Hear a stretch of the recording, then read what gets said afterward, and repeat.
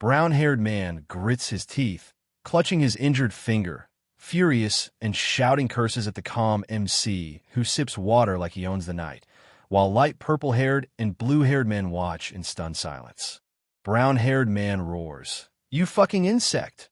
swinging his injured arm wildly, desperate to fight back despite the pain burning through him. The MC's voice cuts through the chaos, commanding, "Everyone get back! You'll get caught up in it!"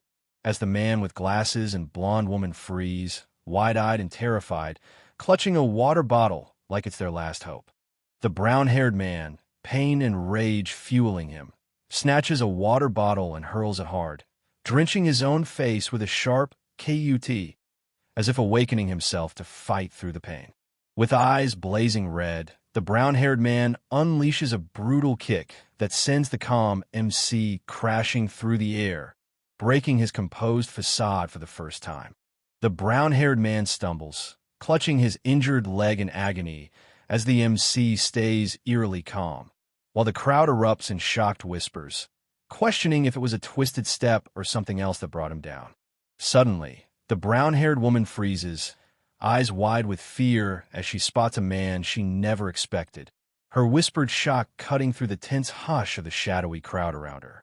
The MC's calm command slices through the chaos. Leave it at that, while the two suited men flank him silently, backing his unshakable authority without question. The MC locks eyes with the suited group, activating his LV.1 eye of truth, his silent power sending a clear warning. This fight with Father Kim Ki-tai just got real. The dark-haired man tries to unleash his skill, but the system slaps him down. No activation because he's under level 20, and that level gap just shut his power off cold. The MC stays calm, dropping a low-key bomb. Didn't realize the troublesome guy brought his nanny along, but hey, he's a handful for a reason, useful enough to tolerate. The MC smirks, calling out the real reason the troublesome guy's useful, supplying Korean ginseng to China, making his chaos a profitable game. The shocked man's mind races, struggling to process the ginseng connection as the crowd's stunned silence echoes his disbelief, while the man in the blue suit stays eerily calm and the brown-haired woman's fear spikes. The MC breaks the tense silence, challenging their focus on the details with a sharp question about handling the side effects of Korean ginseng, his calm, yet commanding presence cutting through the uncertainty. Kim Ki-tai unleashes his LV.3 blackout barrier, shrouding the night in an eerie darkness as the MC and dark-haired man lock eyes, tension crackling, while the light purple-haired man rushes in desperately shouting Hyung. The man with glowing eyes emerges, radiating pure menace as the crowd gasps. The woman in the red and black top urgently calls out Jinhyuk Appa, and the man in the brown jacket watches silently, tension thickening under the neon-lit cityscape. The dark-haired man demands proof about the dungeon exchange, eyes locked on the glowing barrier as the calm MC coolly questions his knowledge, the tension crackling like electricity in the dim, claustrophobic space. He reveals Korean ginseng, hyped as the ultimate stamina and magic power booster, making it clear this isn't just any herb, but a game-changer in the dungeon grind. But here's the catch. Eat it raw, and boom, instant magic poisoning hits hard, leaving the purple-haired guy sweating and struggling as that glowing poison symbol screams danger. But here's the catch. Eat it raw, and boom, instant magic poisoning hits hard, leaving the purple-haired guy sweating and struggling as that glowing poison symbol screams danger. The MC lays out the rare ingredients, Corasian's extract, moonlight stone, and the elusive mandragora root, and offers to reveal their hidden locations, testing the dark-haired man's trust with a sharp question. Well, do you trust me a little more now? The dark-haired man's mind races, sweat dripping as he connects the dots. This matches the guild's intel and the explorer's reports, but realizing the truth behind this man's identity hits harder than expected. The MC stays cool, dropping a deal that shakes the room, while the masked figure, eyes sharp, agrees to play along, because sometimes survival means playing the game on someone else's terms. The MC presses his glowing sword forward, eyes burning with warning, while the brown-haired man raises his shield defiantly, snarling that any trick won't slide, tension crackling as they brace for a fight neither plans to lose. The MC's face tightens with frustration as he lays it out. Asking for control over their top-earning dungeons isn't just bold, it's a damn steep price to pay. The MC's face tightens with frustration as he lays it out. Asking for control over their top-earning dungeons isn't just bold, it's a damn steep price to pay.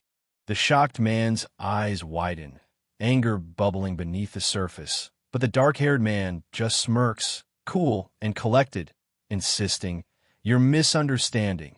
I'm the one offering the opportunity here," flipping the power dynamic with icy confidence. The shocked man's eyes widen, anger bubbling beneath the surface, but the dark-haired man just smirks, cool and collected, insisting, "You're misunderstanding. I'm the one offering the opportunity here," flipping the power dynamic with icy confidence. The brown-haired man crashes back, pain and rage etched on his face, while the black-haired woman and gray-haired man lock eyes, bracing for the next move as chaos erupts around them, and the man in the blue suit watches coolly from the sidelines. The brown-haired man crashes back, pain and rage etched on his face, while the black-haired woman and gray-haired man lock eyes, bracing for the next move as chaos erupts around them, and the man in the blue suit watches coolly from the sidelines. The blackout barrier drops, and the MC steps forward with steady confidence, his calm voice cutting through the tension as he tells Yanawa to calm down, ready to take control of the chaos unfolding on the city streets. The MC raises his hands calmly, assuring the black-haired woman and gray-haired man that he's fine despite their frantic concerns and readiness to fight, his steady voice cutting through their panic with a cool, "I'm really all right." The dark-haired man turns his back, walking away with cold resolve, while the injured brown-haired man reaches out desperately, pleading, "He was a better listener than I thought. Please wait. Are you just going to let them go?" Tension thick as the crowd watches in stunned silence. Clutching his chest, the brown-haired man snarls, "If you give me one more chance, I'll go all out," before a brutal grip clamps down on his throat, cutting him off with a harsh kook. The man in the dark jacket hoists the brown-haired guy by his collar, coldly warning, "You're not someone the likes of you can handle. Act out again, and I'll make you regret it. Got it?" The brown-haired man gasps, struggling as the black-sleeved hand tightens around his throat, desperation and fear flashing in his eyes as he barely manages to choke out, "Why, yes, I understand." The brown-haired man collapses, clutching his side in pain as the man in the dark jacket and the man in the suit walk away calmly, leaving the shocked crowd behind, whispering, "What the hell happened inside the barrier?" Burning with rage and pain, the brown-haired man's eyes blaze red as he snarls a deadly vow. No matter what it takes, he's coming for the one who humiliated him. With the conditions met, the skill shallow breathing D is snatched, granting a minor boost in stamina recovery. Though saving it means risking failure, but the grind just got real. MC smirks like he owns the place while the shadowy figure lurks behind, red eyes burning. As he strides into the stunned crowd, whispers ripple. Everyone's caught off guard, daring him to take the test that could change everything. MC eyes the ranking screen, nods with a hint of amusement at the intern's top score, then coolly calls out for the next challenger like it's just another day at the office. The man in the dark jacket lays down the rules. Strike the magic stone with anything, weapon, ability, whatever, to measure your true potential, setting the stage for a test that's all about raw power and skill. The man in the dark jacket lays down the rules. Strike the magic stone with anything, weapon, ability, whatever, to measure your true potential, setting the stage for a test that's all about raw power and skill. Man with glasses coolly orders the man in the long coat to start, eyes locked on the glowing crystals as the dagger-wielding figure steps forward, ready to unleash whatever power those mysterious shards hold. Man with glasses coolly orders the man in the long coat to start, eyes locked on the glowing crystals as the dagger-wielding figure steps forward, ready to unleash whatever power those mysterious shards hold. Man with glasses, now radiating an intense red aura, warns that mid-grade and higher magic stones barely faze normal people, raising the stakes with his serious, no-nonsense tone. The man in the dark jacket's eyes blaze red as he cranks his rift stat to max, dagger glowing with raw energy, while the man with glasses gasps, realizing this fight just reached a whole new level. Time to see if all that labyrinth pain actually paid off. The man in the dark jacket's eyes blaze red as he cranks his rift stat to max, dagger glowing with raw energy, while the man with glasses gasps, realizing this fight just reached a whole new level. Time to see if all that labyrinth pain actually paid off. Man with glasses, usually calm, is stunned as he reveals most contestants are disqualified for not meeting the magic power threshold set by the magic stone. Turns out, raw strength isn't enough here. Then shocker hits. The magic stone cracks in half, a move no one's ever pulled, signaling someone just blasted into S-rank territory with insane magic power, turning the whole competition on its head. Then shocker hits. The magic stone cracks in half, a move no one's ever pulled, signaling someone just blasted into S-rank territory with insane magic power, turning the whole competition on its head. The MC drops a bomb, insisting the report gets postponed by a whole week, leaving the gray-haired man visibly thrown, struggling to wrap his head around this unexpected demand. The MC drops a bomb, insisting the report gets postponed by a whole week, leaving the gray-haired man visibly thrown, struggling to wrap his head around this unexpected demand. The MC grips a glowing knife, dropping a chilling truth. The threat in front of you beats any distant law, leaving the fearful guy drenched in sweat, realizing this lesson just got dangerously real.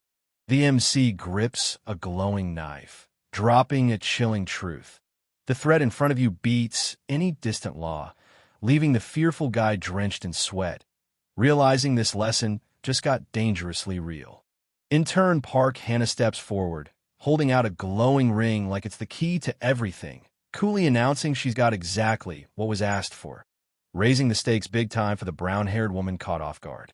The MC casually reveals two glowing orbs, cool as ice, while the brown-haired woman, desperate and furious, demands he remove something. He just raises his hands, smirks, and says he'll judge everything based on her next move. Gray-haired man and black-haired woman both freeze, disbelief written all over their faces as they hear the shocking news. Someone they expected to be top tier is actually stuck at a pitiful F rank, sparking confusion and a scramble to make sense of the unexpected truth.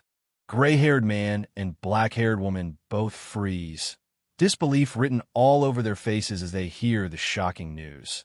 Someone they expected to be top tier is actually stuck at a pitiful F rank, sparking confusion and a scramble to make sense of the unexpected truth. The black-haired woman insists the MC must face the dungeon for the second test, but he stays cool, telling her to focus on climbing the tower while he searches for the dungeon. Just as the gray-haired man approaches, tension thickening around the orange car. The MC leans back, arms crossed, mentally breaking down the tests ahead. First, a magic power ranking, then the real challenge starts with a second test for those who pass. The large orc and smiling orc lay down the rules. Clear a dungeon in the Tower of Trials. No difficulty limits. So most pick goblin or orc-filled floors to prove their strength and survive the chaos ahead. The winged queen lounges on her throne of bones, revealing that the ruins she's targeting are the only ones on the first floor.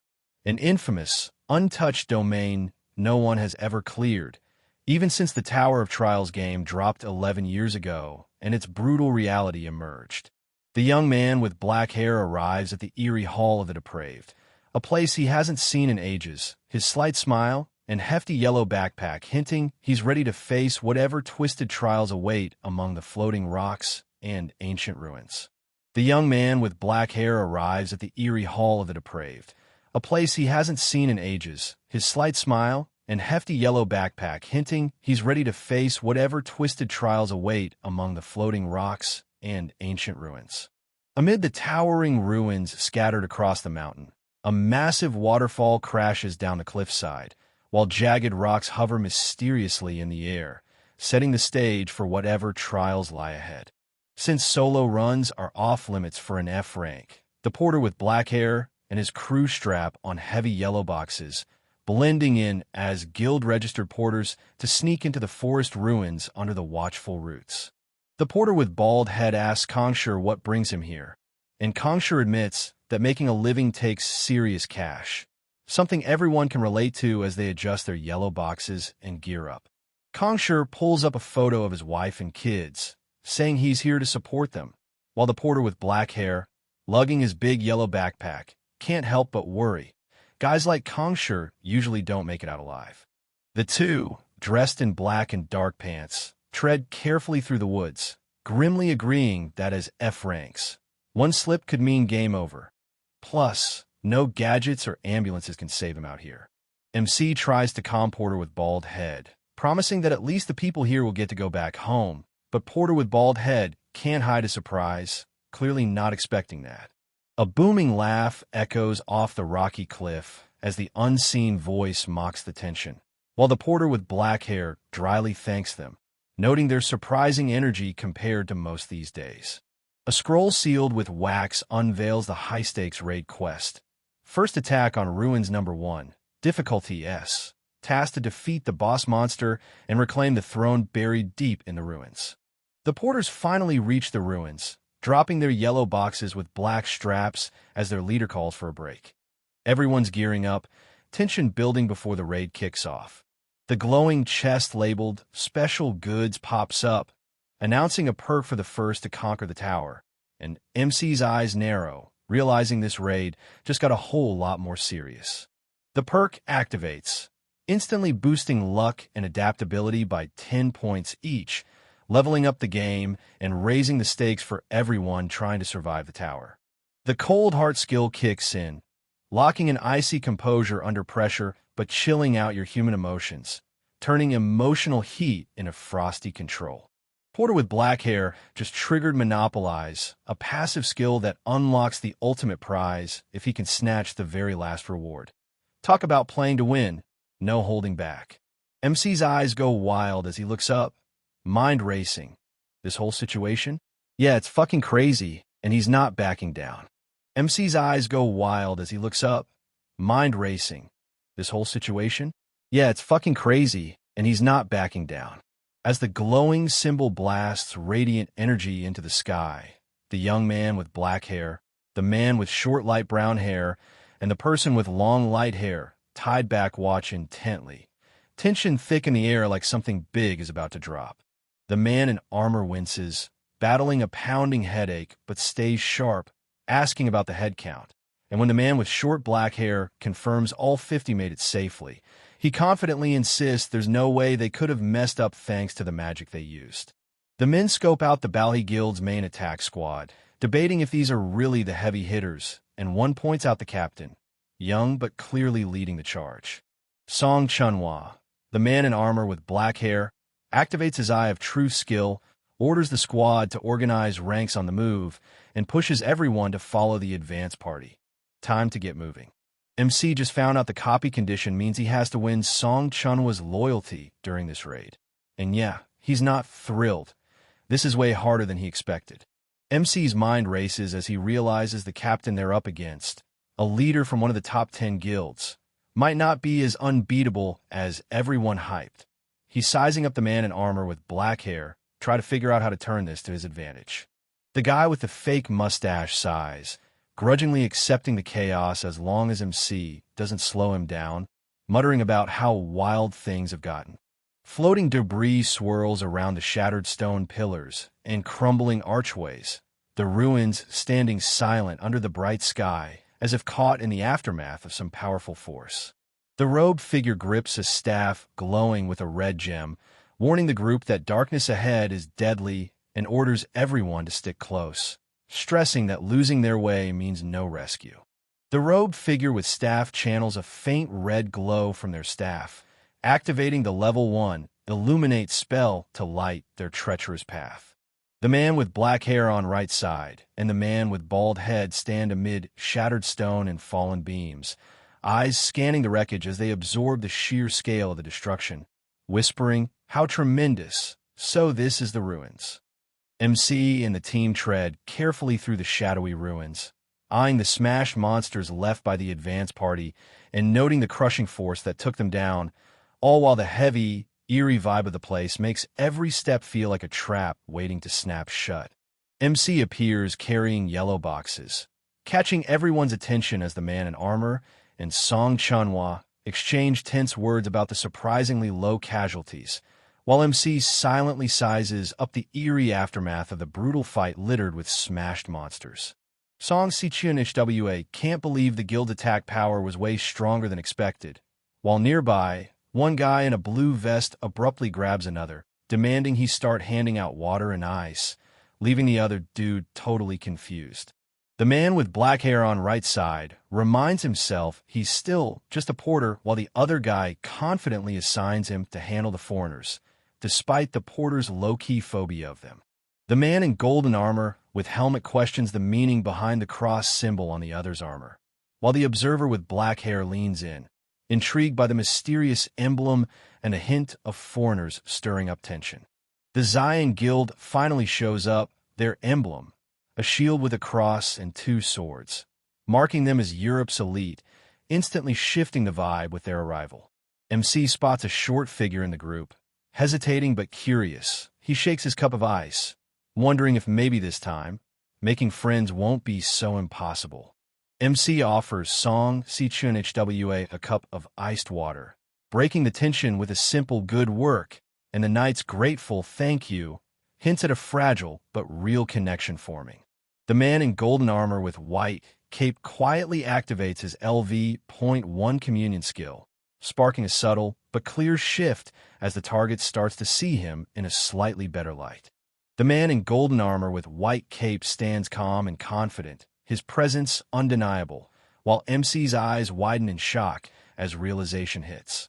This person is... The youngest daughter of the Larinia family steps forward, wielding an ornate sword and a decorative shield emblazoned with her aristocratic house's heraldic crest, her presence demanding respect and hinting at a legacy wrapped in power and prestige. Teresa du Larinia stands ready, her sword gleaming as the legendary saintess who saved Amsterdam from ruin, a versatile powerhouse known across Europe for her divine attack, defense, and healing skills. The person with long light hair tied back sips from a cup, realizing why there were no casualties. Clearly, only someone skilled enough to handle the undead with precision would dare raid the ruins instead of facing the third-floor boss head-on. The person with long light hair, tied back, casually activates the LV.1 Eye of Truth skill while sipping from a mug, remarking how refreshing it feels. The skill activation totally flops because of a level gap, making him freak out. Could she really be over level 20? But then a message pops up saying luck and adaptability stats just canceled out that level difference. Porter with black hair activates Eye of Truth at level 2, instantly spotting the target's stats, while a stronger skill fizzles out from the level gap. Talk about turning a fail into a win. MC's eyes light up as the glowing stat window pops up, excitement bursting out. Finally, the hidden info is crystal clear. The blonde woman with blue eyes smiles gently as the text reveals the catch. To copy her skill, you must save a top 100 player like Teresa from a life-threatening situation. MC studies the glowing screen, impressed by Teresa's insane stats and her tough class quest, realizing why everyone's hype about her. Just as a female knight thanks him, and he nods back, ready for whatever's next. MC clutches the glowing blessing of the stars, gratitude flooding him as he admits he's the one truly thankful for being chosen to wield the strongest innate ability paladins can get. The armored woman grips her sword tight, eyes steeled as she wrestles with the impossible, how to put herself in danger and still find a way out alive. A desperate voice cuts through the ancient silence, urgently yelling, "Chunhwa Hyung, come here, hurry," as tension thickens against the cold stone walls. Song Sichunhwa rushes forward, heart pounding, disbelief and sweat mixing as he mutters, "I can't believe it." The group's battered and bruised, scattered among the wreckage, voices tense as one warns, "We're in trouble, Hyung. We hit the Guardian Sentry. It's too late. The young man with black hair watches silently, weighing the grim reality sinking in around them. The Guardians have spotted them. Red symbols flare to life as a countdown starts ticking down from 9:59, and a harsh voice breaks the silence with a sharp, "Say Chaiti." The sleeping bomb, this ancient ruined security system, stays dormant until triggered by an outsider, then wakes up with a vengeance, summoning Guardians to unleash hell. So basically, just don't mess with it unless you want chaos. Song Si Chunhwa freaks out, yelling about some idiot who touched the forbidden spot and triggered the sleeping bomb. But it's too late to blame anyone now. The chaos is already unfolding. The man with black hair on right side clenches his teeth, sweat dripping down as he warns, "It's too late. We only have 10 minutes left," the clock ticking louder with every second. Song Chunhwa's eye flashes red with fierce resolve, knowing charging the Guardian now is pure suicide. Half their team, maybe more, won't make it out alive. As the plan to evacuate non-combatants within 10 minutes is laid out, a fierce voice cuts through with a sharp and no, shutting down any hope of retreat and ramping up the tension. Man shouting upside down screams with fierce determination, refusing to accept defeat and reminding everyone how hard it was to finally become a captain, insisting this fight isn't over yet. Song Si Chunhwa pushes deeper into the fortress, ignoring his companion's frantic warnings about no backup and enemies closing in, determined to face whatever's inside head-on. Song Si Chunhwa cuts through the bickering, snapping that he'll take full responsibility and they don't need backup. Just follow him and trust he can handle whatever's waiting. Teresa the Saintess steps into the light, her calm presence cutting through the chaos as everyone turns their attention to her. Song Si Chunhwa stands firm, announcing the Guardians have awakened, sparking tense chatter about Bally's next move, while the man with black hair on right side brushes off the worry, confident no massive guild acts without a solid plan. The young man with blonde hair flexes confidence, insisting all solo players just need to follow the captain's orders, convinced the guild should have wiped out the Guardians by now. Just as Jinty's caught off guard by this massive mechanical hand looming over him, a brutal impact explodes nearby, someone urgently yelling his name like it's do or die. Song Si Chunhwa grips his sword tight, sweat dripping as two men close in, his eyes wide with fear. He knows this fight might be his last. Song Si Chunhwa grips his sword tight, sweat dripping as two men close in, his eyes wide with fear. He knows this fight might be his last. Song Chunhwa roars orders across the battlefield, rallying tankers to charge forward and commanding porters to retreat fast, all while warning, "They're the Guardians. Prepare for battle." The fighters spring into action as the fighter with yellow backpack shouts, "Move now," while commanding everyone to buff the tankers and healers to gather all their magic power for the fight ahead.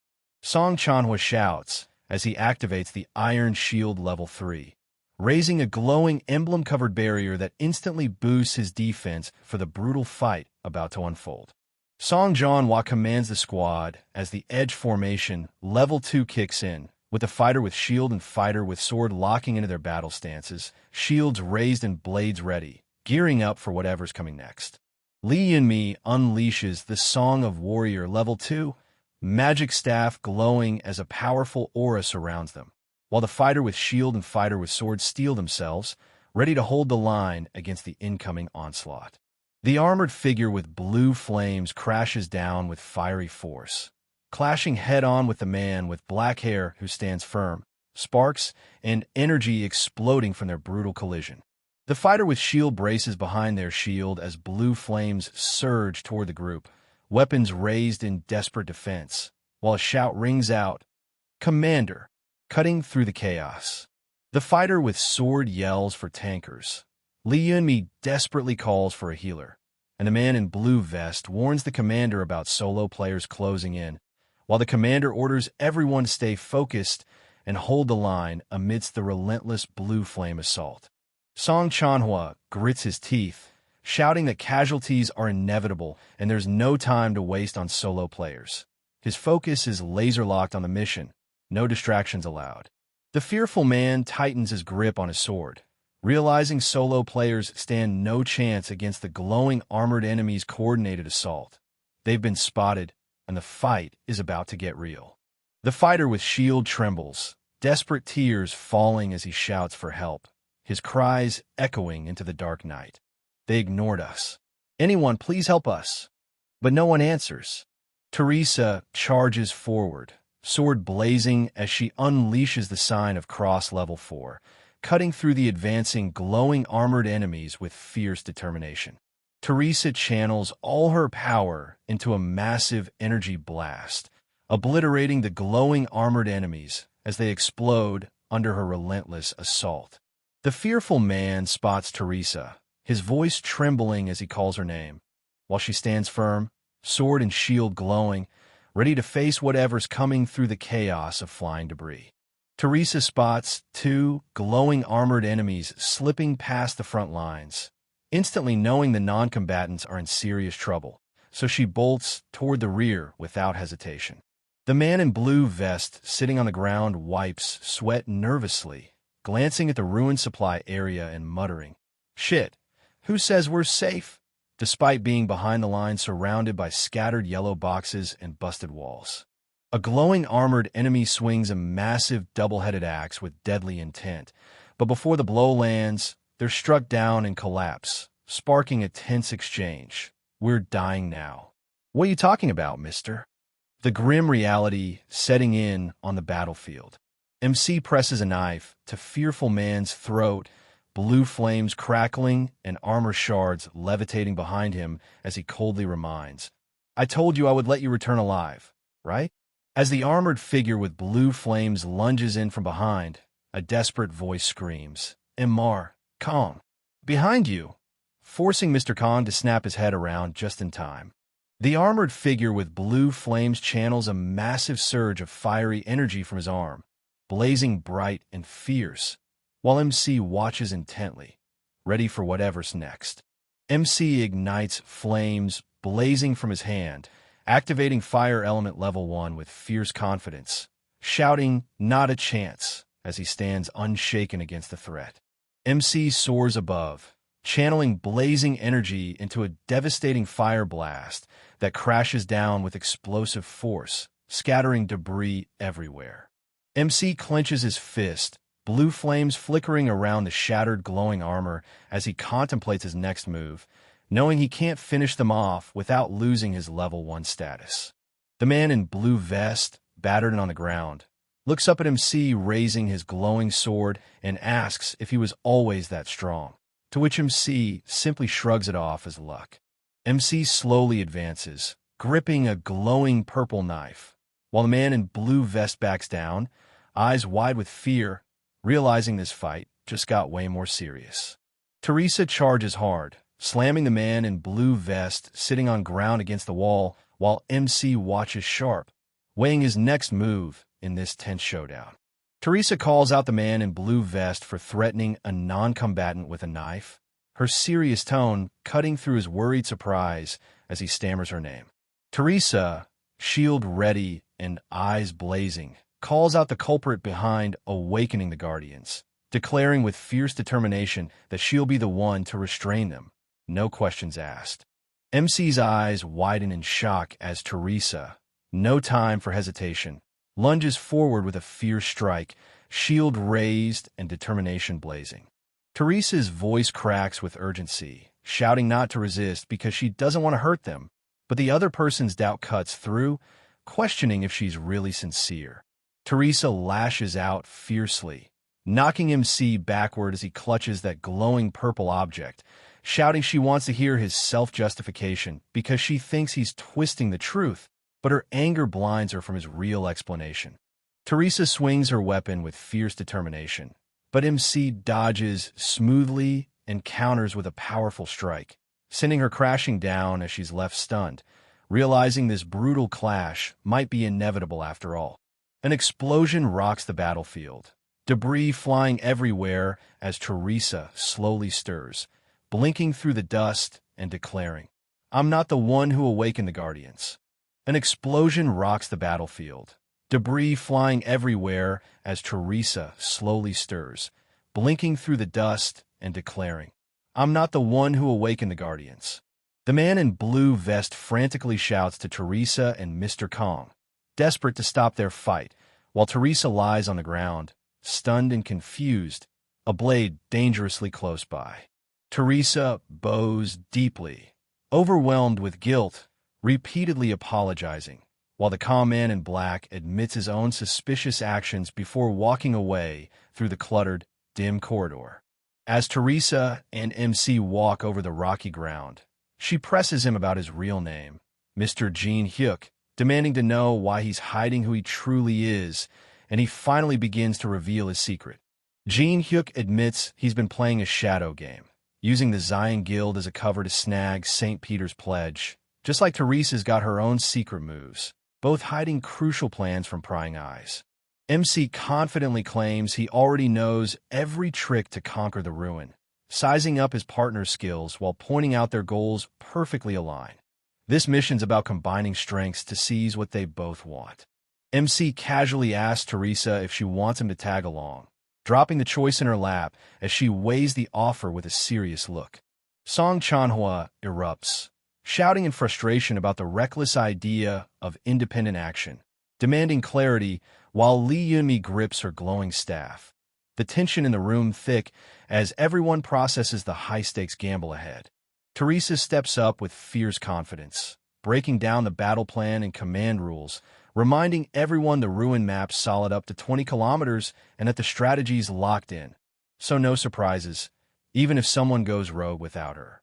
The man in blue vest stammers nervously, sweat dripping as he struggles to speak, while Teresa's serious gaze pins him down, making it clear she's not buying any excuses.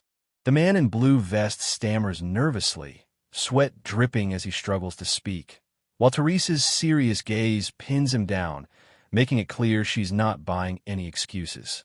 The fighter with sword asks if they can bring someone to help as a porter, and Teresa agrees, but stresses the importance of returning on time, while the fighter rubs their head, wincing in slight pain. The fighter with sword asks if they can bring someone to help as a porter, and Teresa agrees, but stresses the importance of returning on time, while the fighter rubs their head, wincing in slight pain. MC coolly steps up, raises his hand, and drops the bomb. He's the one going with her. No hesitation, no second-guessing, just pure confidence owning the moment. MC coolly steps up, raises his hand, and drops the bomb. He's the one going with her. No hesitation, no second-guessing, just pure confidence owning the moment. MC turns away, radiating silent intensity as the others nervously ask if he's ever felt that scorching heat from someone, because things just got way too real, and no one knows where this is headed. MC clenches his fist, hand on his chest, shouting that now's the time to burn for love, ready to risk death despite his doubts because his passion outweighs his skills. Suddenly, three men freeze in shock as electric sparks crackle around them, the air thick with tension and an unspoken warning. Teresa and MC stride away from the crowd, MC grumbling about the last romanticist of this era, while Teresa smirks, calling it youth, a bitter reminder of days long gone. MC drags his hands through his pockets, worn out and sighing about how tiring this all is, while Teresa walks beside him, eyes sharp and curious, silently waiting for him to spill what's really on his mind amid the crumbling stone ruins. Enemies and the large dark elf with red eyes suddenly spot something above, their glowing eyes sharp with alarm. As Teresa urgently calls out to MC from the balcony, tension skyrocketing inside the damaged fortress. The unknown figures huddle around the glowing red sarcophagus, one finger stabbing at it, as they argue over Peter's oath hidden right in the middle, while another insists they've already checked every inch. Teresa tells MC they need to remove the grain covering the sarcophagus, and MC confirms he's already aware. Suddenly, red warning holograms flash. The Lord of the Corrupted Corridor is looking for you, and both Teresa and MC freeze, the danger closing in fast. MC stares at the glowing red message, realizing this indirect warning from the boss monster is a rare sign. He's never cared about a player before, but now, MC's caught in his sights. Teresa points out the new status update flashing on the screen, both of them piecing together that the boss monster's eerie stare isn't just a glitch. It's a direct message, and whatever it means, it's way more personal than they expected. Teresa wonders if the boss monster actually acknowledged them, then shakes it off with a firm no. Whatever's going on, it's not a simple recognition game. MC drops the bomb that the boss actually acknowledged him, while the female can't help but question where he's getting all that wild confidence from. Teresa hits MC with a question about how well he really knows this place. And MC admits he's familiar, but it's been a minute since he last checked in. Teresa pauses, eyes sharp, and asks straight up, "Then what should I do?" Looking for a clear plan to move forward. Inside the shadowy fortress, the large dark elf with red eyes and the enemies lock eyes, tension thick as they brace for the chaos about to unfold. Teresa crashes down from above, sword and shield ready, as a horde of skeleton warriors closes in, dust flying with the force of her landing. The enemy's dark elf with glowing red eyes snarls, raising clawed hands to unleash some deadly magic, while skeleton warriors brace for the fight ahead. Teresa triggers her level 5 battle song, the golden emblem glowing as every stat boost by +3 for the next 10 minutes, turning the tide before the fight even starts. MC plots a straightforward move. Teresa just needs to lure the undead monsters, drawing their focus so the team can strike where it counts. Teresa charges headfirst, sword and shield ready, slashing through the snarling wolf-like monsters as they reel back, caught off guard by her fierce assault. Teresa grips her sword and shield tight, a radiant glow bursting around her as she gears up to unleash her divine power, ready to turn the tide of battle. Unknown female character locks eyes on the glowing blade, steeling herself as she declares undead people won't be able to pull themselves together this time. Teresa unleashes her level 5 skill, strengthening the divine spirit, sword blazing with divine light as she charges full force, ready to cut through anything in her path. The muscular enemy creature, skeleton warrior, and wolf-like creature surge forward, unleashing a blinding blast of raw energy that threatens to overwhelm everything in its path. Teresa swings her sword fiercely, cutting through the chaos as sparks fly from every clash, refusing to back down against the relentless assault. A blinding explosion erupts at the center, sending shockwaves that hurl the unknown figures backward, their stunned reactions lighting up the chaos. The MC lands a brutal stomp on the skeleton warrior's skull before leaping into a fierce assault, taking down multiple undead while they all fixate on Teresa. Trusting Teresa to handle things lets MC focus on smashing through the muscular enemy creatures, cutting down every threat with ruthless precision while keeping his power in check. MC channels raw energy into his hand before unleashing a devastating blast that obliterates everything around him in one massive explosion. Just as the dust settles, the elite lich emerges in the hidden ruins, summoning dark energy with its glowing red orb, declaring its chilling presence. The dead of the hidden ruins, the elite lich has appeared. Flames roar and debris fly as MC bursts through the smoke, locking eyes with the elite lich and calling out, "You showed up at last." Flames roar and debris fly as MC bursts through the smoke, locking eyes with the elite lich and calling out, "You showed up at last." MC pauses, realizing the sudden appearance of Dullahan's wasn't there before, wondering if bringing Teresa somehow shifted the whole scene. MC ducks, just in time, countering the skeleton warrior's blue-flamed strike and sending him reeling, already thinking he's got to watch out for unpredictable moves like this next time. The elite lich unleashes his devastating black lighting, obliterating the Dullahan in a flash while sending deadly red and black energy crackling through the hall, putting every flying and crawling undead on high alert. The elite lich raises his dark staff, unleashing a violent burst of shadow magic that hurls the MC backward, sending debris and rubble flying through the dungeon in a chaotic storm of destruction. The dark red energy pulses violently from the device, slamming into MC and forcing him to stagger back, caught off guard by the sudden brutal assault. The powerful strike tears through the Class 3 magical barrier, breaking it apart with explosive red and black energy, proving even the toughest defenses can crumble.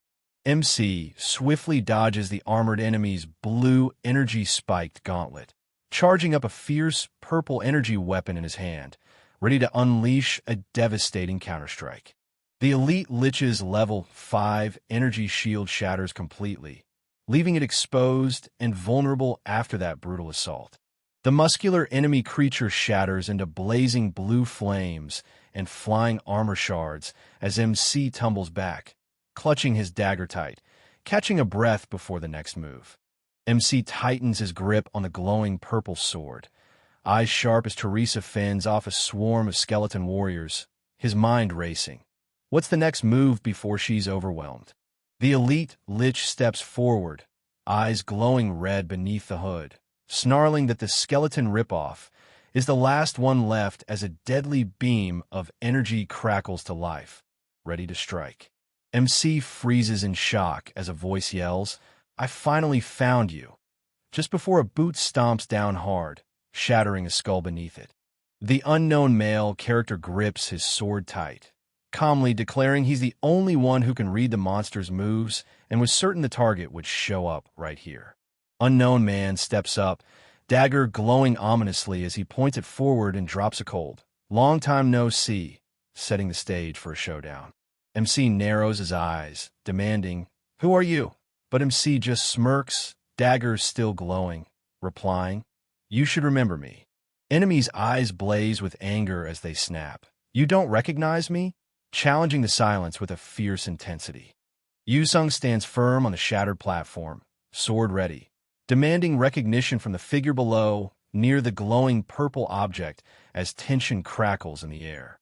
MC unleashes the Eye of Truth, shattering the advantage of level gaps as stat effects instantly nullify any difference, leveling the playing field with raw power. Yusung reveals his true identity through the status window, confirming the name and gender of the challenger as the dark-haired man gripping his sword with unwavering resolve. The black iron sword engraved with Qianlong glows faintly, revealing itself as the long-lost artifact stolen from the National Museum of Korea.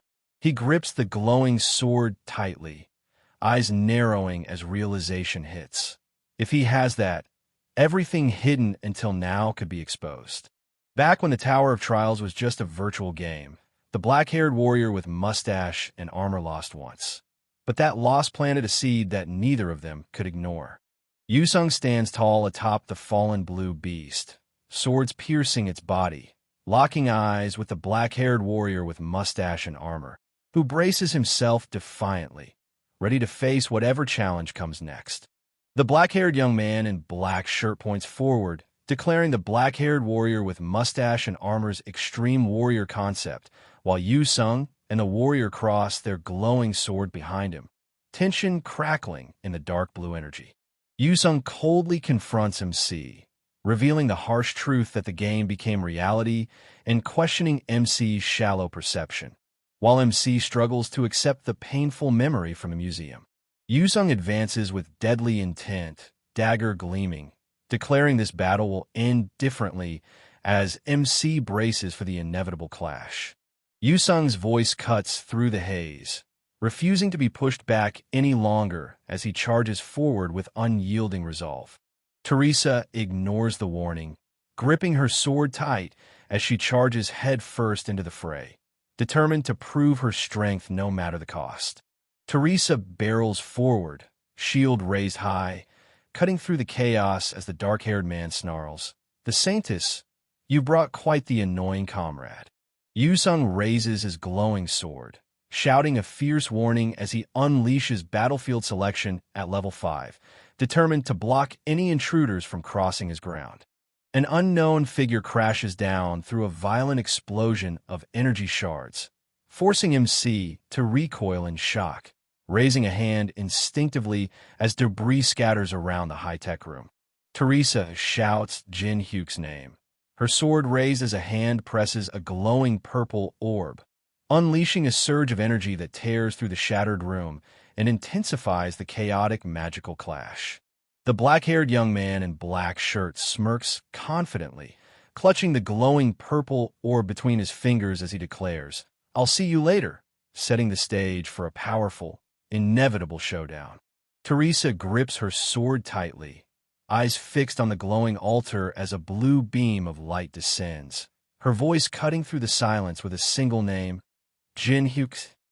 Yusung rises from his knees, sword glowing fiercely as he locks eyes with MC, declaring, "There won't be anyone to bother us anymore. I challenge you again." Chun Yusung unleashes his level 5 skill one-on-one, boosting all his stats by 10%, ready to dominate the duel with raw power.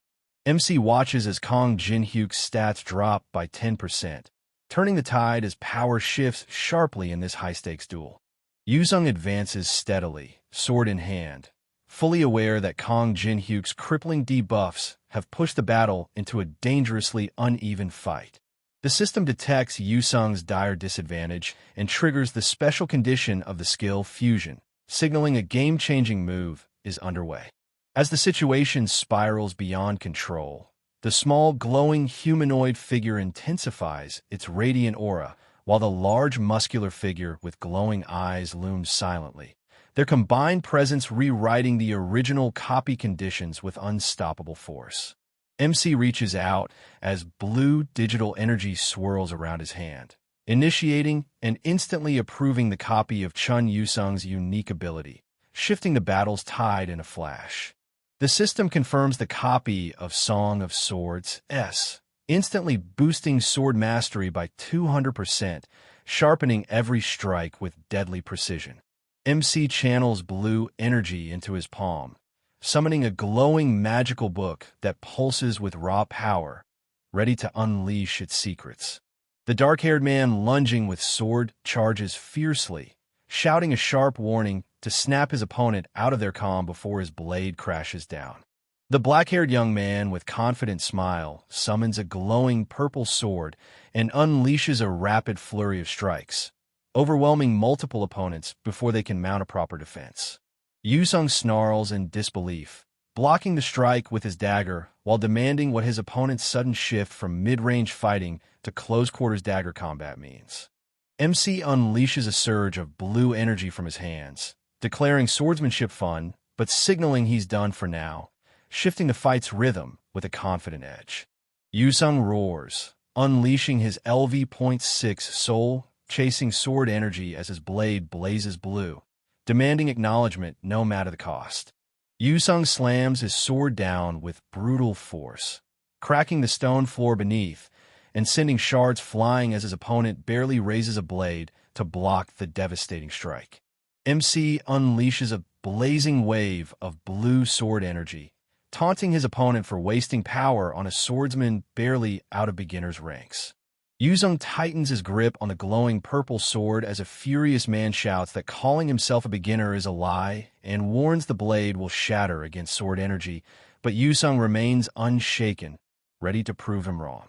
The furious man clenches a small black orb, purple smoke swirling as he declares he'll create a weapon to crush Yusung's blade.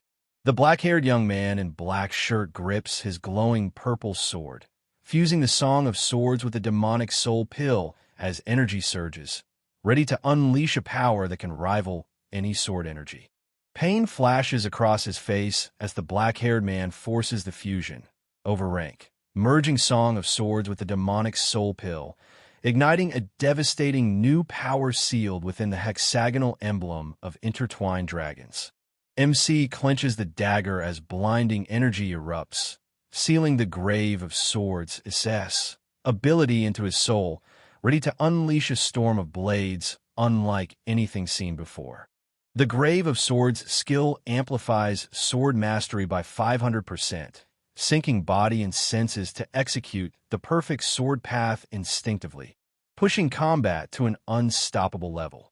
MC unleashes Grave of Swords, instantly sharpening his instincts and sword mastery, then triggers Night of the Black Moon, enveloping himself in a dark, pulsating aura that radiates lethal energy and unbreakable defense. MC clenches a glowing purple dagger as crimson and black magic surges uncontrollably through his arm. Realizing even a fraction of his power overwhelms him and vowing to ramp it up immediately. MC's dark, purple energy flares as he realizes this battlefield amplifies his power, and his opponent's restraint only fuels his determination to dominate without even using their full strength. The black-haired young man with confident smile grits his teeth, sweat dripping as frustration boils over. Everything should be his victory, so why does defeat slip through his grasp?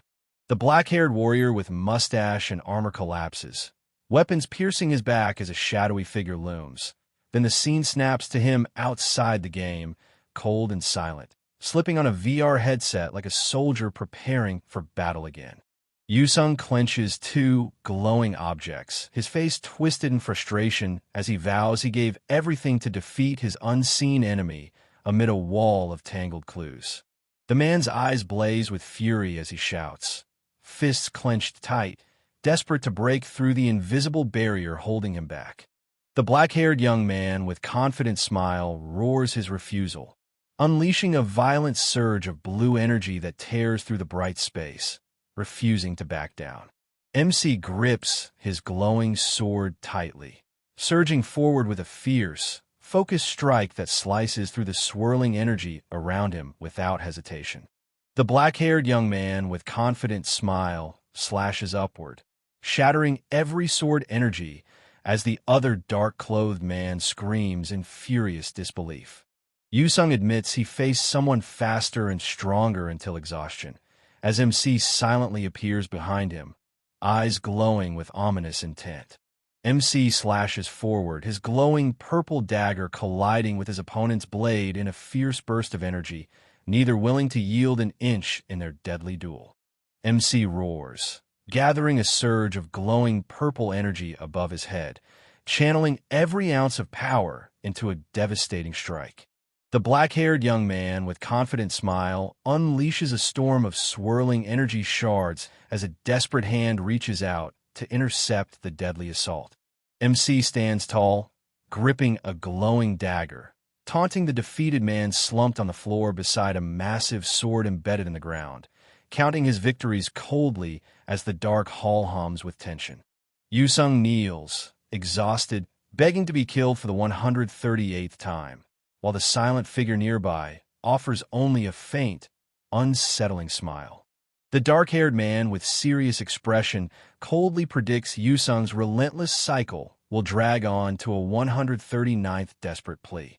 The black-haired young man in black shirt warns that the Tower of Trials is deadly even for rankers who slip up, insisting they must gather as many strong players as possible to survive. Yusung offers his dagger, explaining it takes 60 days to copy a skill from the same strong player, emphasizing the value of powerful allies in the Tower of Trials. The black-haired young man in black shirt smirks confidently, declaring he won't have to chase down the target to copy his skills, turning the game in his favor. The man in black extends his hand, locking fingers with the kneeling figure as a vibrant symbol ignites between them, signaling the activation of Commune Level 1. The black-haired young man in black shirt admits defeat with a confident smile, but warns the serious man, turning away, that next time, the outcome will change, leaving a tense promise hanging in the night air. Yusung declares the battle selection deactivated, demanding MC's real name. But before MC can answer, Teresa urgently calls out, shattering the tense silence with a sudden warning. A massive sword crashes into the ground, shaking the air as MC's eyes widen in shock, barely managing to question the name just spoken with a trembling disbelief. Yusung stands firm, sword resting on his back, breaking the tension with a blunt, unexpected outburst that echoes through the hall.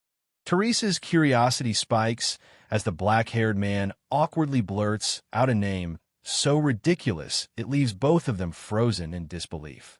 The hooded man with cloak questions the status of the monsters up front, but Yinsung's sharp reply reveals something's off. Those threats aren't gone yet.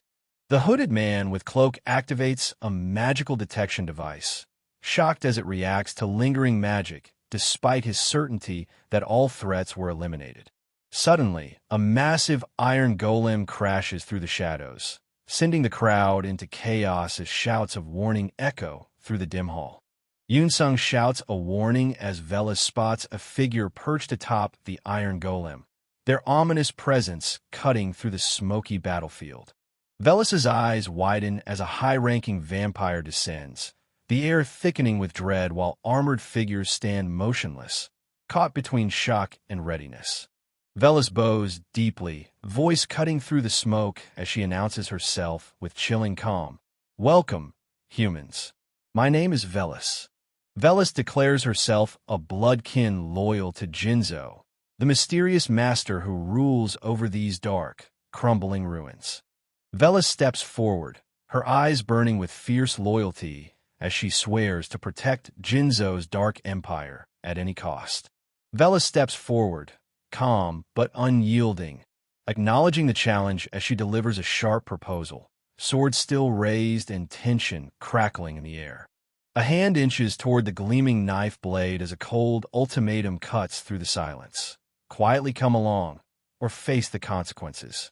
Bloodfest ignites as the man with spiky black hair and Velas brace themselves, crimson energy seeping into the ground while the man with black hair grips his sword, ready for the deadly clash ahead.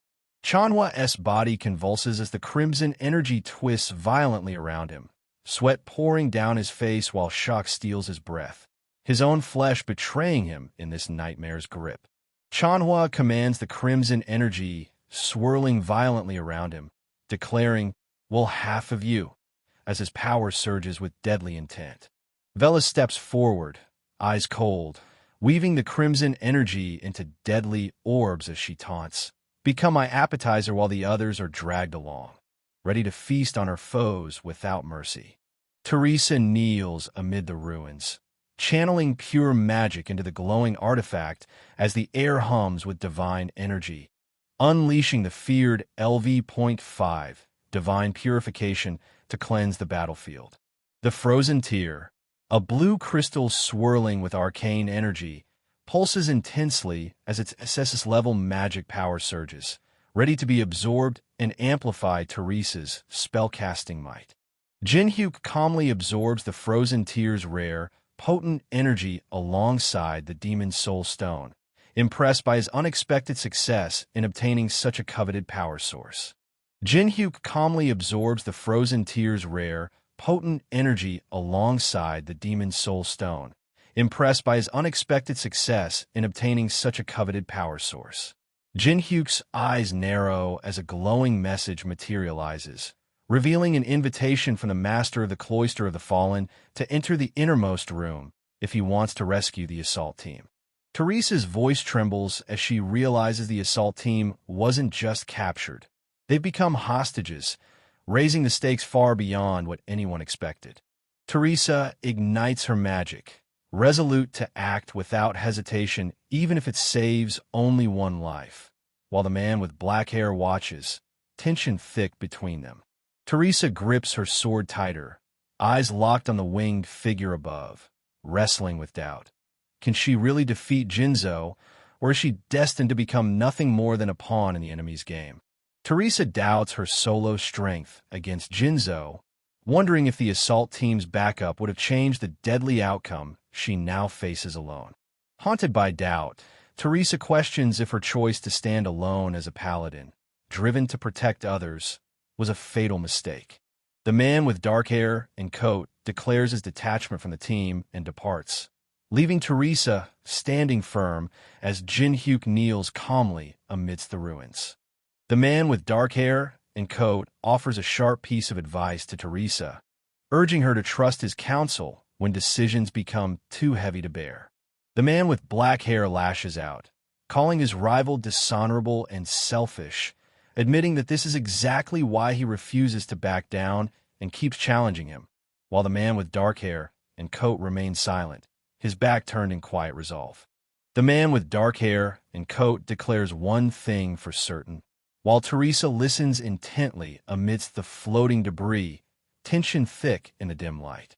Jinhyuk's voice cuts through the silence, declaring with unwavering confidence that only that punk holds the power to defeat Jinzo in this world. The man with dark hair and coat turns away, clutching a small object, while Teresa, now smiling, acknowledges his words with a sharp, "Thanks for the advice." Teresa grabs Jin Hyuk's arm firmly, her voice steady as she declares she wants to commission him for a party contract. Jin Hyuk warns his fee won't be cheap, but Teresa counters with a pile of coins, insisting he help her take down Jinzo no matter the cost. Jin Hyuk and Teresa seal their uneasy alliance with a fist bump, steeling themselves to face Jinzo head-on despite the looming danger. Jin Hyuk and Teresa face the ancient door pulsing with overwhelming purple magic, the sheer power warning them that what lies beyond is far from ordinary. The man with black hair urges calm, reminding that the opponent's strength was known, while Teresa hesitates, caught between fear and resolve. Jin Hyuk insists that strength alone doesn't guarantee victory and reveals he does have a plan, pressing Teresa for her trust as the night deepens.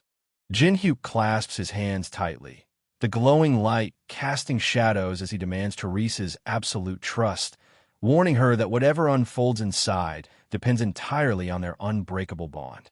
The man with black hair strides forward into the throne room, flanked by a silent ally, as dozens of eyes from the balcony fixate on their every move beneath the grand chandeliers and blood-red banners. Velis smirks knowingly, the flicker of embers casting shadows across his sharp features, while the hooded figure behind him remains silent, tension thick in the smoky air. Teresa strides forward with fierce resolve, her sword gleaming as she answers the challenge in the dimly lit corridor. The silver-haired woman lounges effortlessly on a throne crowned with skulls, her cold gaze daring anyone to challenge her dark reign.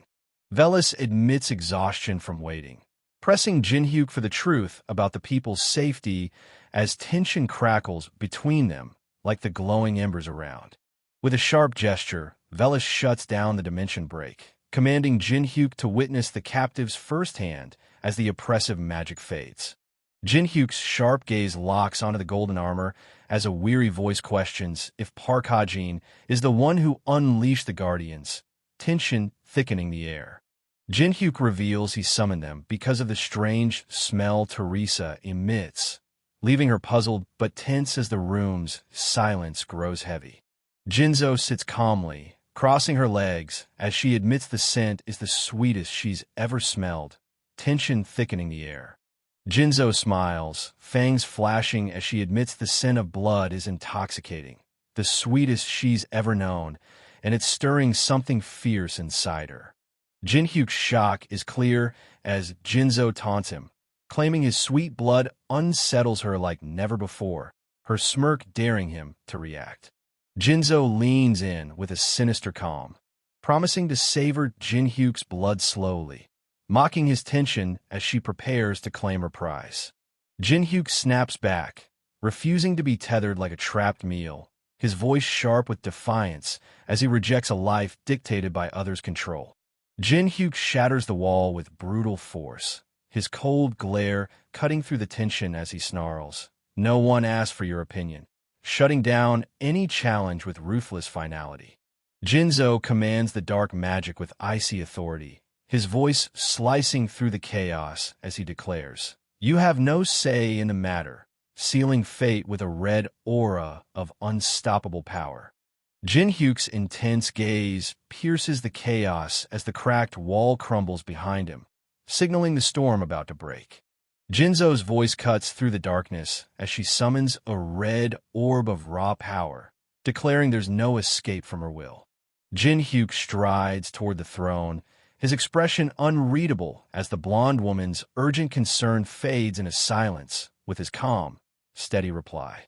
Teresa challenges Jin Hyuk's fierceness but promises a sweeter reward than blood, while Jin Hyuk remains kneeling, his expression heavy with unspoken resolve.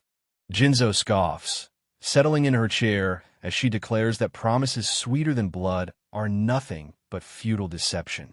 Jin Hyuk leans forward, his voice dripping with menace as he challenges, "Are you sure about that?" even if my offer to you. Jinzo's red eyes blaze as she questions the very meaning of freedom, her voice cutting through the dark sky, charged with swirling magical energy.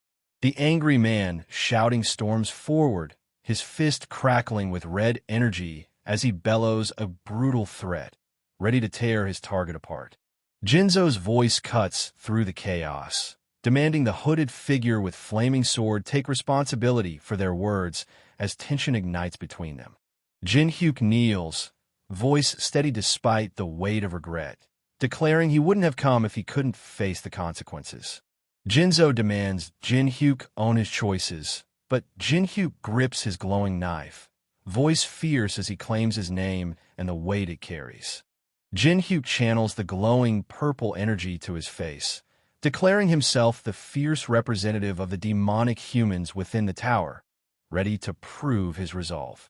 The glowing crack spreads across his face as he touches it, his voice resolute, promising to break the chains and free those trapped within this dark prison.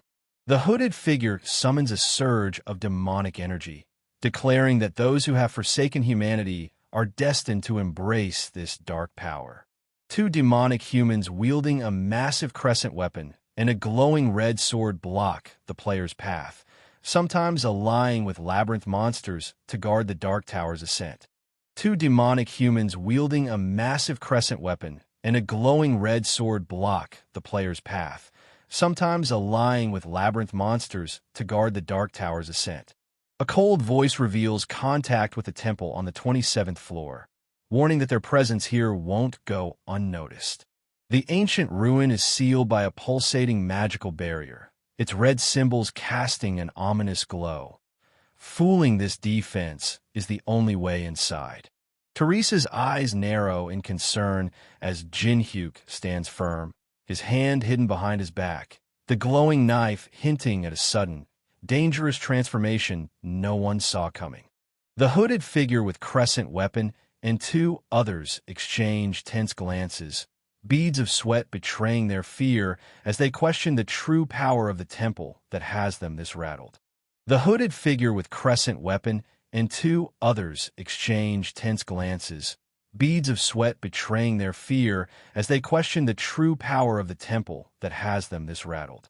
Standing in the glowing red liquid among skulls, the voice cuts through the darkness, dismissing demonic claims and smooth talkers alike, challenging anyone to solve what has long been unsolvable.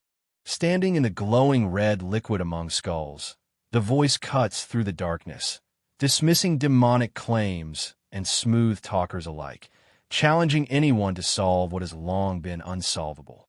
Jinzo's eyes gleam with dark fascination as she taunts. You have such sweet-smelling blood. It's truly unfortunate, hinting at a deadly fate sealed by her merciless intent. Jinzo descends through the blood-red sky, unleashing a deadly storm of glowing weapons as she snarls, Die. Jinhyuk twists through the hail of glowing blades, every narrow dodge a heartbeat closer to deadly impact as the air crackles with lethal intent. Teresa charges with her shield raised, smashing into the dark figure who staggers back, the clash sending shockwaves through the battlefield. A blinding cross erupts as the sacred reinforcement activates, flooding the fighter with a surge of overwhelming power. The hooded figure with crescent weapon braces as the glowing cross pulses, commanding Jinhyuk to stay behind while preparing to face the oncoming storm head-on.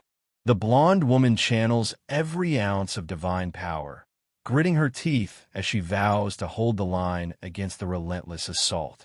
Teresa summons the LV.5 Sacred Shield just in time, unleashing a blinding burst of magic that shatters the falling chains and halts the enemy's advance. Jinzo's mocking laughter cuts through the chaos, taunting her opponent for wasting such fierce effort on so little. Jinzo snarls with venomous hatred, rejecting divine power as something repulsive and vile, her fury burning brighter than ever. Jinzo unleashes a devastating blood explosion from the stairs, shattering the hall with flying debris and a fierce declaration to send everyone flying at once. The armored blonde steels herself, calculating how long she can hold the line while placing her faith in Jin-hyuk's backup to turn the tide. Teresa's defense shatters as a glowing purple knife plunges in her side, blood staining her armor while shock freezes her stance amid the chaos. Jin-hyuk cradles Teresa as she coughs blood, the glowing knife still buried deep, his expression hardening with grim resolve amid the dark, blood-stained chaos. Jinzo's eyes flare with fury as she summons a surge of crimson energy, her arm rising to unleash a devastating spell in the blood-soaked darkness. The standing figure presses the glowing knife forward, blood pooling beneath the fallen one as a tense challenge cuts through the silence. If I prove that it's not just a bluff, will you trust me then? Jinzo mocks Jin-hyuk's betrayal, standing tall on the throne as Jin-hyuk, knife still glowing, challenges her to prove his loyalty with actions, not words. The injured blonde woman clings to Jin-hyuk's pant leg, urging him to remember their plan to save the attack force together despite the chaos surrounding them. With a fierce glare, the attacker raises a glowing knife, demanding, "Was this your plan?" as tension crackles in the smoky air.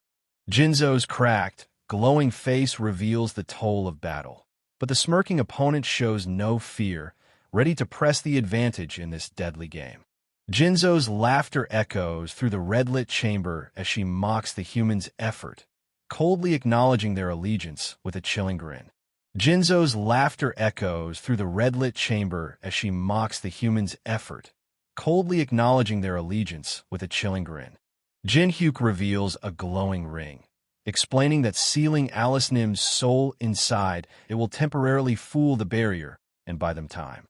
Jin-hyuk reveals a glowing ring, explaining that sealing Alice Nim's soul inside it will temporarily fool the barrier and buy them time.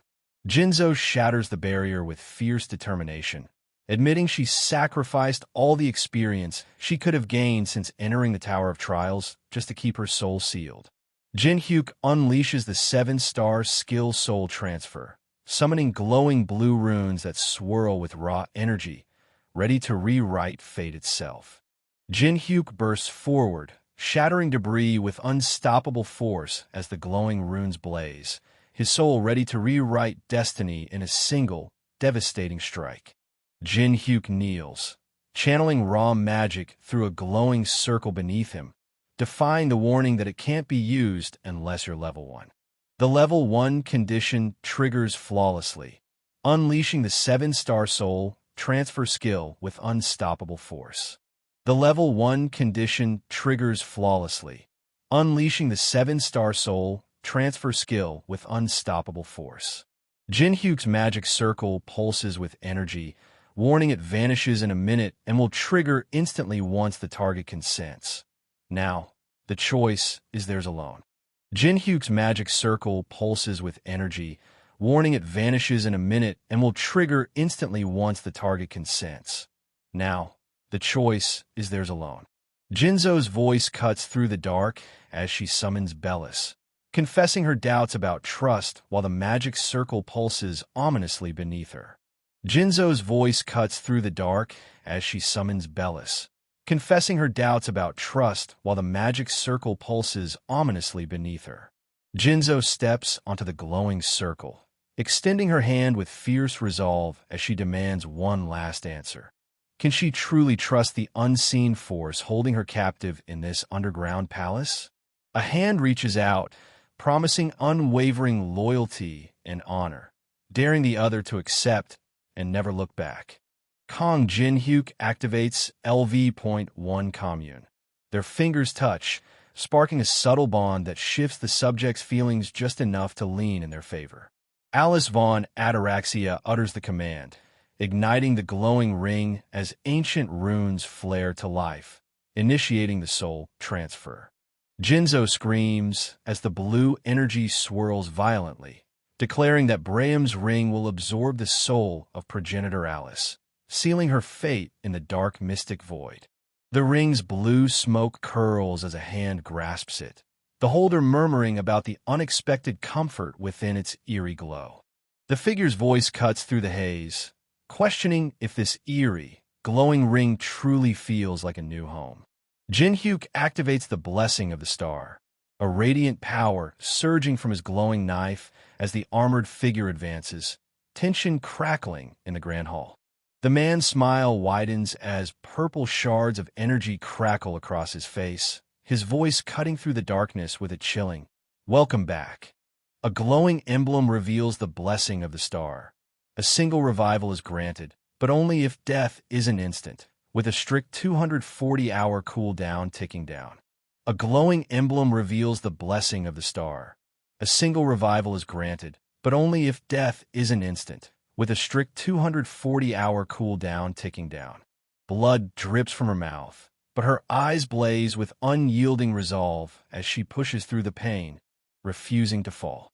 Teresa staggers forward, blood staining her armor, her voice cutting through the smoke with a sharp, "Welcome back." Teresa spits blood, defiantly discarding the rune letter as the Hour Man, clutching a mysterious glowing object that pulses with dark power. Teresa spits blood, defiantly discarding the rune letter as the Hour Man, clutching a mysterious glowing object that pulses with dark power.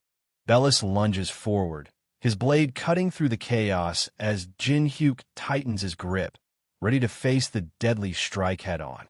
Bellis roars in fury, unleashing a surge of crimson magic that pulses with raw, destructive power as he condemns the foolish humans daring to challenge him.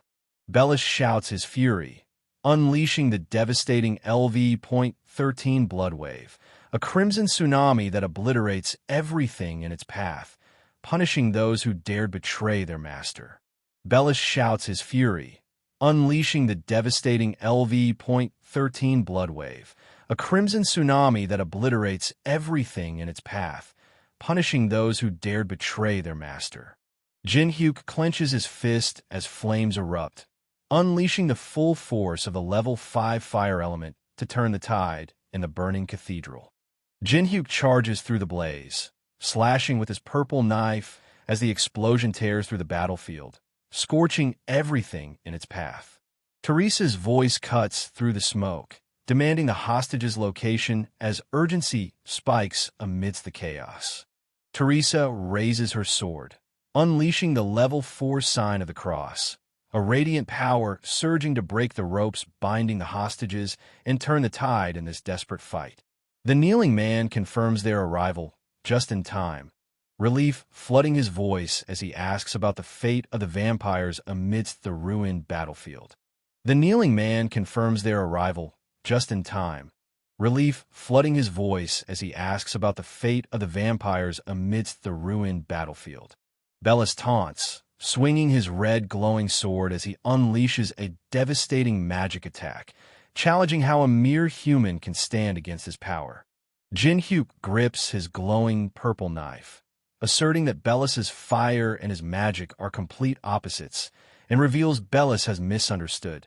The moment Bellis's master was sealed inside the ring changed everything. Jin-hyuk unleashes his grave of swords ability, blades erupting around him as he coldly declares, "You already lost," sealing the fate of the battle. Bellis clenches his gauntlet, unleashing Dark Fighting Spirit level 9 as he snarls, "Shut up, you mere blood pack. If my magic fails, I'll kill you with my sword." The black-haired man shouting orders to destroy the ring ignites the chaos as Bellis charges forward with ruthless intent, while Teresa grips her sword, ready to strike through the smoky battlefield.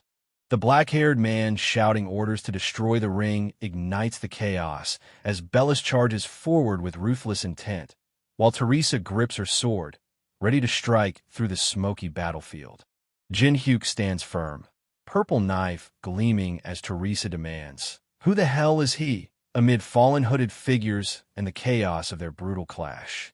Teresa narrows her eyes, revealing she met the masked man by chance and suspects he hides his identity for a reason as the eerie purple symbol on his mask glows in the dim light.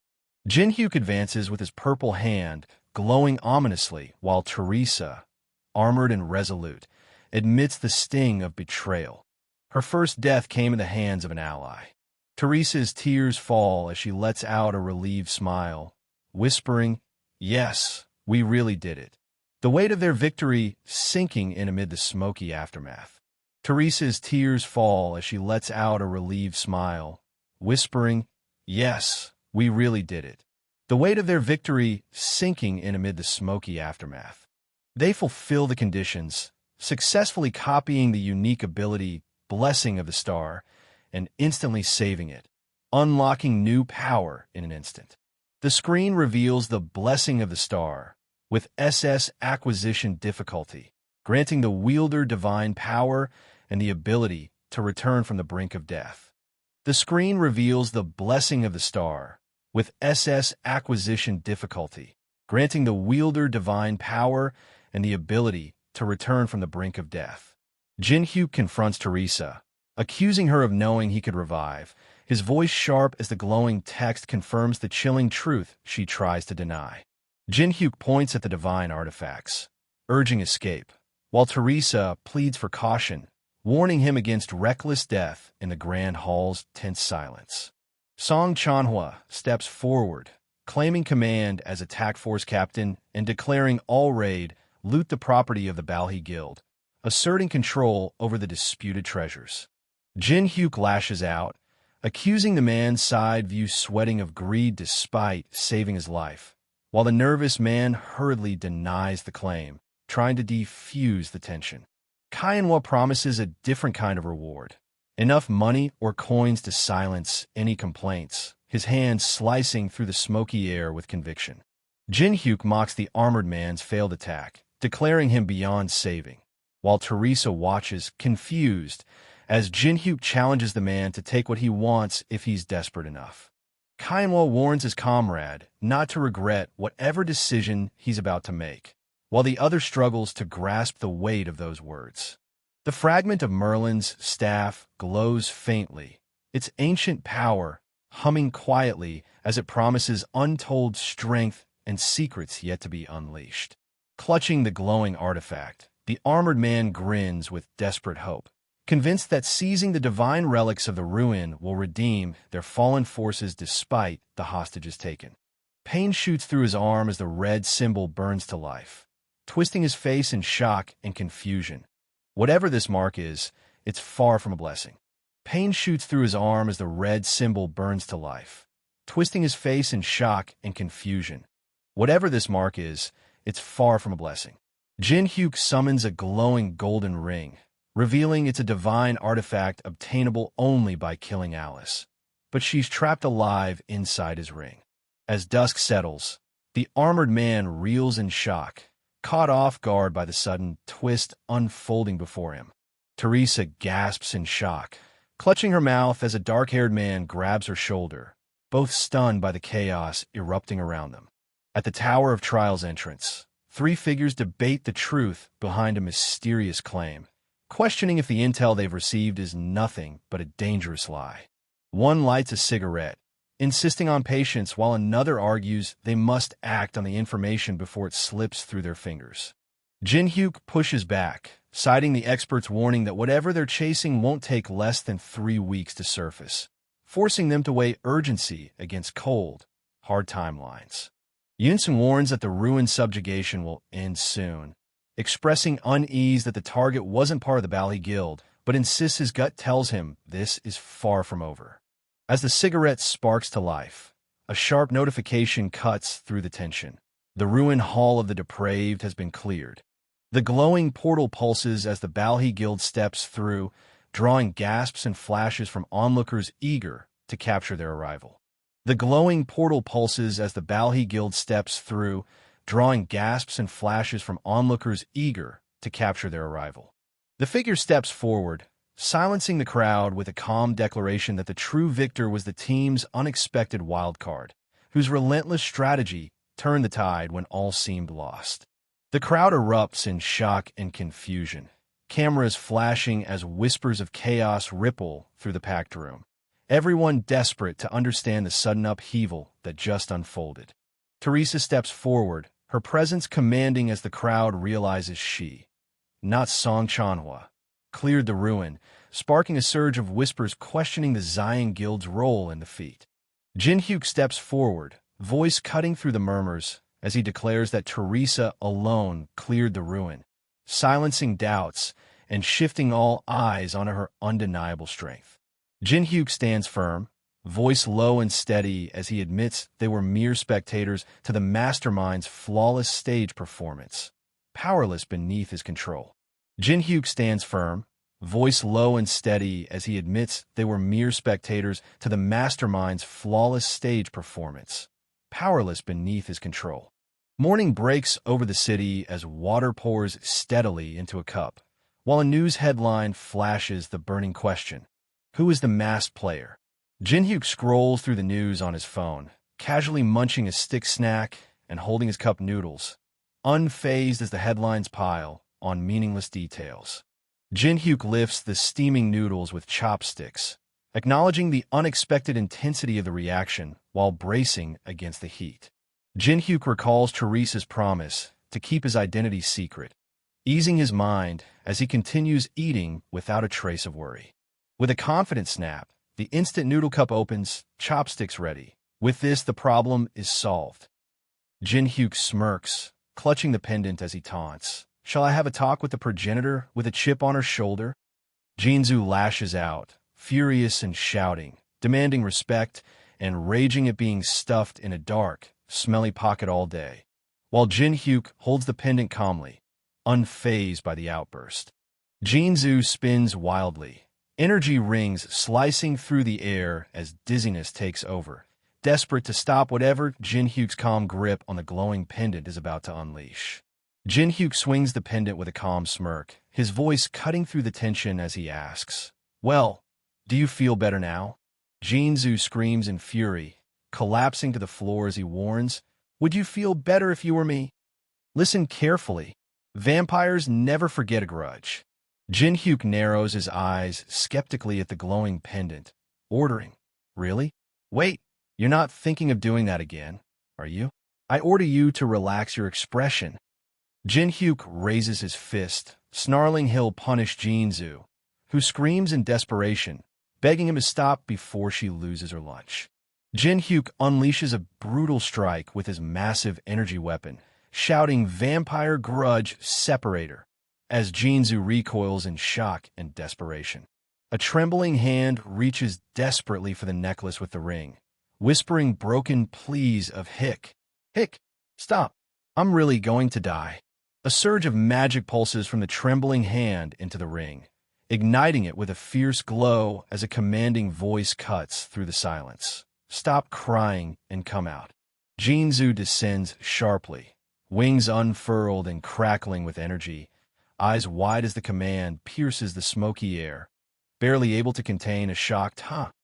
The sinister figure's voice cuts through the mist as dark energy coils around them, vowing to unleash 1,000-fold revenge and repay every ounce of humiliation endured. The sinister figure's voice cuts through the mist as dark energy coils around them, vowing to unleash 1,000-fold revenge and repay every ounce of humiliation endured.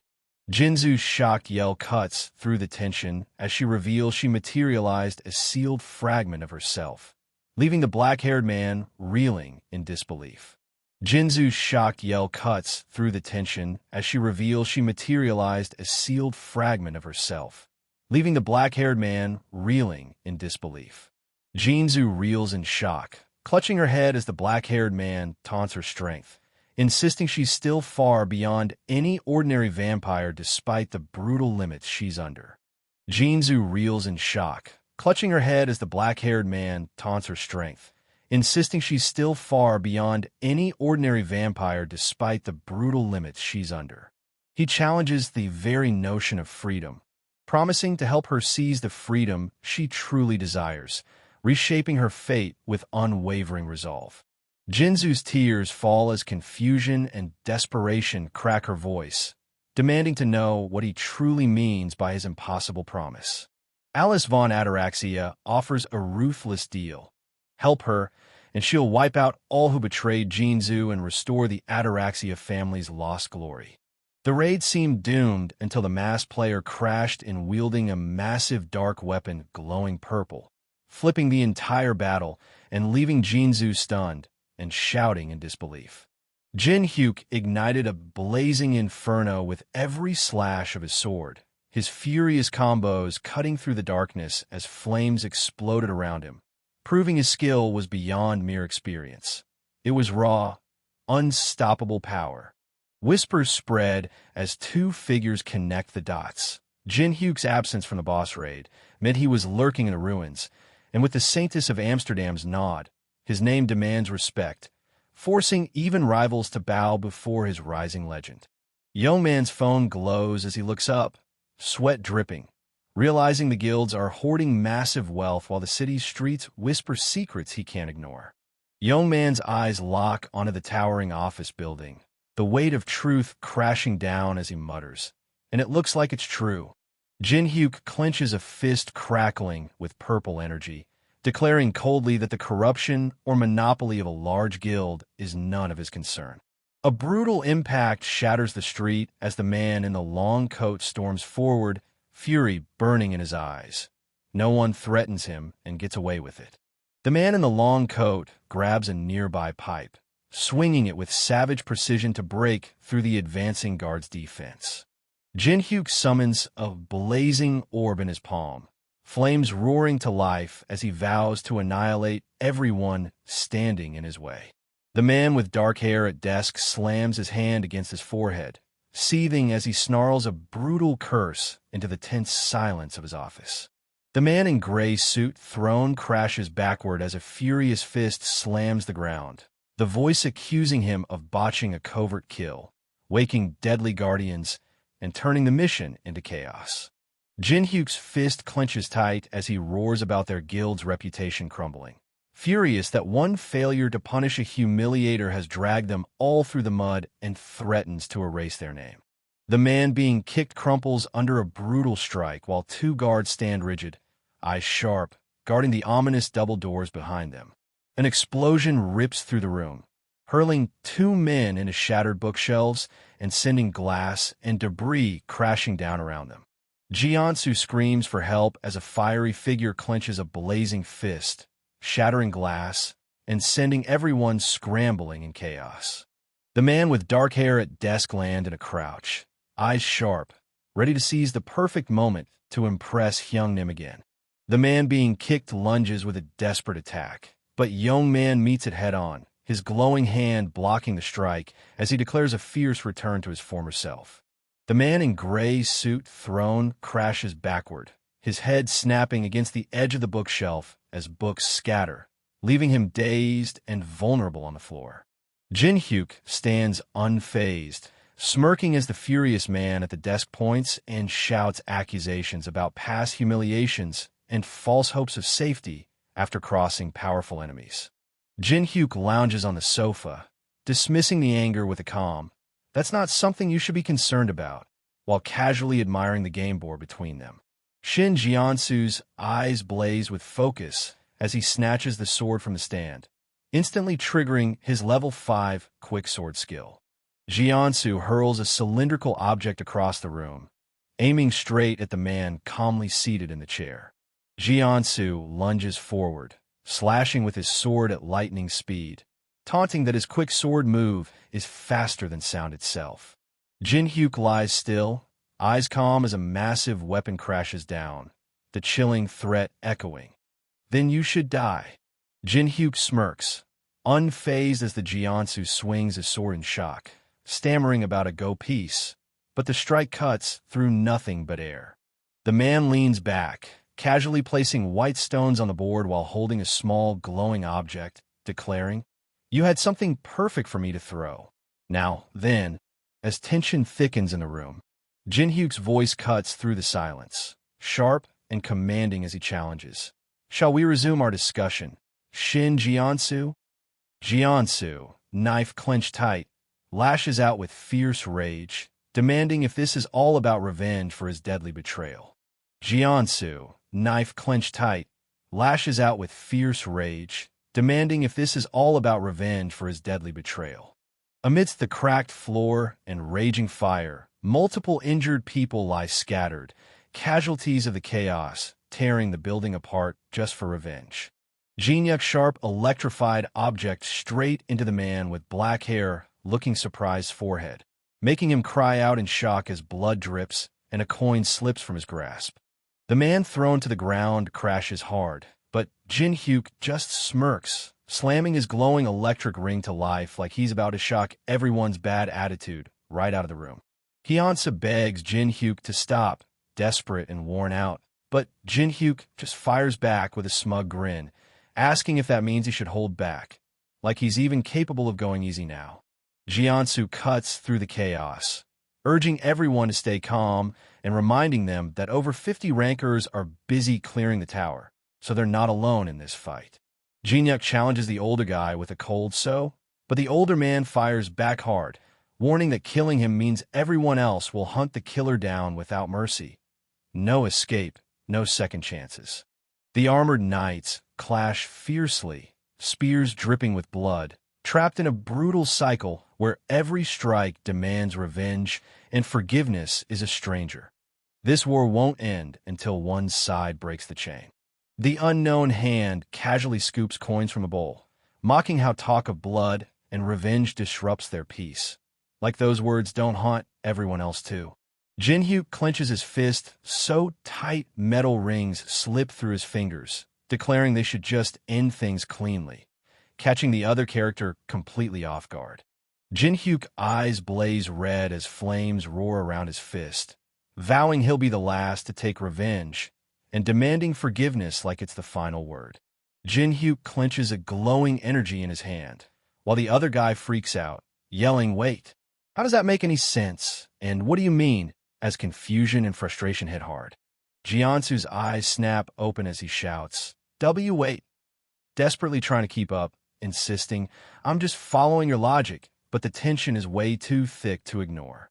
Jin-hyuk gets slammed by a fierce purple-pink energy blast, the force blasting him backward like a rag doll caught in a storm.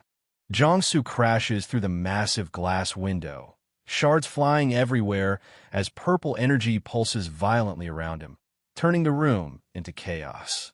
Jin-hyuk stands firm among the shattered glass and fallen chandelier, his intense gaze cutting through the chaos like he's ready to finish what just exploded. As the man lies defeated, Jin-hyuk looms over him, dropping the bomb that Ha-jin's survival is all thanks to his sister, and she's clearly been pulling some serious strings behind the scenes.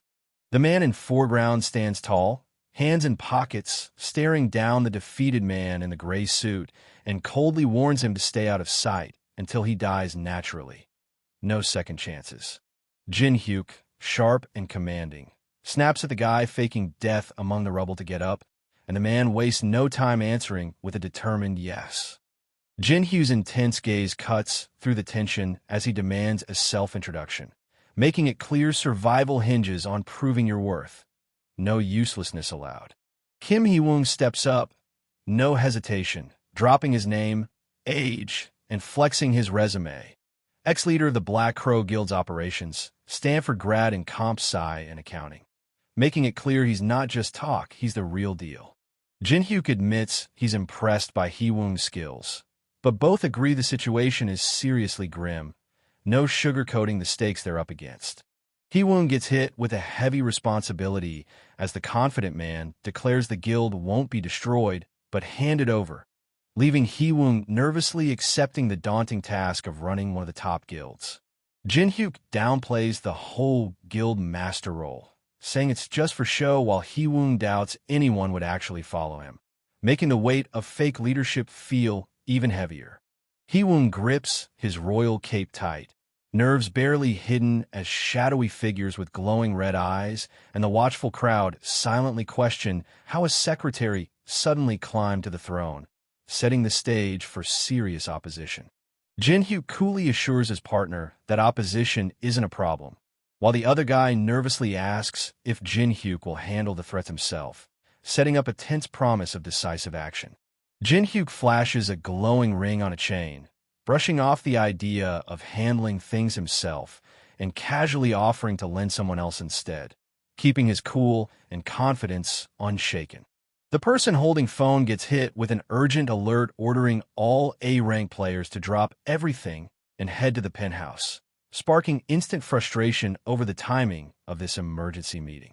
Amidst a tense raid, the group struggles with the sudden order, one insisting they were already in the thick of it, while another voices frustration over how impossible it is to just drop everything and comply. At the Black Crow Guild HQ, the man in foreground clenches his teeth, voicing his irritation loud and clear while the A-rank players stand firm, bracing themselves for whatever's next. At the Black Crow Guild HQ, the man in foreground clenches his teeth, voicing his irritation loud and clear while the A-rank players stand firm, bracing themselves for whatever's next. A sharp-suited man demands the gray-haired Jiansu to step aside, questioning why he's blocking someone else's building, just as Jiansu gets slammed hard onto a white car, denting the hood and shocking everyone nearby. Jiansu lies motionless, eyes shut and mouth agape, clearly knocked out cold after that brutal hit. The room's a disaster zone. Chairs overturned, glass shattered, and multiple injured people sprawled out lifeless or unconscious, while the chilling words echo, "The guildmaster is dead." The room's a disaster zone. Chairs overturned, glass shattered, and multiple injured people sprawled out lifeless or unconscious, while the chilling words echo, "The guildmaster is dead." Jin Hyuk sits cool and collected behind his desk, unfazed by the shattered window behind him, as the nameplate and files hint he's got control. Even as someone yells, "Kim Hee-won," the man in foreground, frustration written all over his face, yells, holding up a glowing blue object like it's proof of some wild accusation, demanding, "Why are you sitting there?" The man in suit with wavy brown hair grabs the man with black hair and sunglasses by the collar, shouting for every single detail while the nervous guy stammers, clearly overwhelmed and sweating under the pressure. The person with reddish hair and the man with black hair and sunglasses watch a mysterious figure with long white hair outside as the man with black hair notes that new consignees have arrived, while the white-haired figure mutters something barely audible. The man with black hair grabs his colleague by the collar, frustrated as more new consignees stream into the office, making the whole situation even more of a headache.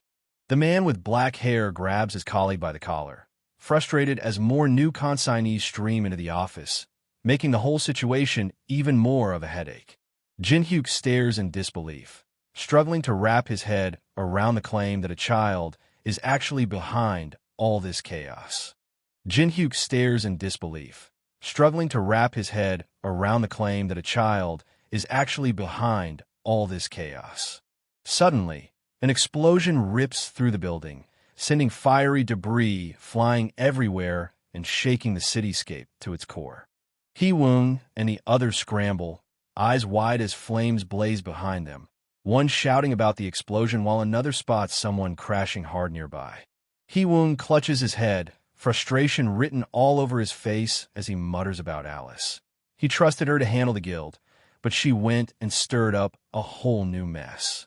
The person holding phone scrolls through a message about awakening test results, the city buzzing behind them as the Tower of Trials marks its 2-month anniversary. The world order's shifting hard, and people are hustling to keep up, with digital billboards flashing insane sales and mining guard recruitment, signaling this new era's rapid, ruthless pace.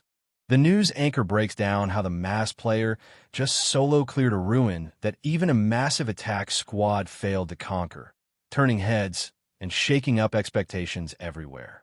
Only 2 people know the mass player's real identity, and Mr. Kim, the porter leader, happily agreed to keep the secret under wraps. Teresa steps up, cool and confident, sealing the deal by promising to keep the mass player's secret just like Mr. Kim. Teresa steps up, cool and confident, sealing the deal by promising to keep the mass player's secret just like Mr. Kim. The towering Awakened Association building stands sharp against the bright blue sky, a silent fortress promising power and secrets high above the bustling city below. The man in the coat bows deeply, sealing the deal as others casually move around, the tension finally snapping. Everything's set, no turning back now. Jiansu steps into the light streaming through the open door, declaring loud and clear. There are no more restraints binding him.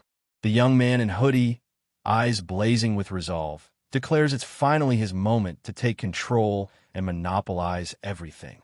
Sunlight bounces off towering skyscrapers as the Awakened Association stakes its claim on the city. The Jinhyuk with phone studies the mobile Awakened certificate, noting its surprisingly ordinary appearance while a voice calls out, "Jinhyuk Appa." Jinhyuk turns sharply toward the voice, his expression shifting as recognition and surprise flash across his face. The woman gestures as she explains the people claiming to know him, while he descends the stairs, processing the unexpected news. Jinhyuk smiles slightly and declares, "I'll introduce them to you." Alice crosses her arms and glares, revealing she's a Northern European player and a progenitor stirring inevitable chaos. The man in sunglasses introduces Kim Hee-wong as the new manager of the Black Crow Guild, promising to handle dungeon scouting and support allies of Representative Khan. Tears stream down as the man finally feels recognized, calling this moment a reward compared to working under Shin Jiansu's harsh rule.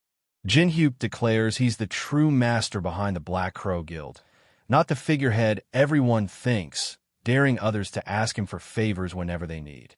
They smile brightly, promising to get along even better from now on. They clasp hands firmly, sealing their newfound bond with unshakable determination. Jinhyuk lashes out in anger, shouting that it's their fault for pushing him too far, though he claims he never meant to go that far. Jinhyuk snaps back, accusing his opponent of failing to endure provocations despite living for thousands of years, only to be met with a cold denial that no one has ever provoked him like that before. Jinhyuk snaps back, accusing his opponent of failing to endure provocations despite living for thousands of years, only to be met with a cold denial that no one has ever provoked him like that before. Jinhyuk dashes into the forest, senses sharp and ready for any threat lurking in the shadows. Jinhyuk dashes into the forest, senses sharp and ready for any threat lurking in the shadows.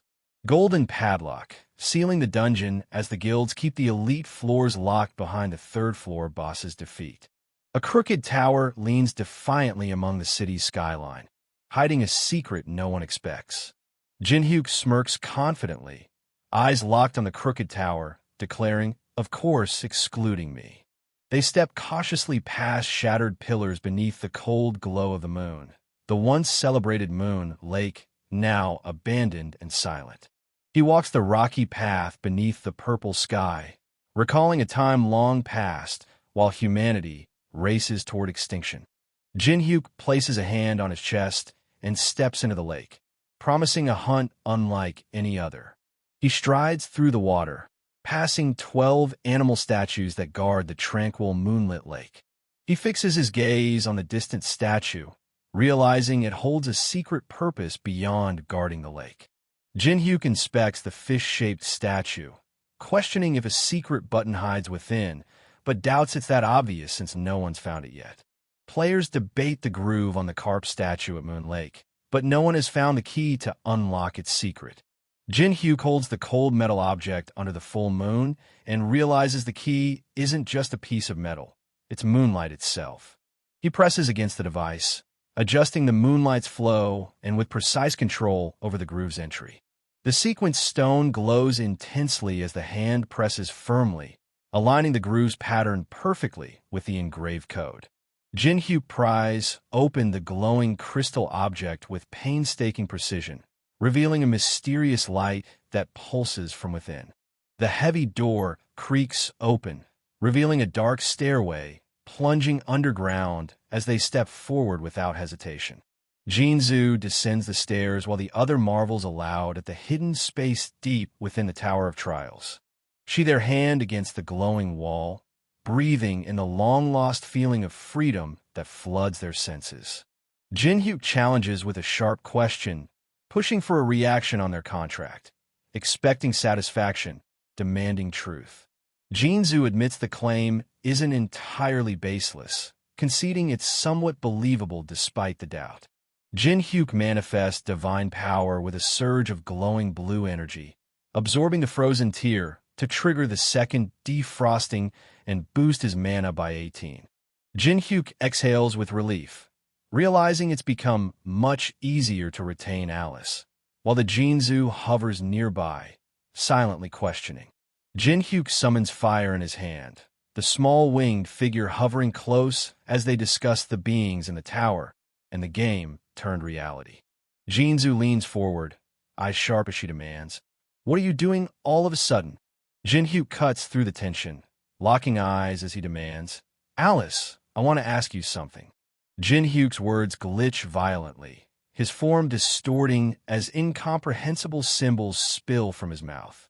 Jin-hyuk processes her frantic shout, realizing vital information about the tower is being completely blocked. He strides deeper into the cave, clutching a light as he admits he can't share what he's learned with the tower's inhabitants. Alice spins sharply, warning kick as heavy footsteps echo through the cave. Jin-hyuk slams his claw weapon into the ground as flames ignite in his palm, declaring the tower's first floor a deadly spawning ground. Jin-hyuk summons a swirling blaze in his palm, flames twisting wildly as he prepares to incinerate anything that dares approach. Flames erupt in a violent explosion, the dark armored figure standing firm as the firestorm rages around him. Flames consume the figure, spreading wildly as the inferno threatens to swallow everything in its path. The clawed creature lunges through the flames, but the man just smirks, unshaken and ready to strike back.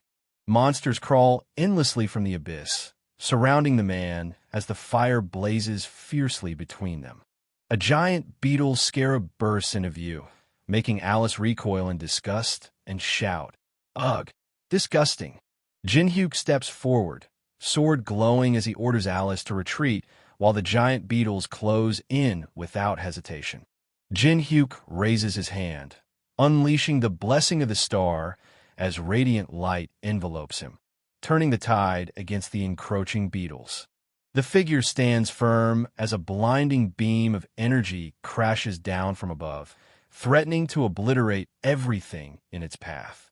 Spiky-haired fighter slams into his opponent with a burst of raw power, shattering the monster's defenses by 30% in a brutal clash.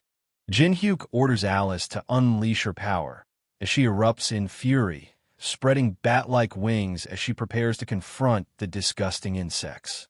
A man smirks, pointing his finger with a glowing ring as Alice gasps in shock, caught off guard by his bold challenge.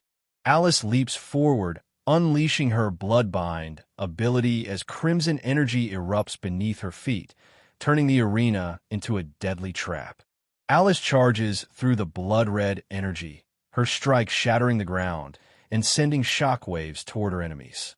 Jin-hyuk tightens his grip on the glowing sword, smirking as he prepares to unleash the rift stat that slashes through level gaps like a blade through paper. Red energy orbs swarm as Jin-hyuk dodges with precision, his power surging with every level-up notification flashing around him.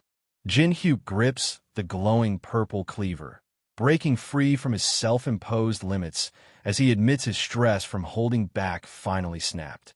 Jin-hyuk unleashes his unique ability, shadows swirling as he commands, "So I'll be counting on you guys."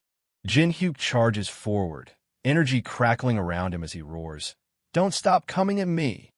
Jin-hyuk slams into the enemy, unleashing a brutal burst of energy that shatters the ground beneath them. Patrick stands firm and declares the 8th raid to the 4th floor has failed, signaling the tense meeting's grim start. The speaker reveals only 9 out of 100 soldiers from 15 attack forces have returned, shattering any hope of success. The figure cloaked in orange summons a blazing red aura as countless armored statues stand motionless, ready to unleash devastation. T-Win slams his fist down, frustration boiling over as he demands a strategy to break through the overwhelming force despite the divine artifact's power. Maria points out the problem. The 2nd and 3rd floor raids went too fast, leaving players with no time to level up. Teresa nods, realizing the rush cost them crucial growth. Jinho voices frustration over the lack of players above level 15 and blames guilds like Junghwa for the guild's current crisis. Jinho crosses his arms, refusing to overlook the harsh truth, while Jinhyuk challenges him, demanding if he said anything wrong. Jinhyuk shouts accusations, refusing to accept baseless humiliation, while Jinho raises his hand in frustration, defending their climb up the tower for humanity. Patrick slams his hand down, demanding silence and order as tensions threaten to tear the group apart. Patrick's glare cuts through the chaos as he orders everyone to focus, refusing to let the mission crumble. Jinho crosses his arms, locking eyes with Maria as he demands, "Have you thought of something?" Patrick grips his head in distress as the old man looms behind, revealing they received word from the demonic humans just before daybreak. Jinho, Maria, and Jinhyuk exchange shocked glances as Jinho reveals the demonic humans' help comes with a dangerous condition they must accept. Jinho shouts his refusal to ally with the demonic humans, condemning them as globally wanted criminals and vulgar bastards. Maria and Teresa exchange serious words about the world's distrust of demonic humans and the overwhelming power of the large guilds over governments. Teresa clutches her necklace, warning that with growing influence, every word and action must serve a just and great cause. The chandelier's flames flicker wildly, then surge as a furious voice demands, "What do you mean we're trash?" Patrick leans forward, voice sharp as he defends the wounded pride of the so-called trash, flames roaring beside him. The old man grips his skull-topped staff, voice dripping with dark power as he taunts. "But don't you already know that you can't do anything with your strengths alone?" The old man slams his staff into the ground, unleashing a shockwave that tears through the battlefield, forcing everyone to brace for impact. Jinho slams his hand on the wooden table, eyes blazing as he snarls, "You demonic human trash! What do you think you are?" Jinho launches a fierce punch, snarling, "Since you showed yourself to me, I'll kill you." The man in the red jacket swings his glowing sword with deadly precision while hurling a massive object, declaring, "We finally agree on something, Beck Jinho." The old man leans forward, voice dripping with menace as he warns, "You're all quite hot-blooded. However, you might change your mind after hearing my proposal." Old man commands to join forces, promising the power to take down the third floor's boss. Jinho shouts in disbelief, tearing apart the claim that the demonic human association's tiny force could break through the army. Old man grips his skull-top staff and declares, "We just need to have quantity, don't we?" Old man slams his skull-topped staff down as purple energy swirls, unleashing the gravekeeper of the Black Tomb. A massive skeletal hand crashes through the floor as Patrick's eyes widen in alarm. Skeleton warriors clad in armor burst from the earth, their shields raised as they rise to join the fray. They glare at the towering building, voice dripping with disbelief as they confront the necromancer's terrifying power to command such a massive undead army. Patrick's eyes widen as he spots the skull-topped staff in the old man's grip, realization hitting hard. The old man raises the skull-topped staff, declaring it the legendary Staff of Greed, forged from 99 rare materials. Tiwin wipes sweat from his brow, piecing together the deadly potential if the Staff of Greed merges with necromancer powers. Tiwin declares the third boss raid isn't impossible, but Maria's shock reveals the ruthless truth. They're facing evil demonic humans. Jinho insists they should be tearing the old man apart right now, his frustration barely contained as the hooded figure stands firm with his skull-topped staff. Jinho weighs the stakes, deciding that if the price is a secret the public must never learn, then it's a risk worth taking. Teresa grips his sword and shield, firing back with a fierce question that leaves no room for doubt. Teresa tightens her grip on sword and shield, her voice sharp with disbelief as she condemns the alliance with the demonic humans. Teresa grips her sword tighter, eyes scanning the dim room as the armored woman clings to Jinhyuk's absence, desperation thick in the air. Teresa's eyes lock on the incoming video call from Kong Jin-hyuk, hesitation flickering as she debates whether to answer. The tower announces that a single rookie cleared the first floor alone. His identity is listed as unknown. The rookie finally appears in front of the guild representatives through a screen call. The people who were searching for him realize the super rookie is right in front of them. An experienced summoner reacts calmly and says he has heard about the rookie who cleared the first floor. The summoner warns that a boss raid is completely different from a normal floor run. The rookie confidently replies that he can still handle it. The summoner reveals a large number of summoned skeleton soldiers and questions what couldn't be done with that many summons. The guild representatives agree, believing the summons are enough to challenge the boss. Someone interrupts and claims the rookie's equipment is fake. The rookie reacts with confusion as the accusation is made directly. Two materials are shown: Saint's Heart and a prison uniform soaked in holy oil. It is explained that using only these two materials cannot create the real Staff of Greed. The summoner explains that the real Staff of Greed has a red gem embedded beneath the skull. The rookie's staff is shown to be missing that red gem. The summoner then points outside toward the summoned skeleton soldiers. The quality of the skeleton soldiers is evaluated and judged to be too low. It is stated that these summons would not survive even half a day in the boss room. Hooded Man is clearly planning to abandon the group after grabbing coins and items during the chaos. Close-up of the Hooded Man's face. He's irritated and openly annoyed, calling the other side arrogant. The Hooded Man issues a warning, saying they'll regret rejecting his offer. He releases purple energy and calmly threatens that next time, when they meet in person, things won't be so easy. The Hooded Man disappears, leaving behind lingering purple energy. Two well-dressed figures arrive at the scene after he's gone. The tension is still hanging in the air. Inside a room, one of the men looks unsettled, clearly processing what just happened. The group regathers and asks what their next move should be now that the Hooded Man is gone. The unknown person promises he'll prevent them from joining the demonic humans and also handle clearing the tower for profit. The group questions him, asking if he's really planning to do everything alone. He confirms it directly, saying yes. One member thinks ahead, noting that even if the unknown fails, recruiting him afterward is still a win. Another agrees, saying this option is far better than siding with the demonic humans and has no real downside. A white-haired man smirks, clearly excited by the opportunity and not wanting to miss it. They begin discussing compensation, asking how much support and rewards the unknown wants. A red-haired woman cuts in, stating Olympus will provide full support instead. Another man objects, saying Titan should handle monetary backing since that's their specialty. The white-haired man argues back, saying money might not be what the unknown wants and offers personal support instead. The unknown person shuts it down, saying plainly that he doesn't need anything in return. Unknown asks the guilds to block off the entire area and let him enter the tower alone. In exchange, he says he won't take any rewards at all, making it clear he wants full control of the situation without outside interference. The red-haired representative questions his motives, pointing out that helping them this much without asking for anything only makes him more suspicious and demands to know his real reason.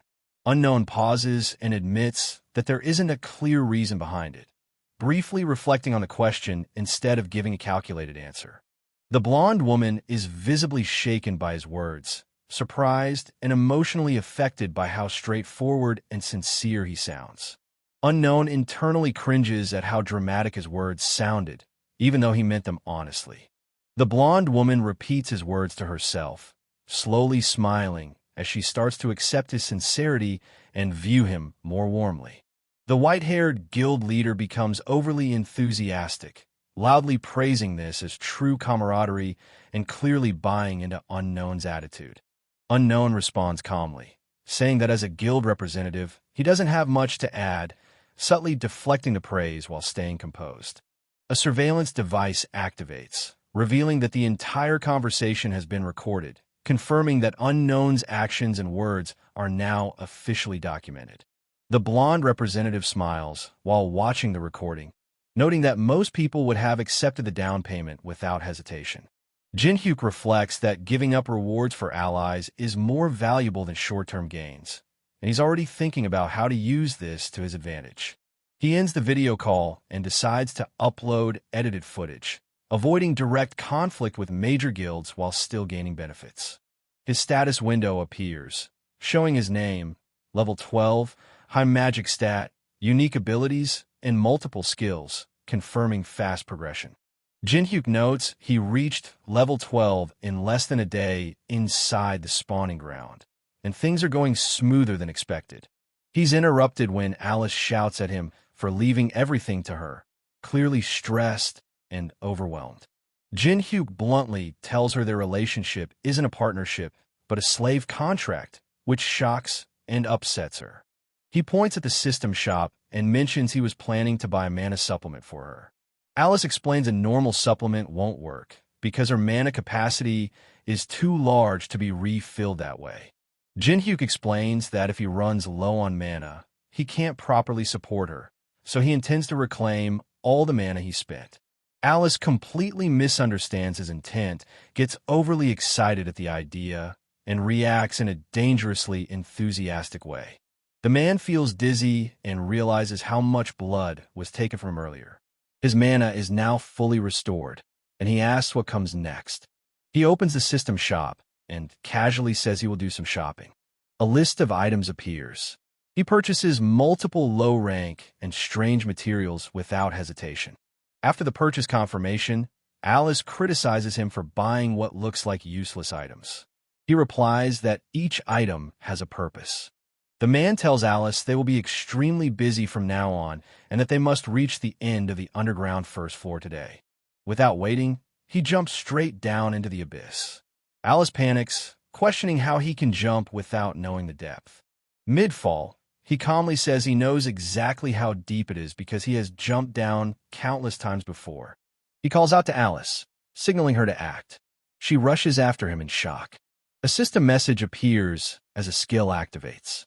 Reverse gravity is triggered. Gravity flips instantly, stopping their fall. Both of them are pulled upward, landing safely as the descent turns into controlled movement forward. She calls him reckless and questions whether he's actually skilled or just surviving on luck, while he keeps moving forward without reacting.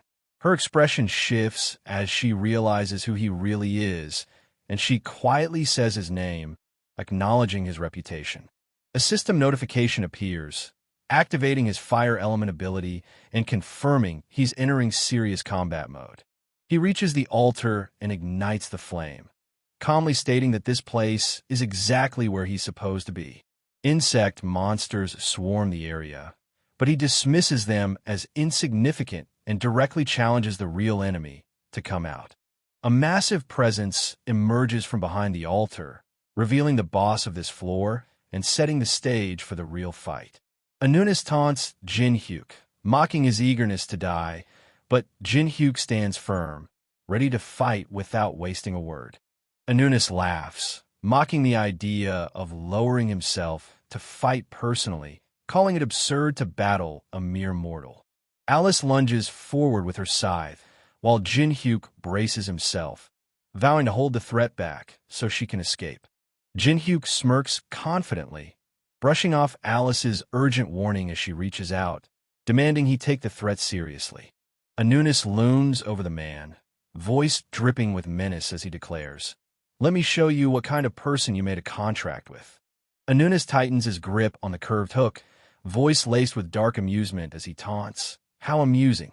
Anubis summons the judgment of Anubis, purple flames swirling as he demands, "Did you hear about me from that vampire you brought with you?" Judgment Girl activates the judgment of Anubis, summoning the towering scales as the first question echoes through the air. Jin-hyuk stands firm, ready to face the absolute trial. Jin-hyuk answers with unwavering confidence, acknowledging the ruthless rule. Patience lost grants the power to demand any question, truth irrelevant. Anunis narrows his eyes, accusing the target of seeking the elusive hive and confirming his every suspicion. Jin-hyuk flashes an OK sign and grins, boasting about the black market value of the hive. Judgment Girl holds the glowing heart and balances the scales, her voice cutting through the silence with one final, fateful question. Anunis looms over the man, voice dripping with menace as he declares no one leaves his territory alive.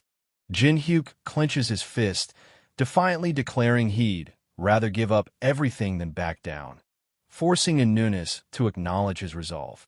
Jin-hyuk stands firm among jagged purple spikes as the judgment of Anubis ignites, declaring all conditions met without mercy.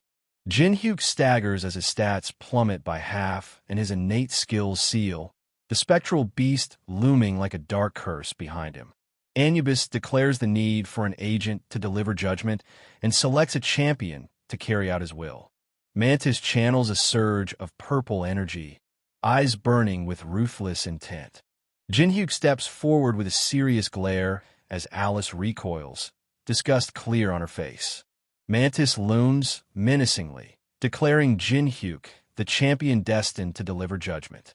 Anubis glares with a glowing red eye, demanding, "What do you think of my dignified champion?"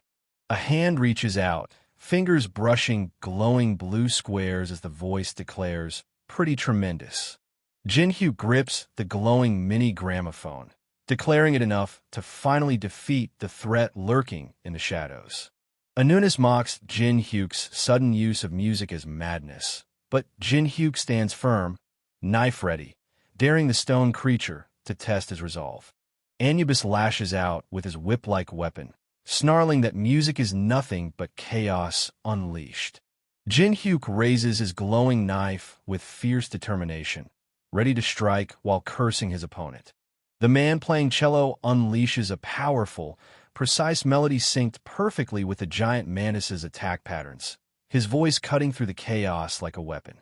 Hands blow a sharp, commanding trumpet tune, echoing the relentless rhythm that drives the chase forward. Jin-hyuk blocks every desperate strike with his knife, turning fierce attacks into nothing but wasted effort.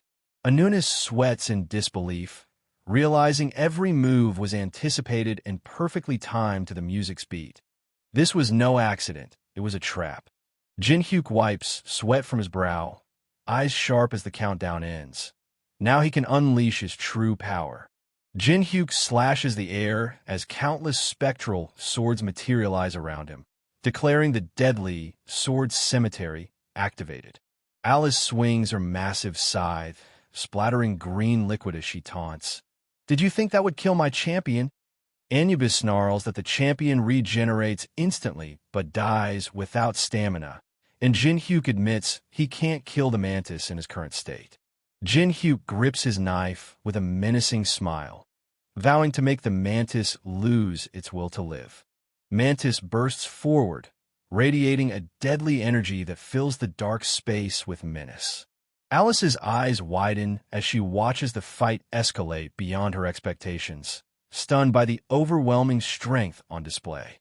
She smiles nervously, eyes sharp with hope as she thinks he might actually help her get the revenge she craves. Mantis lunges with deadly intent, but Jin-hyuk stands firm, knife ready, while the cloaked figure commands him to keep fighting without hesitation. Mantis collapses, green slime dripping from its shattered form, while Jin-hyuk stands tall amid the wreckage, declared the proud warrior chosen by the gods. Jin-hyuk sits cross-legged, wearing a confident smile as Anunis recoils in surprise, shaken by the final blow meant to break his unyielding will. Jin-hyuk leaps backward, narrowly evading Mantis's crushing strike as the giant insect creature looms, ready to pounce again.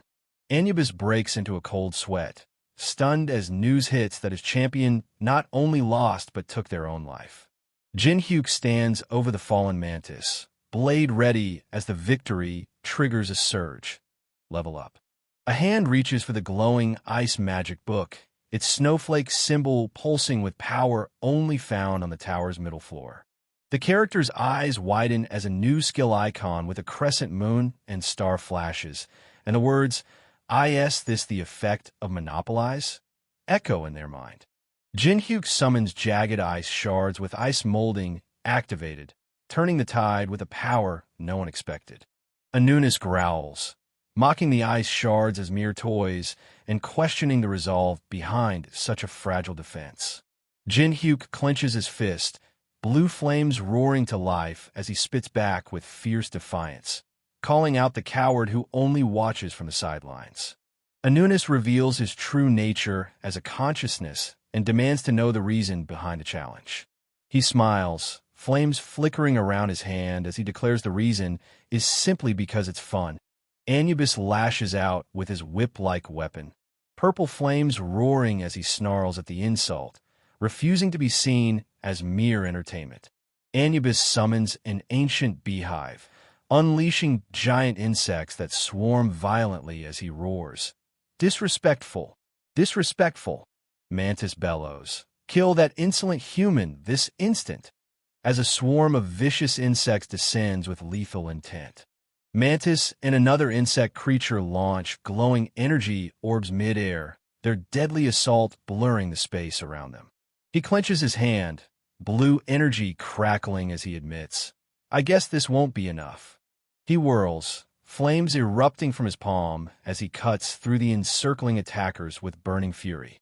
Jinhyuk summons a blazing orb of fire and ice, hurling it forward with lethal precision that freezes and burns everything in its path.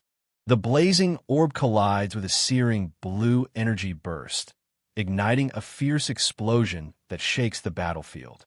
The energy burst explodes violently as the skill Daylight is unlocked, signaling a new power unleashed.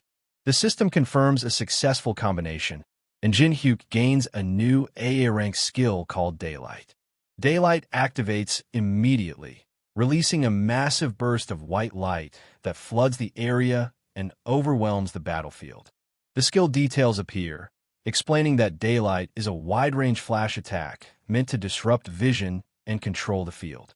Jinhyuk uses the light offensively, firing it straight at the hive's spawned enemy. Anubis reacts and decides to change tactics, realizing the light-based attack isn't enough to finish the fight. Anubis activates a new skill called Chosen Target, marking a specific enemy as the focus. The hive responds by spawning a powered-up bee entity, signaling an escalation in the encounter. Jinhyuk attacks again, but the marked enemies don't die. Instead, they split and multiply, revealing the real danger of Chosen Target as the chapter ends. The battlefield fills with hornet monsters. No matter what skills are used, they keep coming, showing that brute force alone won't solve this.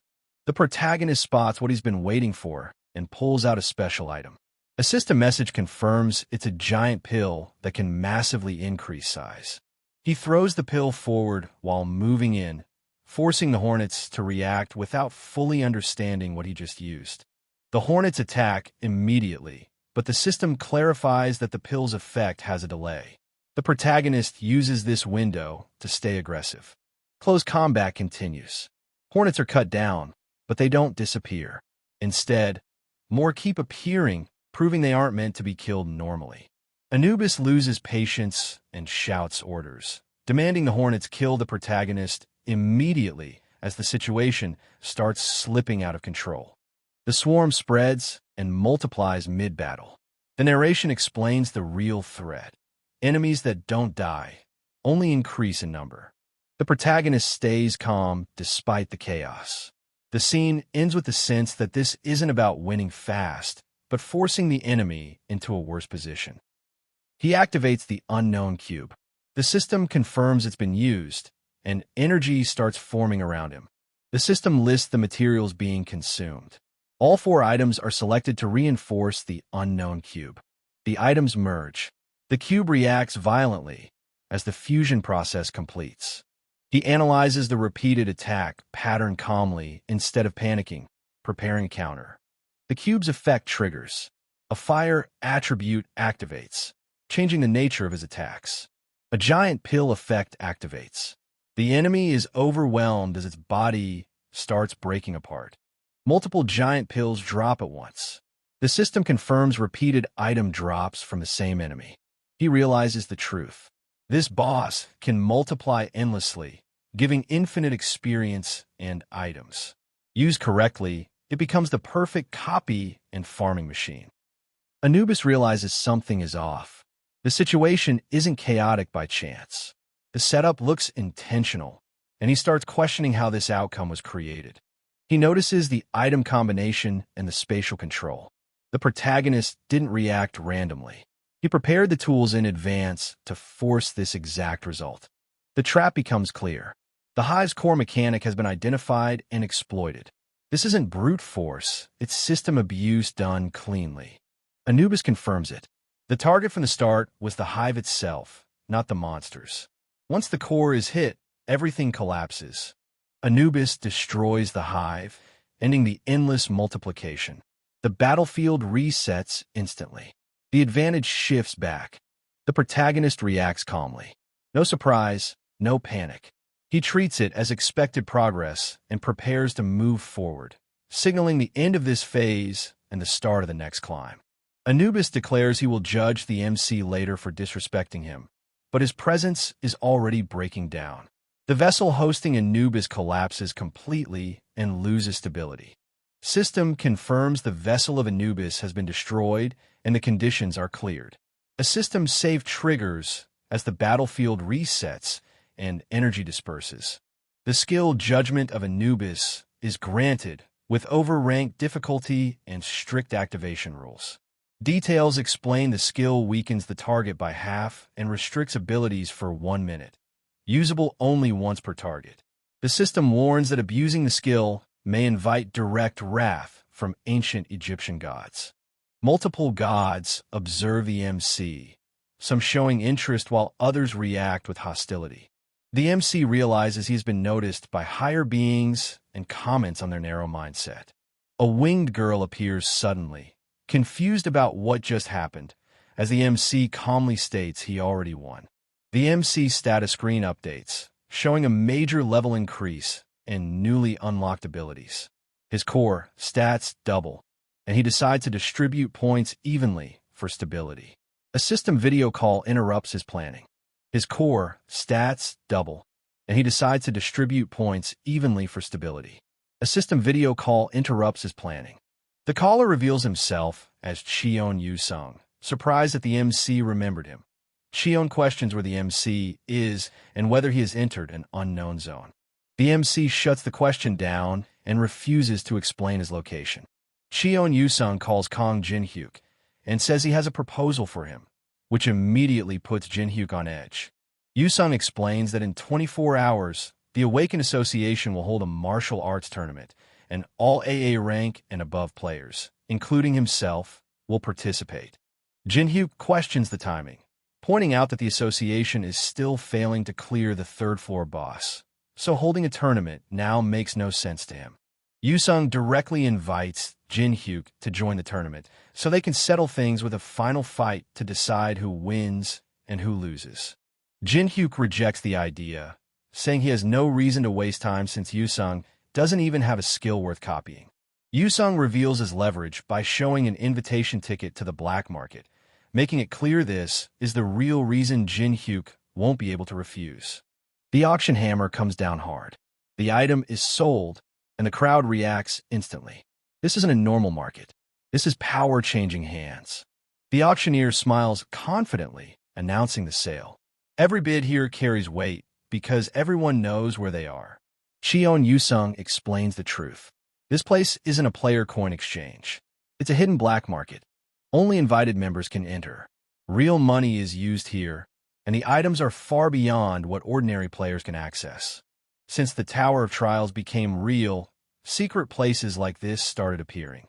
For someone aiming at the third-floor boss, this market is a goldmine. The protagonist realizes the irony. A secret place meant only for the rich, yet might give him exactly what he needs. Suddenly, a system message appears. His uploaded video has been chosen as a hot issue. The spread is faster than expected. A newly created unknown channel shoots to the top. The video shows the masked player agreeing to challenge the third-floor boss. Viewers explode with reactions. Some doubt him, some admire him, and others believe that only the unknown could pull this off. With over 50 million views, the profit is massive. Even after heavy fees, the earnings are worth it. The stage is set, and all eyes are on the masked challenger. The protagonist yawns in his seat. With all the noise and hype, even the spectacle is starting to feel tiring. Around him, the crowd roars with excitement. He quietly wonders when this endless tournament is finally going to end. On the stage, fighters clash violently. Blades spark, abilities explode, and the audience cheers at every hit. The explanation follows. This tournament gathers 24 competitors, all ranked AA or higher. After repeated failures against the third-floor boss, the guilds and the Awaken Association created this event to regain public trust. Cameras roll nonstop. This isn't just combat. It's a performance meant to show strength and reliability. The protagonist sees through it immediately. In the end, it's nothing more than a carefully staged show. Still, it serves a purpose.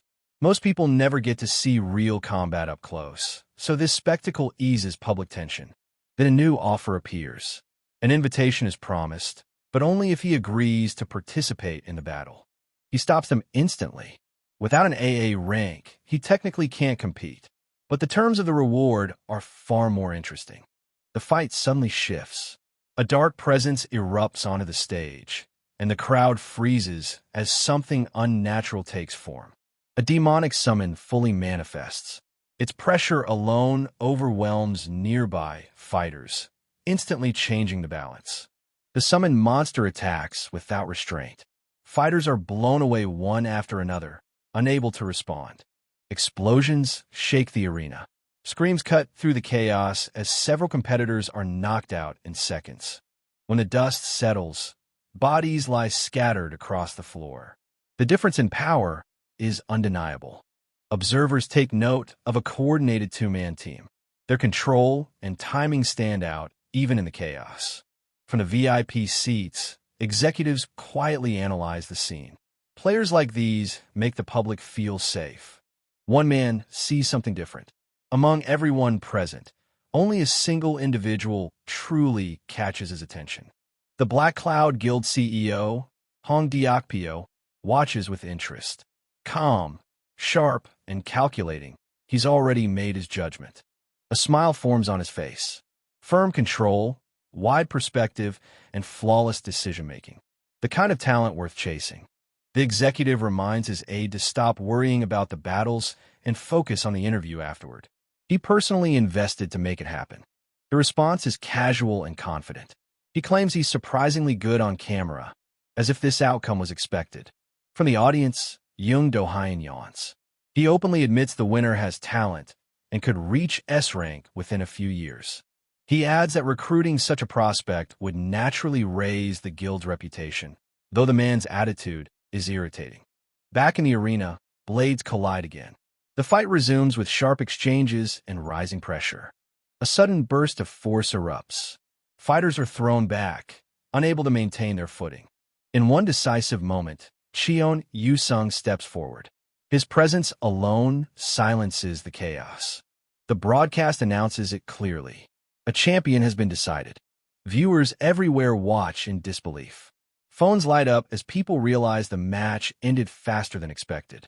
Standing calmly with his weapon lowered, Cheon Yu-sung accepts the result. The real choice, however, is only just beginning. Jung Do-hyun grins, clearly amused. From his view, the champion looks clever, maybe smarter than he first appeared. Before he can say more, the white-haired man grabs him and forces him back into his seat, cutting him off cold. He points it out bluntly. Cheon Yu-sung isn't looking at Do-hyun. His gaze is aimed much higher. Do-hyun finally notices. Shock flashes across his face as he realizes the match isn't over at all. From the arena, Cheon Yu-sung speaks calmly, telling whoever is hiding to stop pretending and come out. He adds that only two people are worth fighting now, himself and Diokpyo. The rest don't matter. Do-hyun sighs in frustration. This turn of events is already getting under his skin. Then a man stands up from the upper seats. Tall, relaxed, hands in his pockets, his presence draws instant attention. The crowd erupts in confusion. Cheon Yu-sung lowers his sword, clearly acknowledging this new opponent. Officials scramble for information. The name finally appears on screen. Kang Jin-hyuk, an F-rank player. The challenger speaks first, calmly asking for a promise. When this ends, he wants it to be the last challenge. He adds bluntly that giving up is also a skill. Not every fight is worth repeating. Cheon Yusung answers without hesitation. He reminds him that he already became the champion. The reply comes with a grin. Yes, he admits it. Yusung did get stronger than before. But that strength came at a cost. He trained without rest, driven by a single goal: to defeat the man standing in front of him. The air shifts. Yusung tightens his grip and declares that this fight will decide everything, including the invitation. Blue energy erupts as his skill activates. Sword Ki floods the arena, flames of the soul chaser roaring to life. The opponent snaps back, fury exploding as he charges forward. Two forces collide, and the real battle finally begins. An explosion rips through the street as an energy beam slams into the nearby building, sending debris flying and forcing everyone to take cover. Concrete and metal rods crash down as the ground splits open beneath the ruined ceiling, threatening to bury anyone caught in the collapse. The man in dark clothes grits their teeth, standing firm as they demand how many damn skills their opponent has left to unleash. Jin-hyuk watches silently as the man crashes through the shattered glass floor, the sword clattering beside him, signaling the fight's brutal escalation. Jin-hyuk kneels beside the unconscious figure and claims the black market ticket, insisting this isn't stealing, but a promise kept. The man unleashes a giant ice missile that shatters the arena floor and follows it up by destroying the ceiling with a powerful light ray, shocking the audience who can't believe an F rank could cause such destruction. Jin-hyuk crouches and breaks the silence with a cold greeting, prompting the older man to acknowledge their last tense encounter at the museum. The older man admits their savage first meeting is water under the bridge. The Lee Yuri hesitates but agrees. An uneasy truce begins to form. Jin-hyuk squats on a ledge and breaks the uneasy silence by asking Lee Yuri, SSI, for a number, pushing their truce towards something more personal. Jin-hyuk offers his phone with a clear out. You can refuse if you don't want to, forcing the Lee Yuri to either accept the gesture or admit defeat. Jin-hyuk holds up his phone with a challenge. Of course, that's only if you can handle the consequences. Lee Yuri reveals the smartphone's true power, warning it's more threat than favor as she prepares to unleash it. Jin-hyuk steps forward with a forceful stomp, drawing shocked gasps from the spectators as laughter cuts through the tension.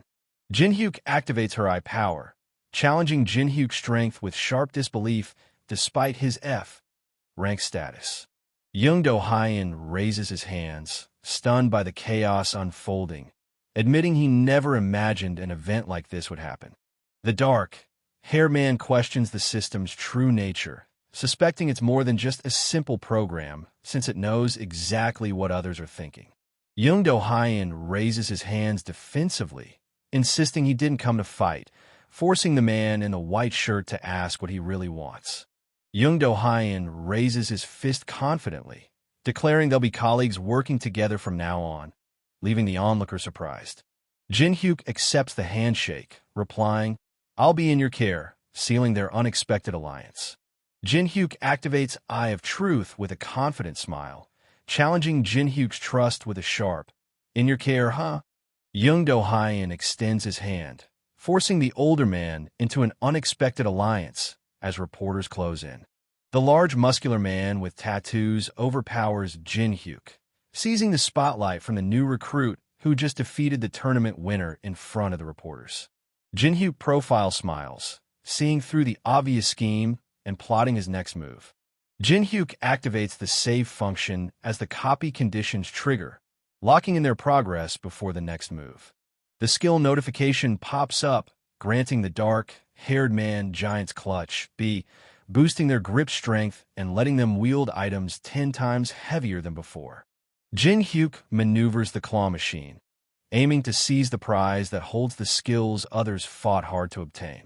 Jin Hyuk breaks the silence with a sly smile, questioning if the handshake signifies the Black Cloud Guild and shifting the tension into a new direction.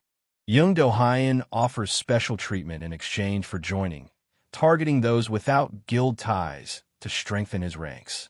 Young Do-hyun seals the deal with a firm handshake, his confident smile promising power and protection to those who join him. Jin Hyuk grabs the large muscular man with tattoos, challenging his belief that brute strength alone could win this fight. Young Do-hyun smiles confidently and activates his power, Giant's Clutch, declaring, "Of course," as the fiery force surges around him. The man laughs loudly, mocking Young Do-hyun with, "Isn't that obvious?" challenging their confidence head-on. Young Do-hyun and Jin Hyuk clasp hands, unleashing the judgment of Anubis that shatters the space around them. The woman unleashes her scaled power, but Young Do-hyun stands frozen, unmoved and tense, defying all expectations. Jin Hyuk grips the large muscular man with tattoos hand firmly, forcing him to struggle and grimace under the intense contest. Jin Hyuk taunts the large man's exaggerated pain, challenging his confidence despite the intense struggle. The large man grips Jin Hyuk's hands with fierce purple energy, shouting as they fights to break the hold. Jin Hyuk shocks the large muscular man with tattoos by shaking his hand mid-fight, forcing him to shout, "Stop! How dirty!" Jin Hyuk lands a solid punch, sending the large muscular man with tattoos crashing backward and shifting the fight's momentum. Young Do-hyun shouts and lands a brutal hit, sending his opponent crashing back into the debris. Jin Hyuk clenches his fist over Young Do-hyun's fallen form, mocking his betrayal with a brutal taunt that cuts deeper than any wound. An explosion rips through the plaza, sending spectators flying, but Jin Hyuk stands unfazed, eyes locked on the chaos he's unleashed. Dark-haired man activates Eye of Truth, piercing through every hidden lie and secret in the chaos below. Hong Daokpyo shouts in furious defiance, unleashing power from his hand as he demands respect for the sacrifice behind Do-hyun's fall. Jin Hyuk steps forward, urging to pause the fight despite the rising tension, trying to prevent more bloodshed. Hong Daokpyo erupts in fury, shouting down Jin Hyuk's plea and daring them to back out after coming this far. Jin Hyuk raises his hand calmly, refusing to escalate by targeting guild masters just yet. Hong Daokpyo lunges forward, unleashing his power with a furious shout that breaks the tense silence. Hong Daokpyo's furious shout cuts through as he lunges, demanding answers that shake the ground beneath them. Jin Hyuk raises his hand and activates LV.2 Daylight, shifting the battle's energy in an instant. Jin Hyuk's light beam blinds the crowd, forcing spectators to shield their eyes as chaos erupts in the arena. Jin Hyuk tightens their grip on the sword, ready to strike as the chaos closes in. Jin Hyuk blocks the large muscular man with tattoos punch just as the rift stat activates, slashing the level difference by 33 with 99 points used. Hong Daokpyo unleashes his blood demon chi in disbelief as Jin Hyuk shockingly withstands the attack. Hong Daokpyo and Jin Hyuk clash, their red energy crackling as Daokpyo admits Jin Hyuk matches the vanguard strength. Hong Daokpyo scoffs loudly, refusing to believe anyone could stand against the second floor's boss, the Colossus. Jin Hyuk grips his dagger just as Hong Daokpyo activates his power and urgently demands, "Please stop." Young Do-hyun taunts the black-haired man in coat to act more dependable in front of the martial arts tournament crowd, raising the stakes between them. Han Sang-jin steps forward, raising their hand to command everyone's attention with a single, sharp declaration. President raises his hand, signaling authority as the room falls silent under his command. Jin Hyuk in the white shirt steps forward, confirming they's the one who leads Korea's Awakened. President reveals his identity as Han Sang-jin, the Awakened Association leader, shifting the power dynamics instantly. Hyok-pyo accuses a rival of brutalizing a guild player, forcing the president into a tense confrontation that could ignite a full-scale conflict. The president challenges the Hyokpyo excuse for the injuries, refusing to let the brutalization slide as tensions escalate. The president steps forward, revealing his identity as Han Sang-jin and directly addressing player Kong Jin-hyuk, raising the stakes in the confrontation. The president admits he only learned about Kong Jin-hyuk 20 minutes ago after a call from Department Head Park, shifting the power dynamic with this new information. The reporter urgently relays that he was told to come immediately because something unbelievable is happening, sparking tension among the seated men in suits.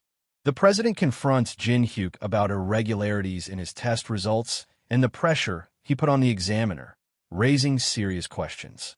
Men in suits bowing publicly accept responsibility for the misassessment and apologize as the new 16th S rank is officially announced.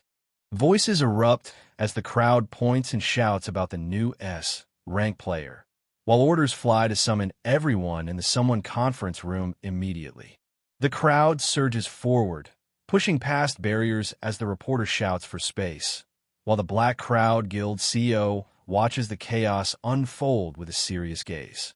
Jong Do-hyun collapses backward, eyes rolling back as his body goes limp, signaling a sudden and severe blow. Black Crowd Guild CEO's shock breaks as he realizes the tournament is slipping away, his confidence crumbling with every devastating loss. CEO urgently calls for a last-ditch plan, refusing to let the tournament slip away completely. The Black Crowd Guild CEO grabs the reporter's arm mid-sentence, cutting off the announcement about clearing the third-floor boss. A fist lands hard, sending the man in the white shirt crashing backward as they pleads for a call next time. The Black Crowd Guild CEO stands firm, his serious gaze cutting through the chaos as the fight pauses. Jin-hyuk confidently as reporters swarm with cameras and microphones, demanding answers that could change everything. Black Crowd Guild CEO walks away from the fallen man as the crowd gasps, the silence breaking with shock and disbelief. The ability acquisition message pops up, confirming the unique Blood Demon Chi has been unlocked and prompting the save option. President reveals the official results of the Super Rookie, sparking a flood of speculation and debates in the comments section about Kong Jin-hyuk's next move. Jin-hyuk scrolls through reactions on his phone, noting the positive responses that could shift the game. President confirms the trip to Las Vegas and offers a plane as an apology, shifting the stakes with unexpected support. Jin-hyuk settles into the chair, realizing high rank means a completely different level of treatment. The airplane dives sharply toward the rocky cliffs, forcing everyone on board to brace for impact.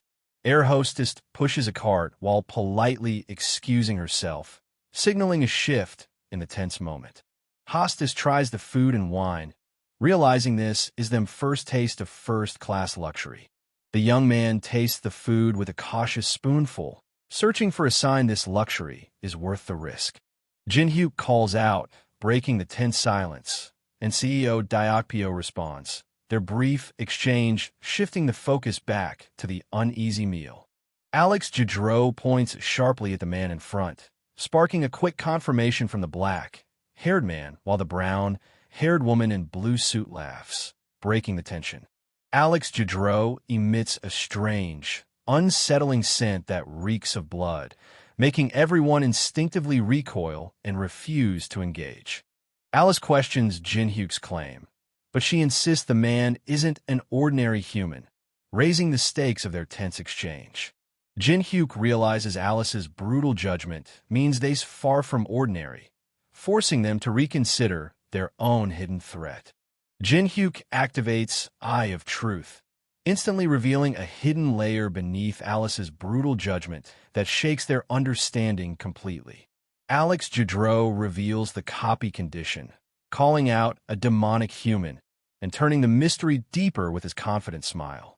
Jin-hyuk sweats, shaken by the revelation that the calm, demonic human was just an act. Alex Jadro breaks the silence with a sharp, huh, catching the black-haired man off guard and shifting the tension between them. Alex Judreau points directly and calls out player Kong Jin-hyuk by name, revealing he knows about the recent rank assessment in Korea. Jin-hyuk, the dark figure behind him, isn't a coincidence, and that others beyond the big guilds are now watching him after the S rank announcement. Alex Judreau confirms his recent S rank reassessment, catching CEO Diokpyo off guard with news of the martial arts tournament coverage. Alex Judreau steps forward, handing over a business card and formally introducing himself to Diokpyo. Alex Judreau leans forward with a thumbs up, suggesting they celebrate their chance meeting with a drink to pass the long flight. Alex Judreau leans forward with a thumbs up, suggesting they celebrate their chance meeting with a drink to pass the long flight. They pulled out a bottle of Charles XIII cognac, spinning stories that deepened the game's stakes as the tension thickened around the table. Alex Judreau sips from his glass while recounting how his cosmetics business thrived despite the chaos unleashed by the Tower of Trials, revealing the unexpected challenges behind his success.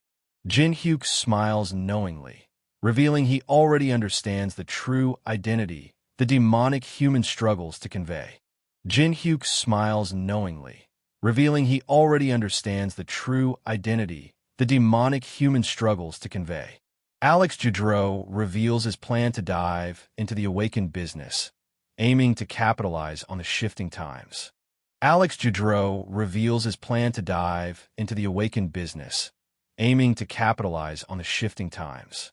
Alex Judreau questions Jin-hyuk about a masked player causing trouble, pushing the conversation toward uncovering this new threat.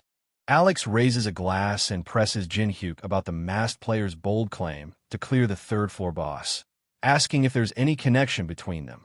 Alex Judreau admits their third-floor raid plans are derailed because the masked player is aggressively blocking their progress. Alex Judreau reveals the masked player insists on handling something alone, claiming it's to protect a comrade and warning others not to interfere. Jin-hyuk challenges Alex Judreau's claim of knowing the unknown, and Alex casually confirms it, raising the stakes in their tense exchange. Alex Judreau laughs off the blatant greed of unknown Sasai, mocking how calmly he lies right to the person's face without a flicker of doubt. Alex Judreau laughs off the blatant greed of unknown Sasai, mocking how calmly he lies right to the person's face without a flicker of doubt. Alex Judreau pours a drink and extends a sharp invitation to join them in the third-floor boss room, promising it'll be a great help. Alex Judreau pours a drink and extends a sharp invitation to join them in the third-floor boss room, promising it'll be a great help. Alex Judreau assures that as an S rank, no one can interfere with the solo raid and hints at a hidden item waiting in the third-floor boss room. Jin-hyuk refuses the offered bottle, insisting, "I'm okay," keeping his focus sharp despite the brief pause in their flight. Jin-hyuk refuses the offered bottle, insisting, "I'm okay," keeping his focus sharp despite the brief pause in their flight. Alex Judreau pushes back with a confident promise. The tougher the challenge Kong Jin-hyuk faces, the greater the reward waiting on the other side.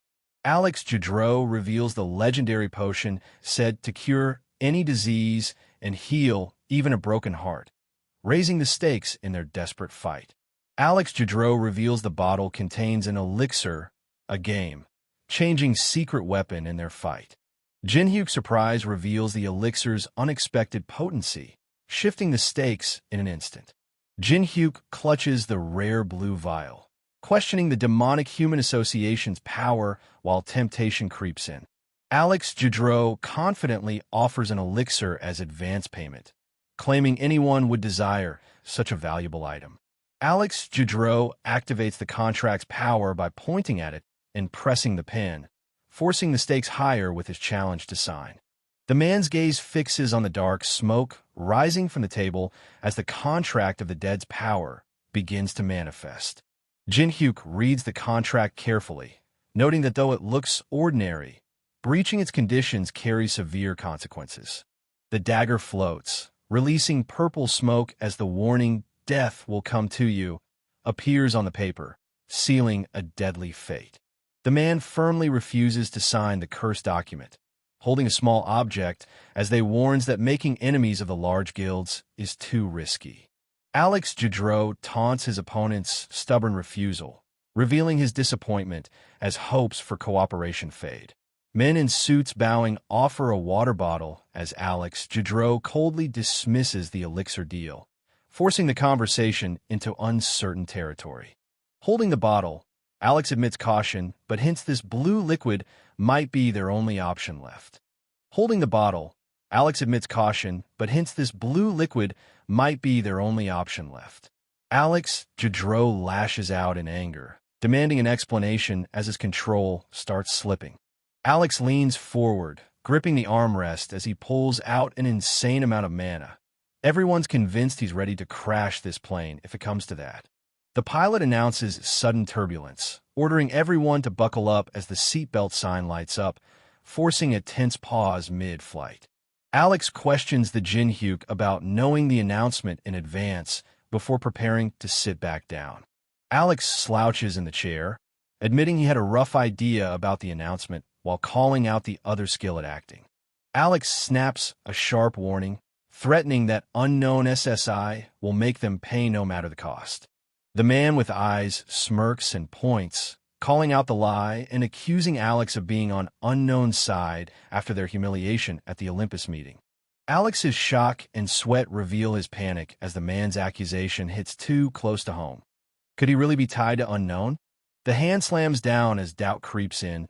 Maybe the man's bluffing, or maybe the large guilds really did share intel since they hit S rank. Jinhyuk a small object, teasing that he might spill info if the other man plays nice, raising the stakes with a risky gamble. The airplane lifts off the runway, wheels leaving the ground as Alex vows, "I'll see you next time," cutting the chase for now. Alex slips into a crowded casino, blending in as the city's neon chaos hides the next move. The red-haired woman in red top poses on a towering billboard, launching the new Fire Blossom perfume that's about to stir the city's undercurrents. Tiny Girl navigates the crowded indoor market, cautiously noting it's a human city while reminding to keep the promise of no trouble. Tiny Girl navigates the crowded indoor market, cautiously noting it's a human city while reminding to keep the promise of no trouble. Jinhyuk, the memory of a world, pushing the limits of their power indoors. They fuse Eye of Truth, SS, and Blood Demon Chi, S, into a single skill, unlocking a new power in the virtual interface. Fusion completes, granting the Eye of Gluttony, SSS, skill with barrier immunity, status inspection, view sharing, and mind-reading abilities. They activate the hexagonal symbol now, sacrificing stability to gain immediate power for the fight ahead.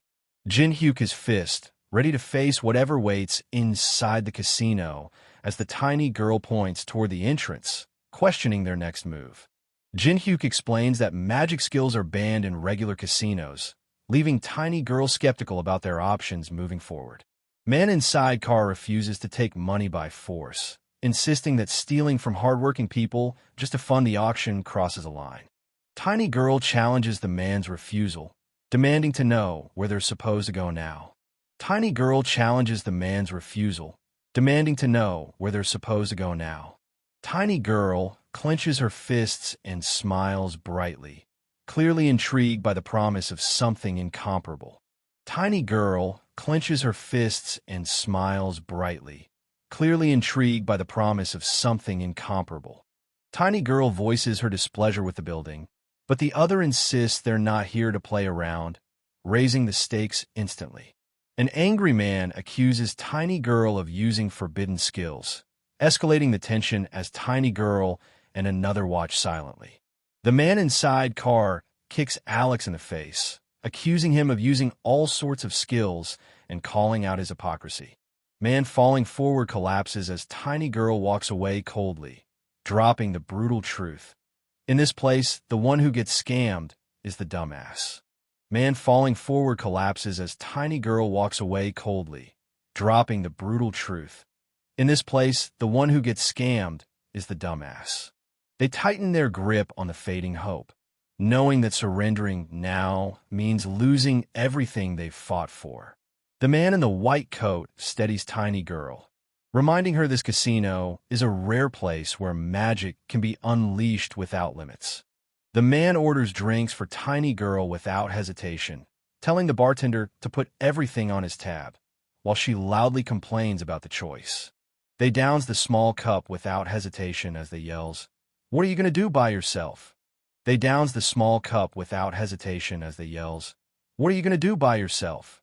Table leader activates Source Seal Level 3, blocking all skills on the designated card for 10 minutes, while keeping his own abilities active. Padro reveals his cards, relieved to find a decent hand despite the Source Seal's restrictions locking out all other skills. Alex holds his cards steady, his intense gaze unshaken as his opponent sweats over mounting losses at the gambling table.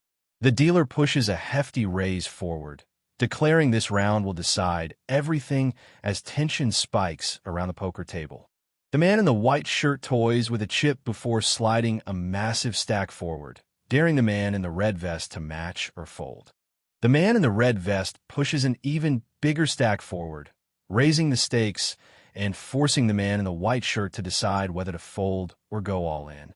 The man in the red vest pushes an even bigger stack forward, raising the stakes and forcing the man in the white shirt to decide whether to fold or go all in. The man in the red vest demands to know which guild runs the place, and the man with purple eyes reveals it's managed by the Scavenger Guild. The man in the red vest demands to know which guild runs the place, and the man with purple eyes reveals it's managed by the Scavenger Guild. The man in the formal vest steps forward, warning that too many questions might not be allowed here, forcing everyone to reconsider their approach. Flipping the cards decisively, the man declares the outcome irrelevant, forcing everyone to brace for what's truly at stake. Padro activates his power to substitute the cards mid-flip, cutting off any chance for a counterattack. Padro activates his power to substitute the cards mid-flip, cutting off any chance for a counterattack. Alex clenches the same pair of jacks, shattering the table leader's confidence as he screams, "I'm sure I substituted them with my ability." Holding 2 kings, Alex breathes relief, admitting victory came by a hair's width despite the risky bluff. Holding 2 kings, Alex breathes relief, admitting victory came by a hair's width despite the risky bluff. Padro exposes their rival's hidden intentions with the eye of gluttony, forcing a desperate bluff that shifts the power balance instantly. Padro forces the rival to reveal a crucial weakness, turning the tide as allies rally behind them for a final strike.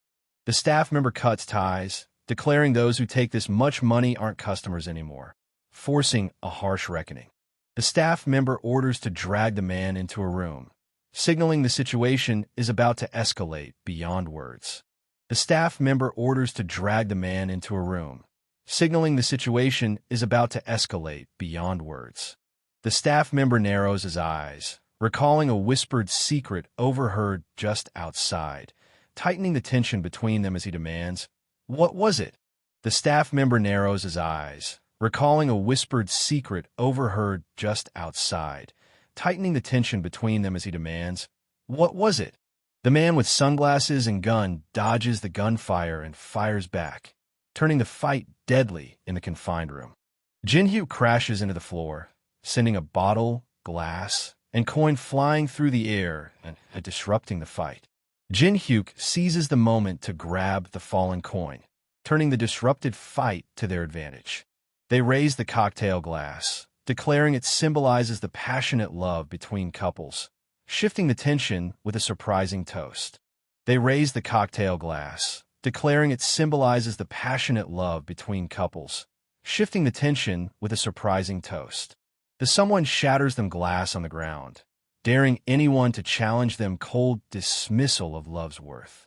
Section Chief senses an urgent threat despite the chaos, warning that no lawlessness justifies what's about to happen. The black-haired man lands a brutal punch, sending the brown-haired man reeling as the warning echoes. No one goes wild like this all by themselves. Padro urgently shows the red object to Section Chief, who snaps back angrily, refusing to believe anything could be more serious right now. Section Chief's shock deepens as he reads the message on his phone, realizing the situation is far worse than he thought. The smartphone reveals a photo of Jin-hyuk with a caption confirming him as a newly assessed S-rank player in South Korea just days ago. Section Chief's shock deepens as he realizes an S-rank player, rarer than even America's elite, is standing right before him. They stand atop the casino rubble, a single eye flashing as they threatens to obliterate the entire building if they chooses. They stand atop the casino rubble, a single eye flashing as they threatens to obliterate the entire building if they chooses. Chief kneels, apologizing for their rude behavior and begging for forgiveness as scattered cards lie forgotten on the floor. Jin-hyuk snaps at the Jin-hyuk, accusing them of only apologizing now because they realize they crossed the wrong person after seeing his rank. The section chief kneels, stammering a defense, but the other man dismisses it as absurd, showing no mercy. Jin-hyuk leans in, taunting that in this game, only the fool gets scammed, leaving the red-haired man trapped by their own fear. The reddish-brown-haired man demands their winnings and mental damage compensation, refusing to back down despite the accusing fingers pointed at them. Jin-hyuk grabs the section Jin-hyuk by the collar, demanding a steep $10 million settlement or threatening to shut down their operation for good. Checking the phone, Jin-hyuk confirms the payment should cover the items and watches the car approach, waiting for the delivery to arrive. Jin-hyuk confirms the man in suit and car is customer number 117 and offers to escort him to the auction house. Jin-hyuk sits silently inside the tinted car, realizing the auction house's location remains a tightly guarded secret as the road stretches ahead. The car speeds toward the illuminated building as Jin-hyuk's voice cuts through the night, already eager for what's ahead. Jin-hyuk approaches the mansion entrance and delivers a chilling welcome. Then, please enjoy your stay. The man grips the pendant tightly, demanding the unseen listener to keep their promise and hurry before disappearing into a place beyond sight. Tiny Jin-hyuk declares her happiness openly, claiming this place suits a noble being like herself, while Jin-hyuk watches, curious but reserved. Jin-hyuk and the girl climb the stairs toward the building as she warns him not to stand out during the auction. Jin-hyuk slips inside the auction, instantly catching the sharp gaze of a suspicious guard. The dark-haired person holding glass reveals the ichthyosaur's heart will appear at this year's auction, all thanks to the Tower of Trials. The girl recoils, covering her nose at a sudden stench, while Jin-hyuk demands to know what's wrong. Jin-hyuk stares at the skull staff as the girl gags at its foul smell, breaking the silence with a curt, "It stinks." Demonic Man grips his cane firmly as the blonde man in suit reveals himself as Julius Cedric, claiming mastery over the other man and shifting the power dynamic in an instant. Alex stands silently, bruised but unyielding, as the weight of Julius's claim hangs heavy in the room. Chief activates the Eye of Gluttony, revealing Julius Cedric's stats and shifting the balance of power in an instant. The Eye of Gluttony reveals Julius Cedric's full Necromancer stats and their rare ability that efficiently controls multiple summons with minimal mana. Jin-hyuk's frustration spikes as he struggles with the tablet's impossible copy condition, deciding to provoke Julius Cedric and force the system's hand. The demonic man laughs off the tension, revealing he values the girl's gift, while she responds with a relieved smile that shifts the mood unexpectedly. The man in the white shirt presses Demonic Man for crucial information about the unknown, forcing a rare moment of seriousness from the hooded master. The man in the white jacket deflects the tense inquiry with a smile, insisting they postpone the discussion despite Demonic Man's serious readiness. Jin-hyuk accepts the skull object as Demonic Man insists there's no time to waste and they must act immediately. Jin-hyuk scoffs at the urgency, brushing off responsibility as he grips the skull object and retorts, "I missed the part where that's my problem." The angry man clenches his fist, shouting, "Son of a bitch," as the girl glances back and Alex walks away, leaving the tension hanging in the room. Demonic Man places a firm hand on Alex's shoulder, urging him to leave the angry man alone because there's still a way forward. The woman wants to erase the annoying bystanders, but Demonic Man warns that causing trouble here will only backfire. Demonic Man steps forward, insisting they handle the situation quietly to avoid drawing unwanted attention. The auctioneer commands the audience to take their seats as the event officially begins, shifting the focus to the stage. The blonde man in suit slams the gavel and declares the 175th black market auction officially underway, igniting a wave of anticipation across the room. A masked fighter bursts through the crowd, triggering chaos as guards scramble to contain the sudden attack.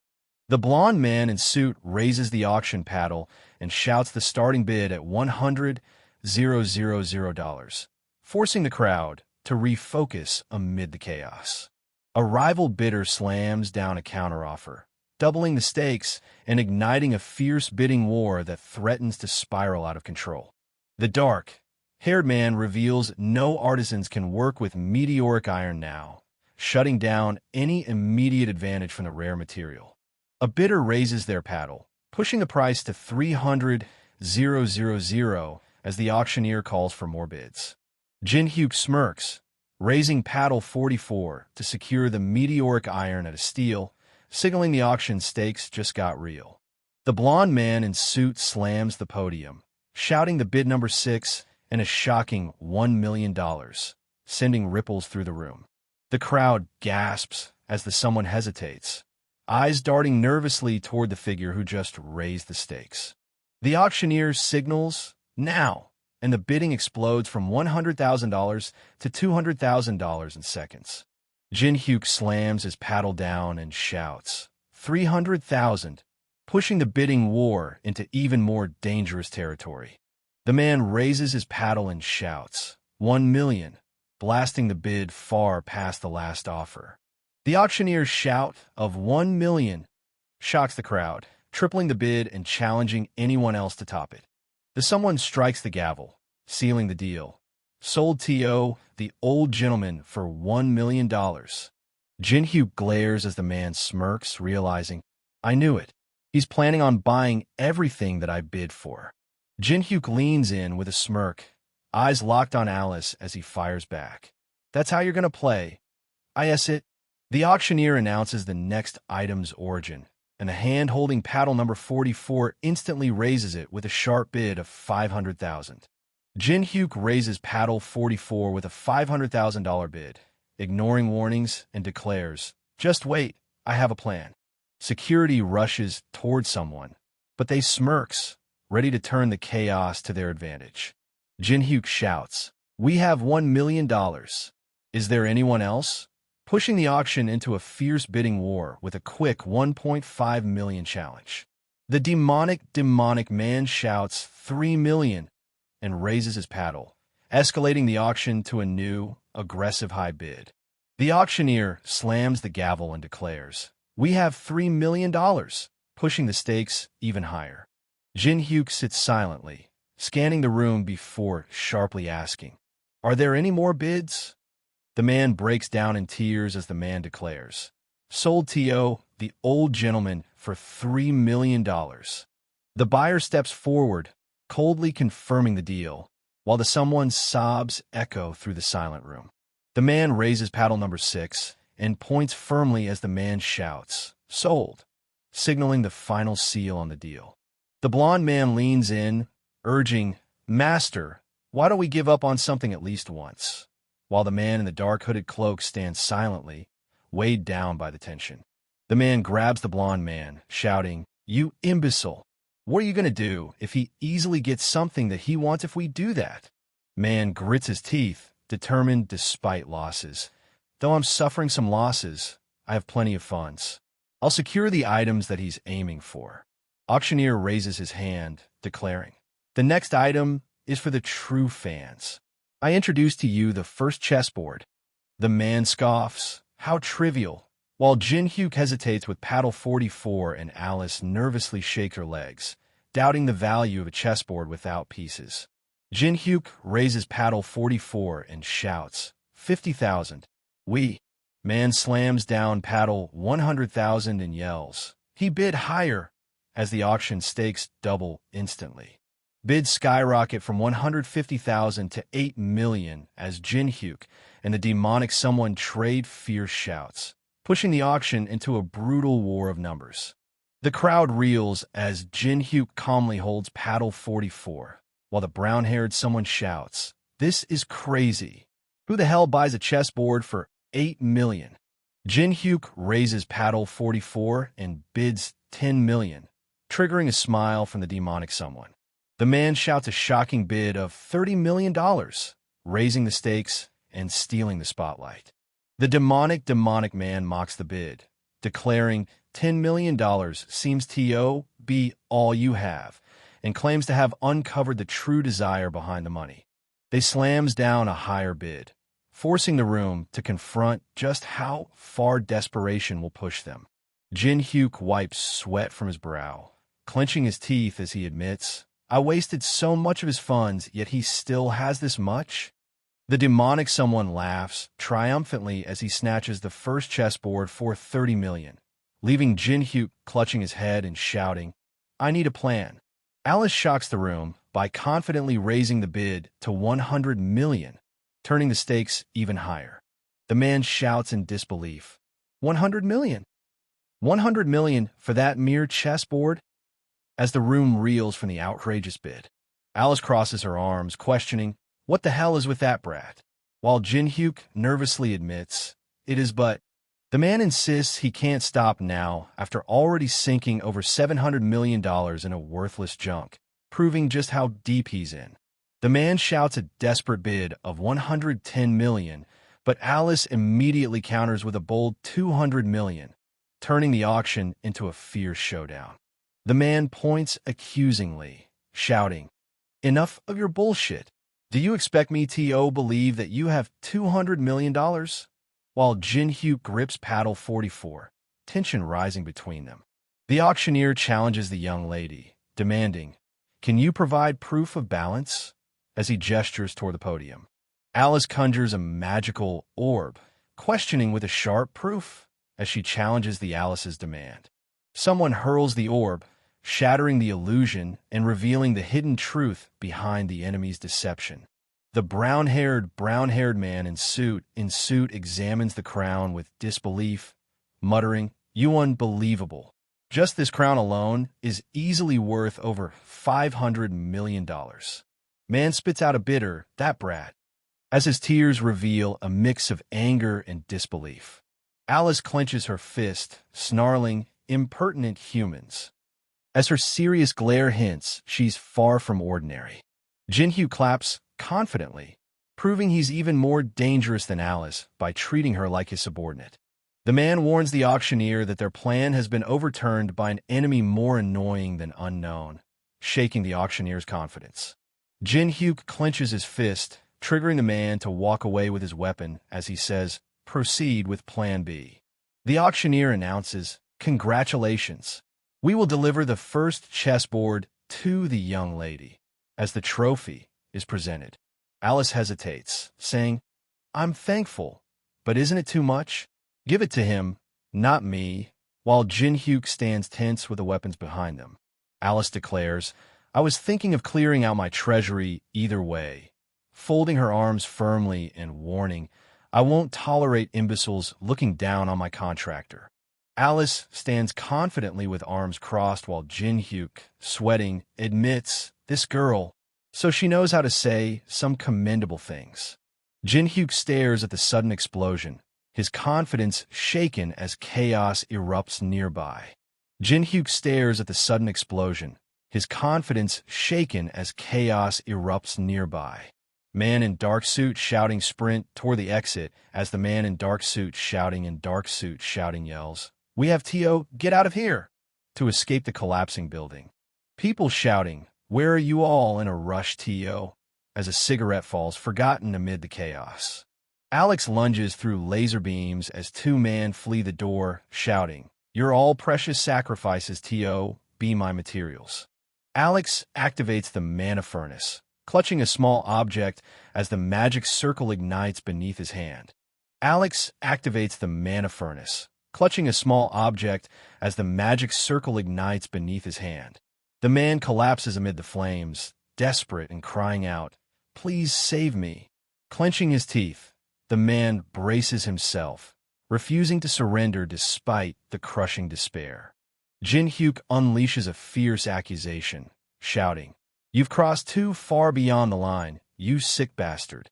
Monster roars fiercely, unleashing a surge of energy that shakes everything around. Jin-hyuk lashes out with sharp words, calling out the enemy as a disgusting necromancer. Alex gestures confidently, defending the monster with, "Disgusting? How can you say that after seeing these lovely guys?" Alex gestures confidently, defending the monster with, "Disgusting? How can you say that after seeing these lovely guys?" Alex recalls the airplane humiliation and declares, "Since the order to have you removed is issued," escalating the threat. The monster roars and lunges forward, shouting, "There's no reason to be patient any longer." The monster lunges at Jin-hyuk, who stands ready with a confident smile, prepared to counter the attack. Jin-hyuk charges forward, eyes locked on his target as he prepares to strike. Monsters charge through the debris, but Jin-hyuk's grin only widens as he taunts, "You're pretty quick." Our boy dodges a claw swipe and counters with a sharp strike, forcing the monsters to retreat briefly. Jin-hyuk casts a powerful spell, explaining, "That punk doesn't like gross bastards, so she ran away herself," while revealing he had to release her physical body to use his magic. Jin-hyuk calculates the ongoing damage from the smelting furnace, realizing the threat won't stop until he acts. Two red monsters close in behind Jin-hyuk, who warns, "So dragging on this fight will be bad." An explosion sends rocks and debris flying as someone declares, "I'll finish this fight as fast as I can." Jin-hyuk unleashes Sword Cemetery, firing energy beams that tear through the monsters. Alex casts magic with symbols, taunting, "Wow, how surprising." Casting a powerful spell with a red magic circle, the man claims, "It's all right with me, since I have a lot of materials lying around." Monsters advance as Alex raises his arms, confidently declaring, "There's nothing easier than this," while Alex lies defenseless on the ground. Jin-hyuk watches as two fiery monsters burst forth, muttering, "Is this how he's planning on dragging on the fight?" Jin-hyuk advances as the monsters close in, explaining, "As long as he can absorb people's life force, he'll be able to continually raise monsters and cause the opponent to deplete their mana." They smiles menacingly, declaring, "Is how necromancers fight." Jin-hyuk swings his sword fiercely, cutting through the monsters as they close in for the attack. Jin-hyuk slashes forward with his sword, taunting, "So, is that all you got for your trump card?" Jin-hyuk unleashes a devastating energy attack, declaring, "I'll burn em all before they are resurrected," as daylight activates. Two monsters recoil instinctively as the sword above blazes with blinding light, halting their advance underground. Alex readying a power as the warning cuts through. "TSH, so you're going to use that?" Alex channels his energy, bracing as monsters close in, while his opponent plots to scatter and strike before the rays fully form.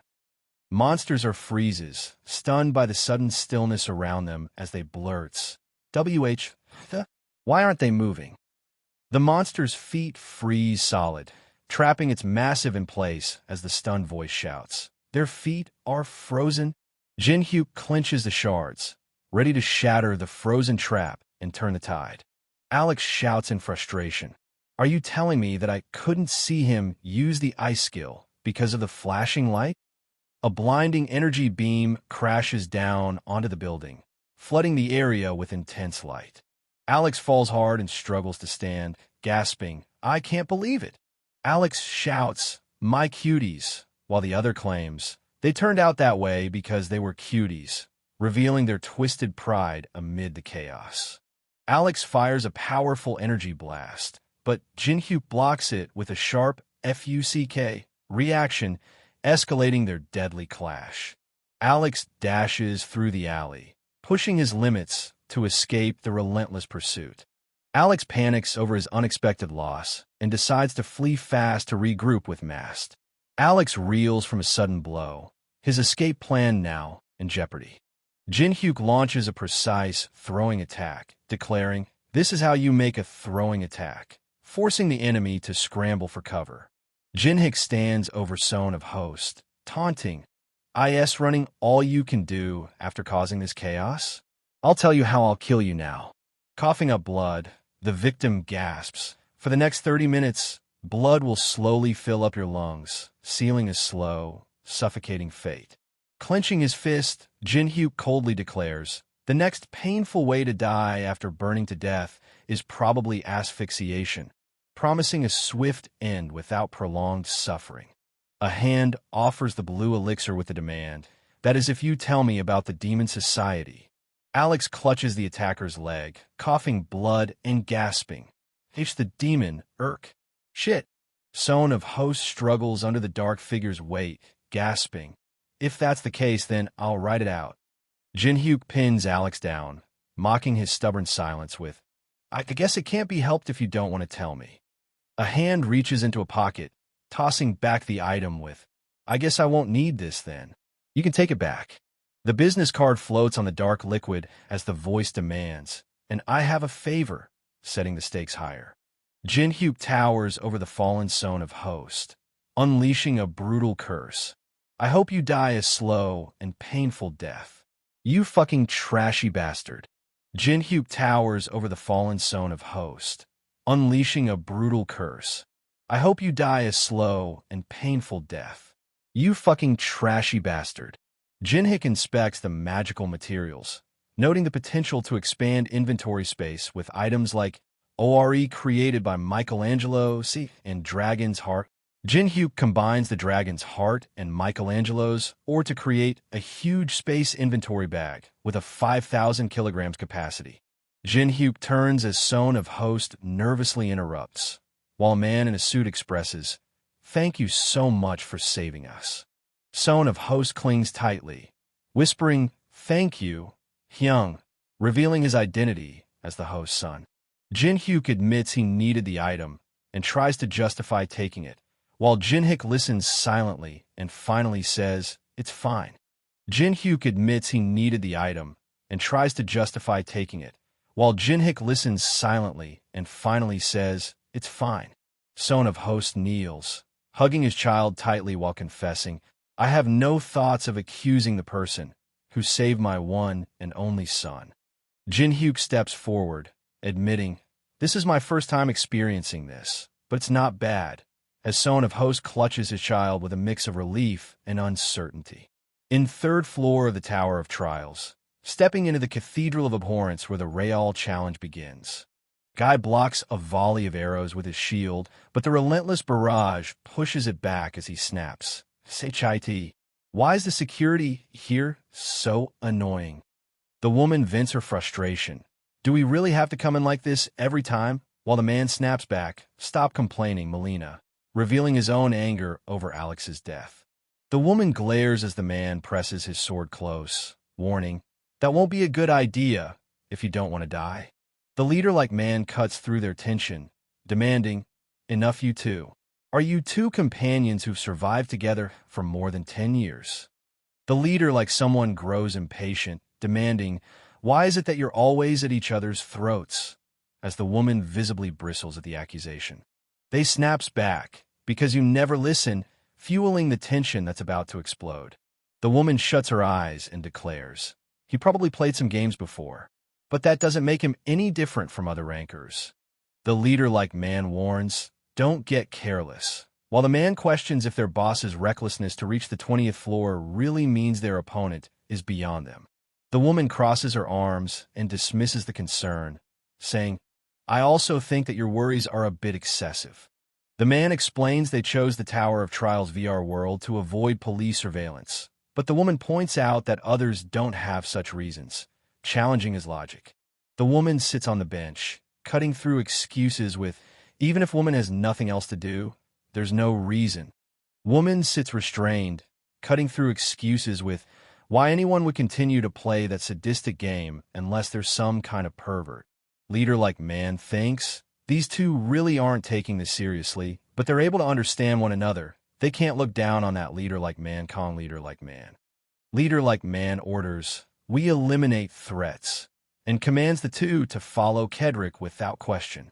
Woman orders to help him so the plan doesn't go astray this time, while man remains silent, calling the old man worrisome. The old someone slips inside the house, urgency pushing them forward as the someone's warning echoes in their mind. Kicking is blocked just in time as punches fly back and forth in a relentless exchange.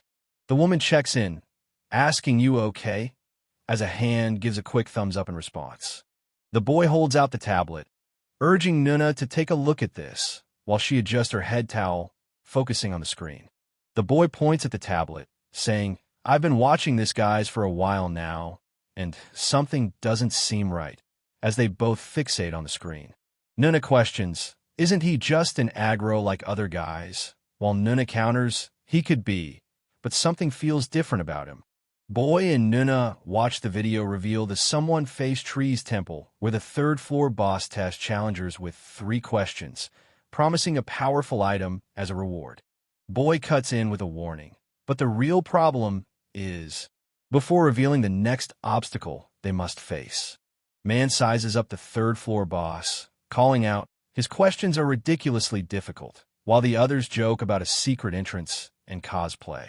The stone face rumbles, it's been a long time since a human came to find me, breaking the silence of the courtyard. Man stands firm, challenging. Did you also kind of answer my questions? That's right. The old someone challenges fine. If you can answer all 3 of my questions, then I will give you 1 type of my maple leaves. Bare feet step onto the stone ledge as the warning cuts through. However, if you answer just one of my questions incorrectly, trees Guardians and Guardians close in, their claws and muscles ready to strike as the third-floor boss is warned, you will be punished. A massive sea creature descends toward the rocky seabed, illuminating the area as the question echoes. What is the optimal depth and temperature for the seawater species Kelgorn to inhabit? The boy blasts the question's absurd difficulty, yelling, who the hell would know something like that? While the man holds the phone, silently watching the chaos unfold. Jinhyuk's answer is depth of 175 m and temperature of 1.5 C, shifting the conversation's focus completely. The large creature with I challenges the man with next question, but he cuts in, confident. I know it's the right answer, so ask me the next question. The third-floor boss, sweating, warns, fine. This next question won't be as easy. The boy explains the complicated cooking method for the Filiani's body, leaving the woman confused and silent on the couch. Floor boss nervously asks the giant stone face, Tish, the final question. The giant eagles of the sky plateau mate only once a year. Jinhyuk slams the red button and demands, answer. When the first snow falls in the tower. Floor boss laughter and admits, you're the first human who is able to answer all of my questions, as the third-floor boss contemplates the unexpected breakthrough. Floor boss offers maple leaves, asking, which do you want among the red, yellow, or green leaves? Boy breaks down the leaves' powers. Red ignites fire, yellow boosts defense, and green sharpens speed. That's what I heard at least. Nuna confidently claims the raider will pick movement speed for the third-floor boss. That's what I'd pick. Jinhyuk, the large creature with eye, demanding, put away those ordinary leaves. There's something else I want. Floor boss, shocked that its secret about the black leaves is known. Boy and Nuna sit tense, eyes fixed on the screen as the words the black leaves cut through the silence, confirming the creature's secret is out. Man bargains with the floor boss, offering red leaves in exchange for green ones while the third floor boss looks on, sweating. Jin Hyuk, claiming the third-floor boss-faced tree, promised anything for answering all questions, while the third-floor boss accuses him of trying to cheat. Jin Hyuk demands the black leaf, warning, "You're not trying to dirty the honor of the tree spirit?" Floor boss sweats nervously while threatening, "I wonder what'll happen if I report you to management." Boss lets out a frustrated sigh, muttering sigh, "Damn it," as their anger boils over in the forest. The tree spirit honors its promise, granting a massive reward of 1,280 black leaves marked with an AAA difficulty level. Jin Hyuk declares the final puzzle piece is ready and signals it's time to leave. The large creature with ice swings its sword just as Jin Hyuk counters with his blue energy blade, shouting, "After I deal with you guys first." Person breaking the silence with a grin, asking, "Hey, did you hear?" Guard confirmed the solo clear started early and agreed to wait by the portal until it's done, planning to head home afterward. Guard questions the point of standing watch here, but the other reminds him it's because we were ordered to do it. Just do what you're told to do. One player pushes to stop overthinking and trust the plan, insisting, "Aren't they doing this with some sort of plan in mind?" The guard stands firm by the portal, challenging, "Don't you think so?" as tension rises at the shrine's entrance. Gripping the sword tightly, Guy looks up with a worried frown and asks, "Where did everyone go?" as dark smoke spreads across the floor. Dark purple energy bursts out, claw shadows twisting around them as power surges uncontrollably. Player struggles against restraints, urging to absorb their vitality and keep it saved as time runs out. Demonic man, controlling energy as a cloaked figure declares, "They's already begun." Jin Hyuk slashes with his sword, shattering the stone soldier into crumbling pieces. Jin Hyuk walking leaves the gate behind, while onlookers debate if he can actually beat the boss. Jin Hyuk cuts through the noise with a sharp, "I don't care whether you trust me or not, but I'd appreciate it if you could stop the babbling." Jin Hyuk eyes flash as he commands, "I did say it to you guys. Watch if you want to watch." One viewer explains how streamers commonly display all sorts of charms to boost their views. Person tapping shoulder scrolls through the phone, muttering, "But if they push the concept of not giving a shit from the start. The hell, you fucker." Jin Hyuk walking confidently through the gate, ignoring the stares and whispers, proving he truly doesn't give a damn about his viewers' opinions. Jin Hyuk activates his eye, immediately sensing an unseen presence and muttering, "There's man in white coat else here?" Man presses the button, cutting off the stream despite protests about their skyrocketing viewers. Soldiers charge forward with polearms and swords raised, breaking through the fortress defenses in a fierce assault. Magician unleash purple magical circles, turning the tide inside the fortress. Stone soldier and skeleton soldier charge up the raised platform, weapons ready to crush anyone in their path. Stone soldiers tighten their formation, gripping polearms as their red eyes scan for the next threat. The skeleton soldier lunges with a dagger, but the armored figure with sword blocks the attack with a shield, holding the line. The stone soldier slams his polearm into the skeleton soldier, forcing him back as the others tighten their defense. The person in white cloak sits alone on the cliff edge as the wind whips leaves and cloth around them. Jin Hyuk crouches on the rock, mocking the fight below with demonic human bastards. They're fighting neck and neck. Or not. The armored figure with sword clashes fiercely against the stone soldier, causing a massive energy explosion that leaves everyone questioning. Are they slightly stronger? The magician and the other hooded figure unleash synchronized purple magic, pushing the fight just enough to claim, "The battle is slightly tilting in our favor." One guy charges forward with fierce force, but suddenly falters mid-attack, choking out, "Let's ride this momentum to destroy the KUGH." Two hooded figures scramble as shards rain down, one shouting, "Long-range attacks from the enemy. Raise the shields." Magician channels a powerful shield, shouting, "Where are they coming from?" as the attacks intensify. Jin Hyuk points decisively as armored figures lock eyes with him, A voice yells, "Over there!" It's a man wearing a mask. Magician unleashes a powerful spell as skeleton soldiers fire a volley of arrows, their commander shouting, "He's only one man. Get rid of him!" Skeleton soldiers leap forward, spear thrown down to break the defense line and crush anything in their path. Stone soldier blocks the lunging strike from the Jinhyuk, holding the line tight despite the relentless assault. Jinhyuk activates Blessing of the Star, unleashing a powerful magic that shifts the battle's momentum instantly. Stone Soldier and his massive comrades grip their swords tighter, rallying the smaller skeleton soldiers with a fierce battle cry. Armed figures close in as the skeleton soldier crouches, struggling under the uncontrollable divine power. The armored figure with sword fights to reclaim control from the divine force, consuming the armored figure with sword. The stone soldier swings the large drill weapon, sending smaller figures flying as the man, shouting in cloak, screams, "HHHH." Person shouting alerts the others as the explosion obliterates the third position, forcing them to rethink their defense immediately. Demonic man snaps, "I can see that without you telling me, you dumbass," cutting off any excuses as tension spikes. Our boy reveals the 4 command points for the undead monsters, warning that the third one has already been destroyed. Chains snap as the clock symbol shatters, triggering the collapse of the entire undead network once the first command point is destroyed. A strike from the purple sword ignites a fiery explosion as a voice shouts, "Over here!"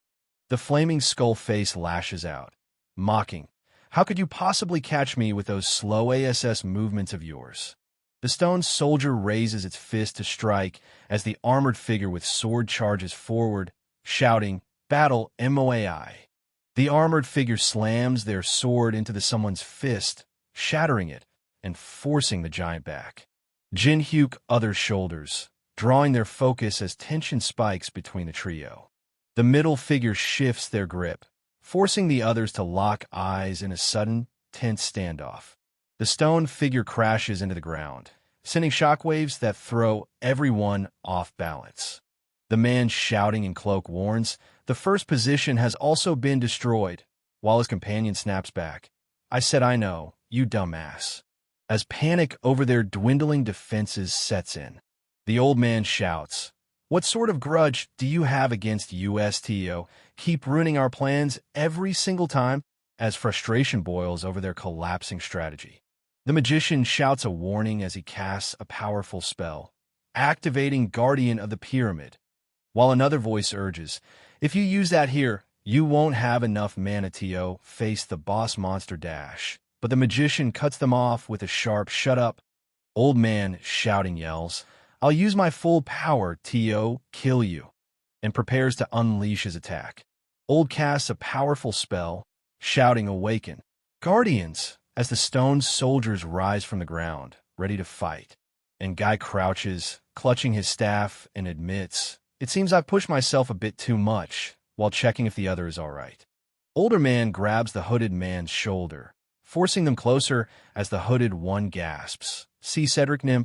Old man, unleashing a sudden burst of purple energy that catches everyone off man in dark hood with sweat.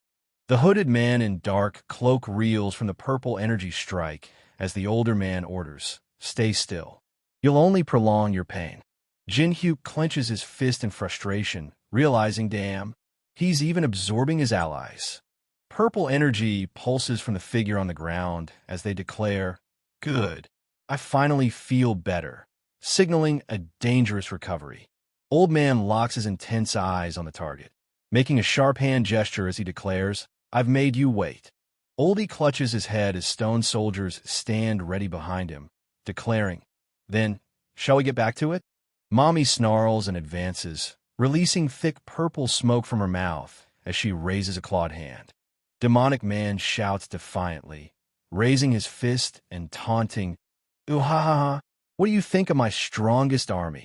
Mommy wraps her steel-like bindings tightly around the giant statue, striking with deadly precision. Jinhyuk strikes the older man's face, forcing him to recoil as he taunts, I was going to save them for the boss fight. Old man shouts, so die. You motherfucking masked punk, while wielding two staffs with Skullso. Guy fires energy beams at the giant statue, striking its armored head with a powerful explosion. Woman shields her eyes while Guy watches intently, noting the masked punk's unexpected skill. Guy calls out the obvious mistake, pointing out the gap in power between the two fighters. Demon Oldie raises his sword with a fierce laugh as skeleton soldiers stand ready behind him. Guy adjusts his visor, while the woman with red hair and bandaged looks sideways, trading sharp words. Woman turns sharply, eyes wide at the sudden explosion nearby. Jin Hyuk leaps forward, swinging his flaming sword at the giant statue's armored form. Someone explains how the blade's strength disperses its power despite its penetration. That man holds two ropes, claiming a true expert can cut them with the same power. That guy holds the ropes steady, matching the swirling wind with calm precision.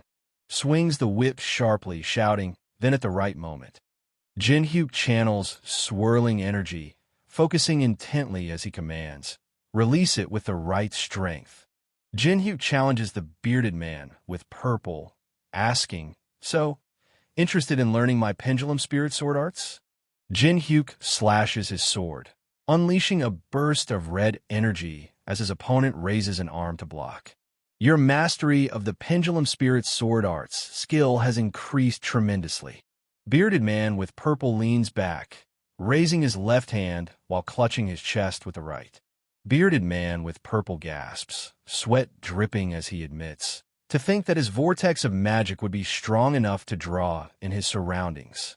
Swirling a fierce vortex, the energy rips debris into its spinning core. Energy bursts downward as eyes unleash the pendulum spirit nirvana. Mommy charges forward, steel bindings raised, while the bearded man with purple reels back, clutching his staff in agony. The demonic man shouts as he activates his double shield, energy swirling fiercely around him. Old man shouting, this bastard. This world hasn't changed for even half a year. Old grits his teeth as purple energy slams into him, forcing a pained KUK from his lips. Guy crashes through shattered debris, energy crackling as he falls with a pained yes, K. Both the giant statue and the figure in dark cloak with white lie sprawled on the rocky ground amid scattered debris. Old man struggles to rise, desperate to escape a fight he knows he can't win. Old man desperately, shouting orders to protect him amid the chaos. Jin Hyuk stands firm, mocking the demonic man's desperate retreat with cutting words. Old man spits out, you bastard. That means... With furious disbelief, Jin Hyuk stands firm as the dark-faced man taunts. Make sure to say HI to your disciple for me. The demonic man screams in rage, sweat pouring down his face as flames burn behind him. The demonic man screams, flames raging as he taunts the dark-haired figure. Tell him that I thought he'd be bored, so I sent you, old man. Jin Hyuk stands firm, fire burning fiercely in one hand while the other rests casually in his pocket. Skeletons rises from the dust, horns gleaming, while Oldie stares in shock, questioning the summons. The giant statue raises its sword as man telling, don't tell me Sir Kedrick was defeated. Jin Hyuk stands on the stairs, catching his breath and admitting, suddenly using the pendulum spirit nirvana at this level is pretty exhausting. Jin Hyuk holds vials of blue liquid, determined as he says, still, it'll be a waste if I don't go in, so... Jin Hyuk raises his hand, channeling energy as HP symbols swirl around him, declaring, let's give it all I've got. Jin Hyuk catches multiple flying shields, recalling memories as he stands surrounded by them. Jin Hyuk stands ready, gripping his sword and shield amid scattered leaves. Jin Hyuk stands amid shattered statue pieces, challenging with a sharp, isn't that right, guys? The giant statue raises its sword, standing firm as the four armored guardians unleash their energy. Jin Hyuk grips his sword, facing off against two towering armored statues that begin to stir. The armored warrior with sword swings down hard, but the man with beard and long hair blocks the strike with grim determination. Jin-hyuk blocks the strike with a shield while gripping a dagger, taunting, "I love that you guys are silent." Jin-hyuk dashes forward, kicking the cracked ground beneath him. Jin-hyuk dodges a volley of pink laser beams, weaving between the giant statues. Jin-hyuk demands a key. Voice sharp and tired. "Spit out the key already." The giant statue unleashes a surge of energy, catching the other statue off guard. Jin-hyuk holds the broken object above his head, questioning the pattern with sharp intensity. Raises the object above the stone pagoda of enlightenment. Clutches the golden key shaped like a flower, ready to unlock what lies ahead. A fist strikes the giant statue's face as the key reacts with a sudden pulse. A figure in white robes engulfs in swirling energy as the giant statue's power surges. The giant statue's cracked face tightens with resolve as he admits, "Damn, he was more determined than I thought." A massive burst of energy erupts upward as the flame surges with fierce intensity. Towering multi-armed figure behind him while calling out. He's calling out his Hyung right off the bat. Giant statue lies fallen, calmly acknowledging the rare threat posed by a human among the invaders. Jin-hyuk grips his sword, declaring, "This is nothing. I'm going to be slaying the boss on this floor, too." Giant statue raises his hands, declaring, "What an impudent human. I'll acknowledge your bravery, if not anything else." Giant statue taunts, "You must think I'm joking. Let's end this." Jin-hyuk raises his sword and shield, declaring, "I'm not into chit-chatting with statues." Thousand-armed statue grips two blades tightly, warning, "Every second is a gift. What a foolish young man you are." Giant statue brandishes multiple swords and taunts. "Savor this moment, then. You'll long for even this moment when you're on the brink of death." Jin-hyuk raises a shield just as giant statue grips his sword, ready to strike. Giant statue releases a powerful energy blast, aiming straight ahead. Jin-hyuk staggers backward, caught off guard by the giant statue's energy blast. Jin-hyuk blocks the overwhelming blast with his shield, struggling as the redirected power threatens to shatter his body. The giant statue speaks with fierce determination, admitting, "I only have one chance," while noting the unexpected reaction to a sonic attack. The armored warrior with sword descends rapidly while Jin-hyuk stands ready, taunting, "You're raising my interest in you more and more." Jin-hyuk activates ice formation, raising massive spikes from the ground as he raises his sword.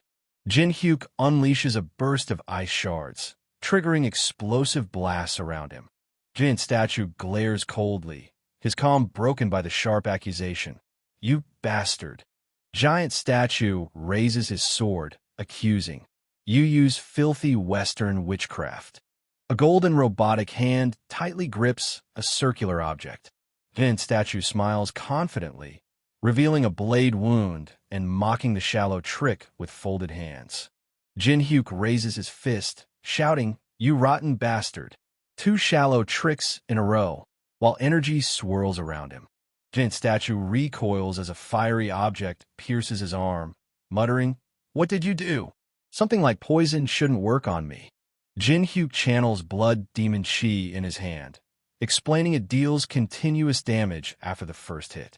Giant statue crosses his arms and dismisses the attack, saying, "It matters not. Such a petty trick will not work a second time."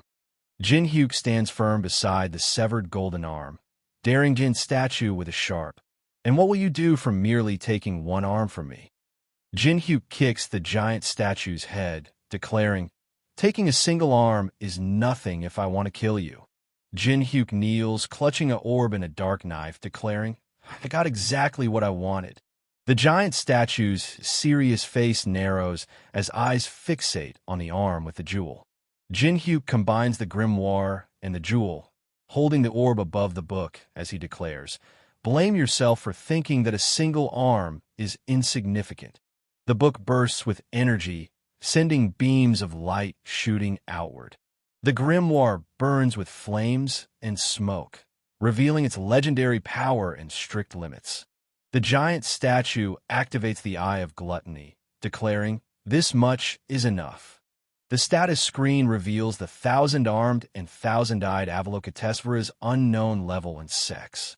Giant statue holds his hands in a calm prayer pose, radiating silent authority. Jinhyuk reads the message and reacts with a sharp HM. Jinhyuk reads the message. Wait. I'm not seeing this wrong, am I? Jinhyuk raises a hand, pointing as giant statue watches, confused. Jinhyuk hovers his hand above the gramophone, determined to claim the mandala beneath the 25th floor. Giant statue snarls. "You bastard, just what do you think you're doing?" Jinhyuk raises a hand to his head and warns, "I'm begging you, don't ask anything from here on out." Jinhyuk grips his sword and snaps. "I fucking hate it too." Big statue shouts angrily, demanding, "You bastard, just what do you think you're doing?" Jinhyuk raises his arm and pleads, "I'm begging you, don't ask anything from here on out." Jinhyuk grips his blade tightly and shouts, "I fucking hate it too." Thousand-armed Avalokitesvara shouts in rage and activates a mandala with a fierce hand gesture. Thousand-armed Avalokitesvara descends with fierce intensity, shouting, "I'll let you experience pain worth 1,000,000 samsaras." Jinhyuk activates Glacier Formation, unleashing massive ice spikes from the ground. Big Statue praises the advanced version of ice formation as shards explode around the masked man. Debris flies as the explosion hits the ground, leaving the someone with long red hair back and the guy staring in disbelief. The guy questions the sudden music and advanced ice magic, while the someone with long red hair back watches with concern.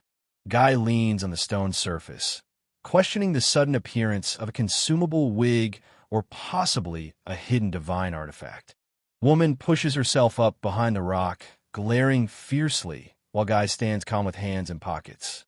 Thousand-armed Avalokitesvara extends his blades outward, embodying the overwhelming force that defines the third floor's second boss. Jinhyuk extends his hand, unleashing a power that defies human limits. The someone with long red hair back asks if teaming up would guarantee a win. The guy admits it'd be difficult. Woman walks forward, insisting they need help from an executive to stand chance. Woman with long red hair back argues fiercely against risking everything just to hold onto a fragile position. Guy holds the coin tightly and declares, "I think the time has come to use this." Guy holds the coin tightly and declares, "I think the time has come to use this."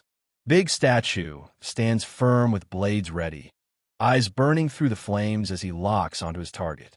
Jinhyuk narrows his eyes, realizing the threat runs deeper than just Cedric. Jinhyuk slashes through the glass with a sharp energy blade, breaking the barrier in one swift motion. Big Statue bleeds from a fresh wound as thousand-armed someone reaches forward, shouting, "How dare you look away from me?" Jinhyuk kneels, igniting fire in his hand with a sharp, "Oh, sorry about that." The book floats, pages flipping as blue energy pulses around it. Raises an arm and shouts, activating Glacier Formation as a massive ice formation erupts from the ground. Big Statue raises a hand, channeling blue energy as his mask's eyes flare. Thousand-armed someone swings his golden sword downward as Jinhyuk raises a hand, unleashing blue energy. Clashing midair, the golden-armored figure and someone unleash an explosive burst of energy and debris. Thousand-armed Avalokitesvara points forward and declares, "Foolish." Thousand-armed Avalokitesvara activates the inescapable lattice, trapping the man in the long coat inside its hexagonal energy cage. Statue raises his arms to block the incoming blade, challenging, "Is defending all you can do?" Avalokitesvara raises multiple arms, unleashing a surge of energy while shouting, "Where did your confidence from earlier go?" Big Statue summons energy beams, shouting heaven and earth amalgamation. Jin Hyuk activates glacier formation, summoning ice and energy with a raised hand. A barrier traps the figure as energy beams strike its surface. Avalokitesvara raises 2 fingers and holds an energy sphere, declaring a pointless resistance. The statue unleashes a massive energy blast that slams into the shield, triggering a sharp displeasure. Avalokitesvara raises his spear, activating the swastika spear with focused intensity. Avalokitesvara raises his spear, activating the swastika spear with focused intensity. Big statue performs precise hand gestures, mocking the failed trick with cold words. Big statue performs precise hand gestures, mocking the failed trick with cold words. Big statue raises multiple arms, preparing to strike as Avalokitesvara staggers backward with hands. Avalokitesvara is trapped inside a massive pillar of ice, sealed by the glacial prison. Jin Hyuk kneels amid jagged ice spikes, questioning the weight of his opponent's hatred for his magic. Big statue grimaces, questioning, how can Big statue said To have attained nirvana through self-discipline be so prejudiced? A giant blue hand rises from the ground as Jin Hyuk stands firm, declaring, there's nothing better than shock treatment for such an obsession. Avalokitesvara freezes in shock, trapped within jagged ice shards, stammering, why you? Avalokitesvara shouts curses from inside the ice, vowing endless pain and reincarnation as a bug. The condition is fulfilled, and the unique ability Mandala S is successfully copied. A braid of white hair falls as the warning echoes, don't waste your strength. A spear strikes as the person falling backward reels in shock, while thousand-armed someone braces for impact. Jin Hyuk activates the mandala, defying limits with a power copied from his opponent's own creation. Jin Hyuk grips the ring tightly, declaring, I'll be using your mandala very well from now on. Jin Hyuk launches a sharp energy blast while snarling. You can screw OFF now. Avalokitesvara traps the person falling backward in solid ice, leaving them frozen and stunned. Avalokitesvara reels back, caught off guard by a sudden, powerful energy strike. A golden hand stretches out, eyes fixed ahead with unsettling intensity. The figure shatters the debris, bursting forward with raw energy. Person with white hair lying down and another figure lies still, enveloped in thick purple smoke as the message, you have leveled up, echoes. Gripping the golden key, they gain the power to summon the zone's boss, only on the 3rd floor. Jin Hyuk clutches his shoulder amid the rubble, muttering, this guy's always so hard to deal with. Jin Hyuk walks past a burning body, muttering about pushing himself too far.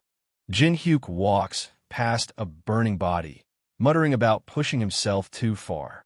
Jin Hyuk stretches his arm, rubbing it as he admits, man, I'm always lacking in mana.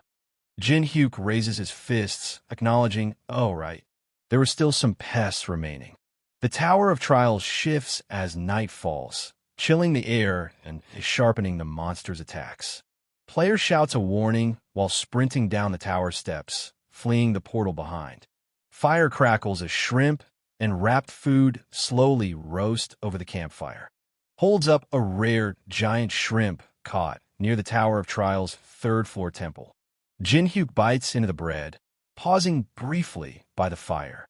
Jin Hyuk savors the rare taste, already planning to copy cooking skills next. Jin Hyuk sniffs the food, eyes narrowing as someone approaches, breaking the quiet night. Melina and Li Chao walk forward, negotiating to stay until sunrise with a calm but firm exchange. Melina stands with crossed arms, smirking as Li Chao sits by the campfire, offering a place to escape the cold. Melina introduces herself, while Li Chao and Jin Hyuk exchange weary words around the campfire. Jin Hyuk offers a large bowl of shrimp, asking, I've prepared a lot of food. Would you like some? Melina crosses her arms, refusing the food and warning, we try not to eat food offered by anyone we don't know. Jin Hyuk sits by the fire, eating shrimp while questioning the need for masks with a sharp. Isn't it obvious? You must be wearing a mask because you have something to hide. Jin Hyuk gestures while teasing. If you're really that bothered by it, I can take it off for you. Melina smirks as the man's shocked voice breaks the tension. What? Really? Jin Hyuk sits by the fire, raising a finger as he proposes a simple game, catching Melina and the dark-haired man off guard. A masked figure raises 3 fingers, demanding 3 questions answered before the mask comes off. Li Chao sits calmly, raising 3 fingers and demanding answers before revealing his mask. Melina snaps her fingers with a sly smile, saying, "All right." Melina flips a coin, deciding the order with a confident smirk, saying, "I bet on heads."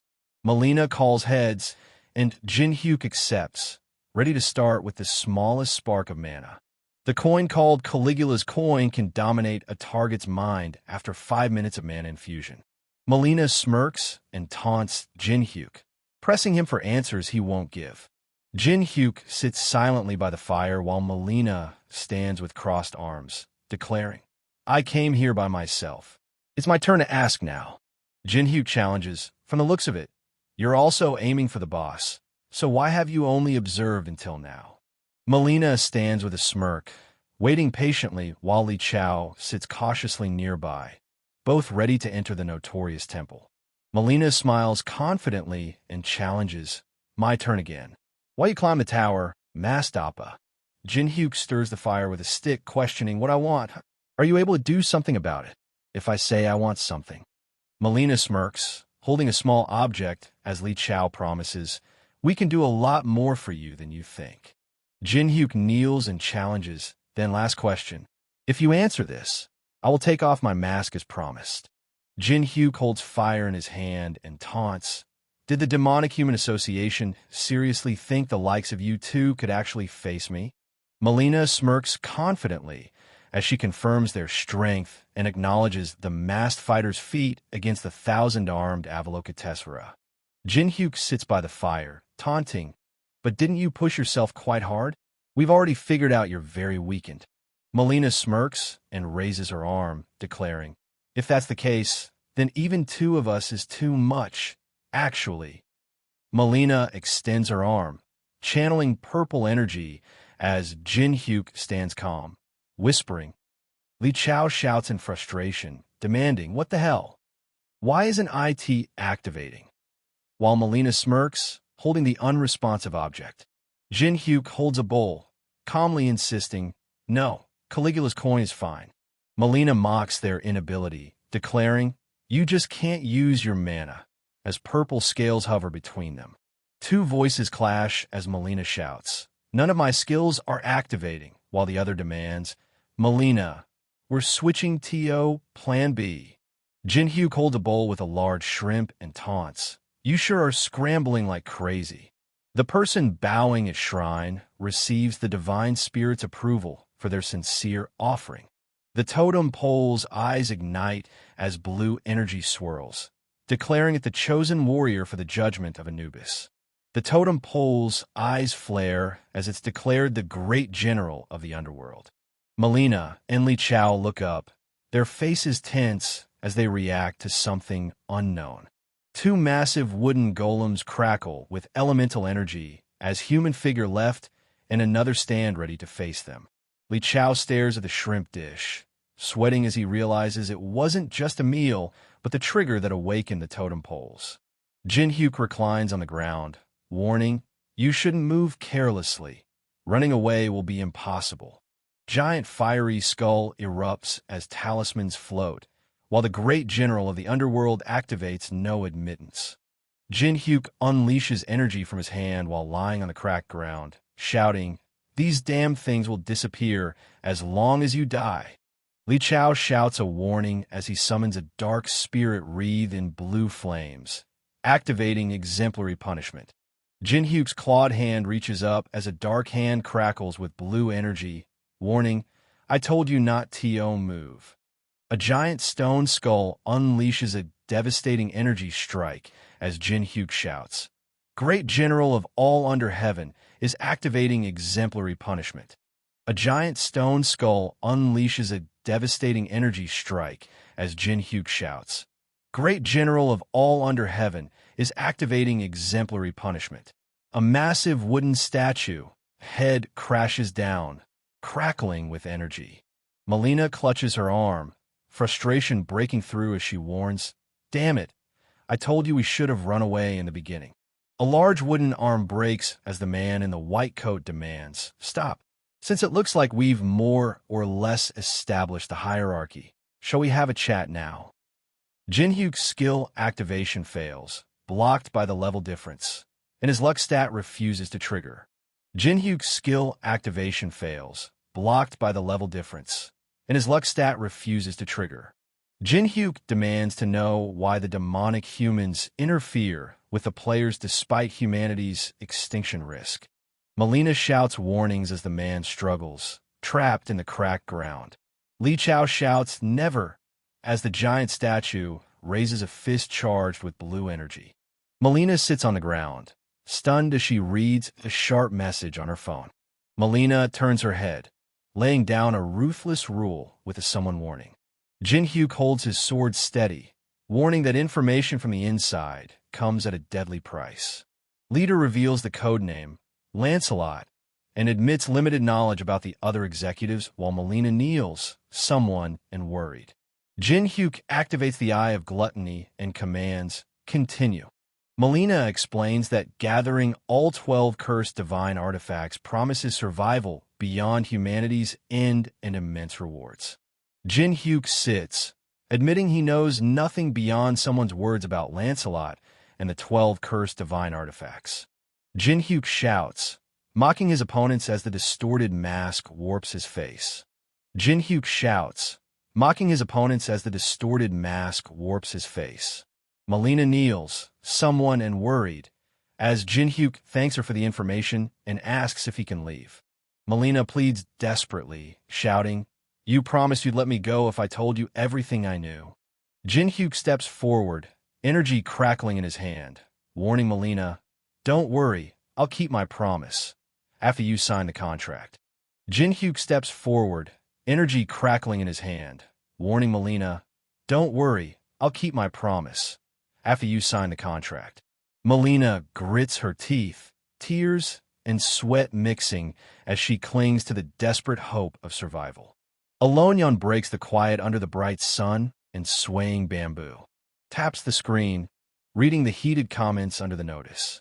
Jin-hyuk steps forward on the path and challenges, "Now, then, shall I begin?" Jin-hyuk holds the key near the portal as the stone statue's key starts reacting. Jin-hyuk unleashes a powerful energy beam straight downward. Jin-hyuk glares up at the energy beam slicing through the sky, calculating his next move. The building splits with purple light as particles scatter, signaling the master's response. Two massive pillars surge with energy, spewing smoke as they dominate the courtyard. The giant statue stands firm, crackling with raw purple energy. Armored statues and soldiers hold their formation, gripping polearms and shields as lightning crackles around them. Muhan holds a cup and demands, "Who dares to interfere with my break time?" The red eye activates the skill, Eye of Gluttony, nullifying the level difference with luck and adaptivity stats. Muhan sits cross-legged, arrows lodged in his back, calmly holding a cup as purple energy pulses behind him. Muhan sits firm on the stone structure, calmly drinking from his cup while purple energy pulses around him. Muhan stands firm, gripping his sword as stone soldiers rise behind him, eyes with silent threat. Jin-hyuk stands calm on cracked ground, hand in pocket, and smirks while asking, "My army?" Jin-hyuk summons the first chessboard, declaring its arrival with a fierce shout. Jin-hyuk stands firm, activating the first chessboard beneath his feet with a sharp command. Jin-hyuk extends his hand, summoning 2,851 mana-infused chess pieces in a precise line. Jin-hyuk smirks, holding a small cup as he mocks, "What can you possibly do with those little things?" Jin-hyuk activates the pills with a confident smile, declaring, "Just wait. I'm not done yet." The giant statue and armored figure charge forward, their eyes and the horse head crackling with blue energy. Muhan calmly holds a cup and admits, "Chimum, I must admit that you're not like the other humans who came before you." Staring down 2,851 giant chess soldiers, they stands unshaken as the halberd-wielding giant readies for battle. Jin Hyuk shouts defiantly, gripping his sword with unwavering resolve. Giant stands towering with sword raised, mocking the small, exhausted force that dared approach. Jin Hyuk strikes the ground with a smirk, calling out, "Why don't you cut the bullshit? I know you open up a path for me on purpose." Muhan calls out the trap and mocks the weak troops guarding the crown. Muhan extends his hand, casting a powerful spell with energy and a magic circle, declaring, "I'll finish this right here." Jin Hyuk slashes forward with his sword as the two giants roar, ready to counterattack. The giant laughs loudly while the cool giant strokes his chin, mocking the lack of worthy opponents and perfect forms. Muhan shouts angrily, "You son of a bitch, are you insane?" Jin Hyuk smirks, unbothered by the rising tension. Jin Hyuk challenges with a smirk, asking, "What? Are you worried about me?" as the woman folds her arms silently. Alice admits her worry, saying, "That guy isn't the guardian of the third floor for nothing." Jin Hyuk smirks as the angry woman lashes out, accusing him of praising a rival too much. Alice crosses her arms, grimacing as she mutters, "If only I wasn't confined in that corridor."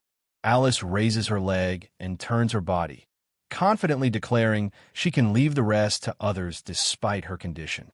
Alice stands firm with arms crossed, unmoved amid the swirling shadows. Jin Hyuk smirks and activates magic while warning, "I'm sure a certain someone would be pissed off by what you just said." Alice stands firm, arms crossed, as spears and swords hover around her while she snarls, "Damn small FRY." Alice lunges forward, shouting, "How dare you try to lay your hands on my head?" The figure in the dark cloak unleashes red energy beams, striking the armored figures and sending debris flying. Armored figure left clenches a fist as chains lash forward, tightening their grip on the fight. Alice unleashes a swirling blood explosion above armored figure left, turning the fight volatile. Alice raises her hand, casting a deadly spell while shouting, "Die." An explosion erupts, sending debris and energy bursting upward around Alice. Alice crosses her arms and turns her head with a sharp humph amid the smoky ruins. Muhan shouts in disbelief, questioning how such a feeble girl can wield that much power. Jin Hyuk smirks, channeling dark energy into his arm as he taunts, "Your biggest blunder was letting me get this close." Activating Blood Demon Chi, the black leaf symbol pulses in response. Jin Hyuk grips a cylindrical object crackling with red and purple energy. A new item attribute grants continuous decay damage and causes targets to lose friend or foe distinction. Jin Hyuk charges forward on his black horse, swinging his massive weapon with fierce intent. Three armored figures look up, frozen by a towering beam of energy piercing the sky.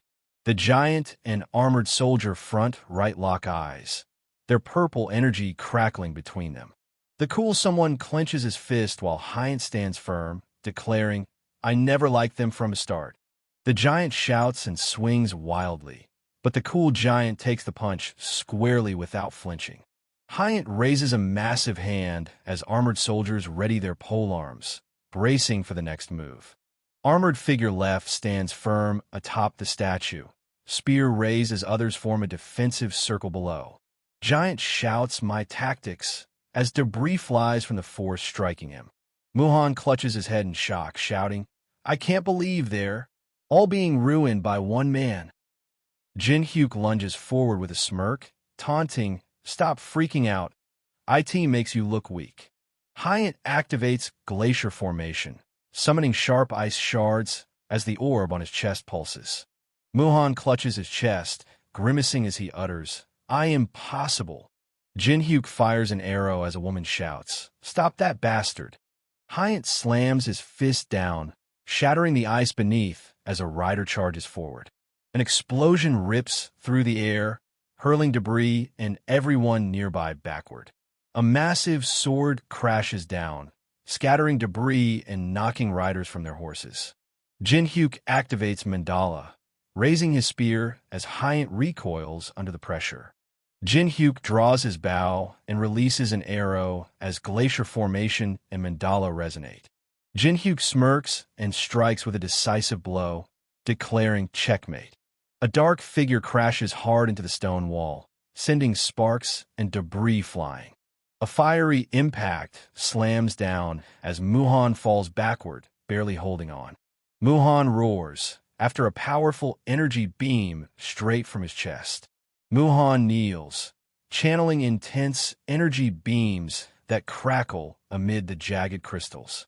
Muhan kneels, channeling intense energy beams that crackle amid the jagged crystals. Alice smiles slightly as the crown appears above her head, announcing, "The fourth floor of the Tower of Trials, IS opening." A timer counts down the time left to conquer the next floor. 89023H, 55M, 55S. Zenho stares at the timer, counting down nearly 90 days, while Maria smirks, clearly unfazed by the ticking clock. Teresa reads the countdown. Time left TO, conquer the next floor, 8D. 23H, 55M, 55S. Jinhyuk stands confidently amid the ruins, phone pressed to his ear, declaring, successfully conquered. Jinhyuk stands on rocky ground and reaches out to a floating interface, ready to put all his stats into mana. Jinhyuk studies the gems closely, noting how their colors mark the treasures from different floors. Jinhyuk studies the gems closely, noting how their colors mark the treasures from different floors. Jinhyuk claps his hands with a confident smile, crediting the Monopoly effect for his solo hunt's best reward. The chest bursts open, releasing a pink diamond, a top priority ticket, squishy grain, and natural water. Jinhyuk holds the cards and grins, saying, "Wow, what a haul." Jinhyuk's chest opens, revealing the sun-shaped eclipse stone floating above it. Jinhyuk grins with eyes, clutching the fiery sun-shaped object, while the woman glares, clearly displeased. Alice scowls, muttering, "You're incorrigible." High-level meeting. Everyone is tense after hearing about a successful solo raid. One man admits internally that the guy really succeeded alone. Jealousy starts. Maria exhales in relief as the man laughs, celebrating the hard-won time they secured for the next floor.